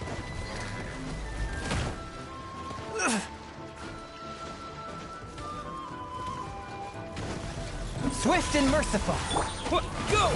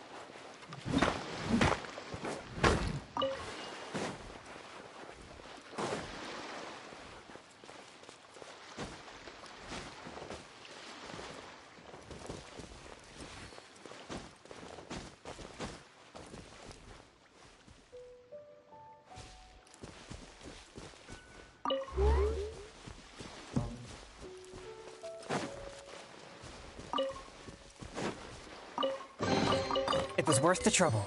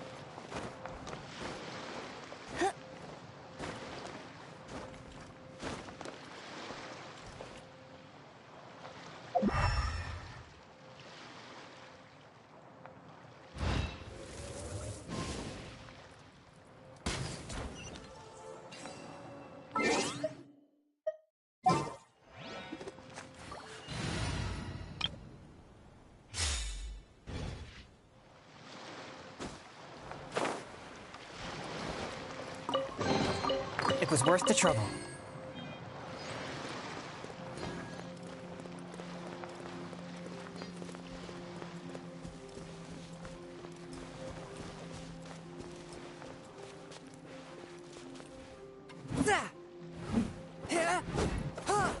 A touch of frost.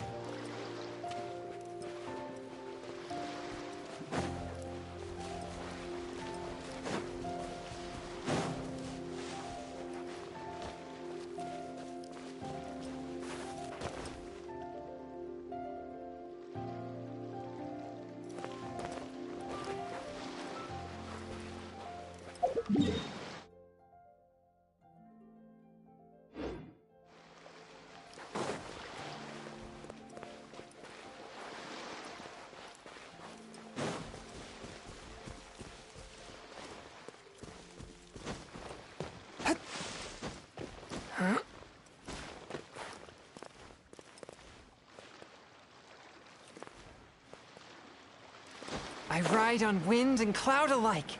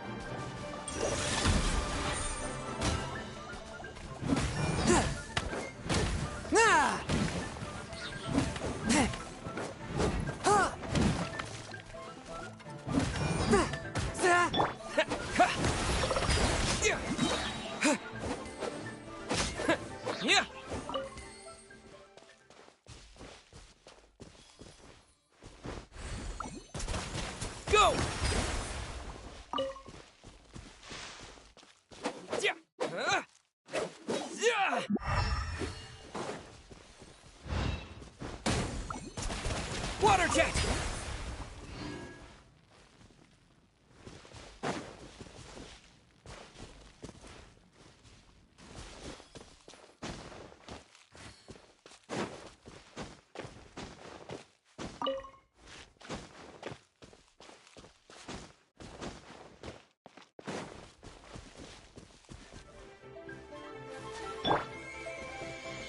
Not now. Stars, shine for me.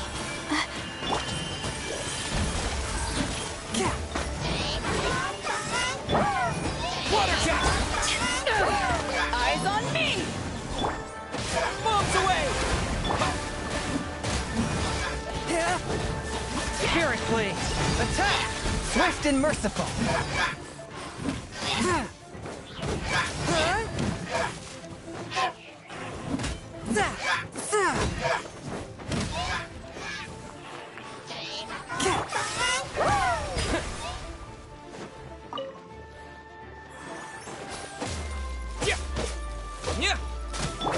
The night is cold.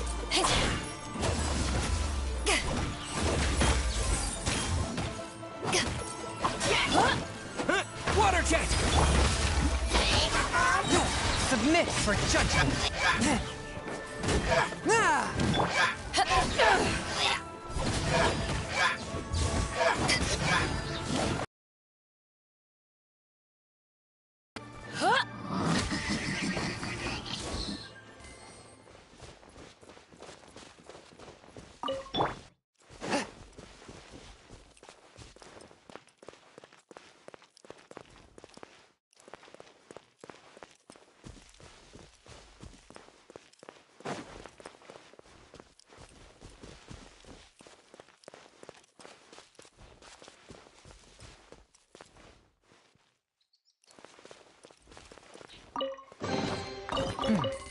Objects like this may prove useful when purging evil spirits.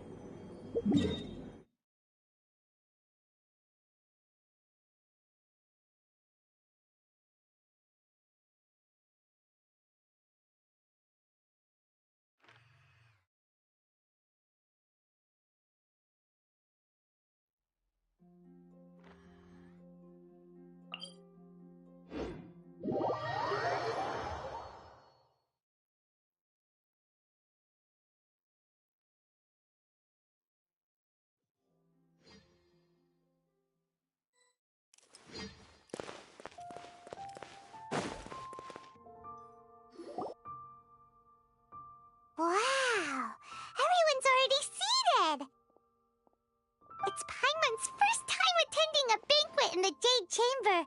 The food here looks amazing. All of you here are my distinguished guests. I am determined that each of you thoroughly enjoys yourself. Those who don't drink alcohol, please, help yourself to other beverages. Fine wine is a delight to the senses, but it is far from the only one. I trust you will find the marvelous view from the Jade Chamber to be an equally gratifying indulgence. Have you heard? Miss Yun's going to be performing today. Sure have. Honestly, it's the main reason I'm here. I've never missed any of Miss Yun's performances, and I don't intend to start now. I hear she's going to perform The Divine Damsel of Devastation today, the one written by her father. I've been so excited that I've barely slept the last few nights. Hey, look! Miss Yun is going on stage!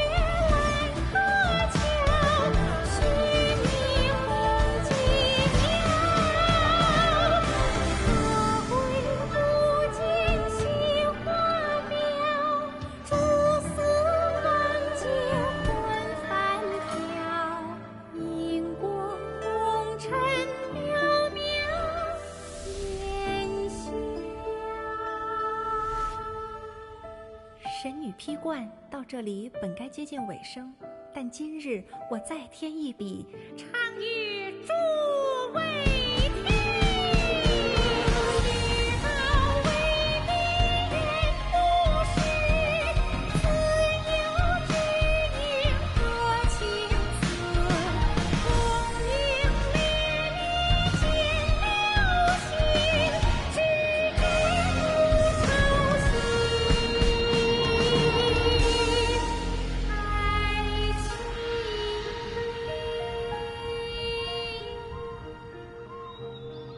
彼时鹤归，茫茫天地无依靠，孤身离去。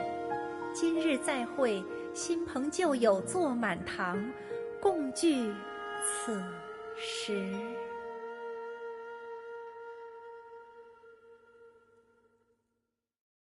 What did you think? Personally, I thought I sang rather well. It was beautiful. Paimon wants to learn too. It was wonderful. Also, thank you. You're welcome. Thanks to you, the Divine Damsel of Devastation is a more nuanced tale than ever. The play has an ending, but life goes on. I believe you will find a way to fit in Liyue Harbor. Thank you. I think I've found the opportunity I needed to change. Ms. Yun, here you are. Great to see you. Huh? Hey, this young lady with the white hair looks like some kind of VIP. Yeah, that's it, like an Adeptus. Wait, you're the girl from the opera, aren't you? The Divine Damsel herself. And look who else we have here, the illustrious traveler. Well, I'll be. This was definitely worth showing up for. Let me pull up a chair, all right. We'll all have a friendly chat, get better acquainted. Alternatively, you could leave us alone. That is, if you'd prefer to finish your drink via the orifice of your own choice. Uh-oh, this feels all too familiar. Shenhe's back to her old self again.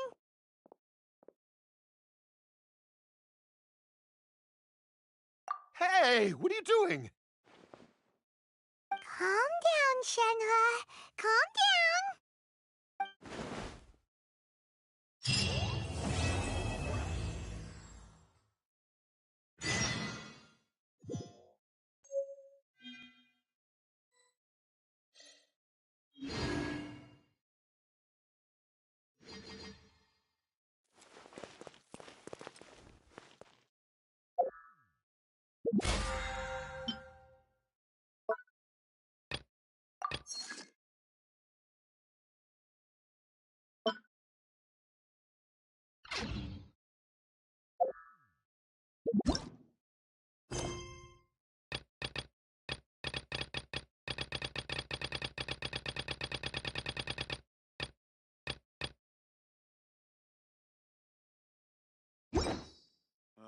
I need a more physical.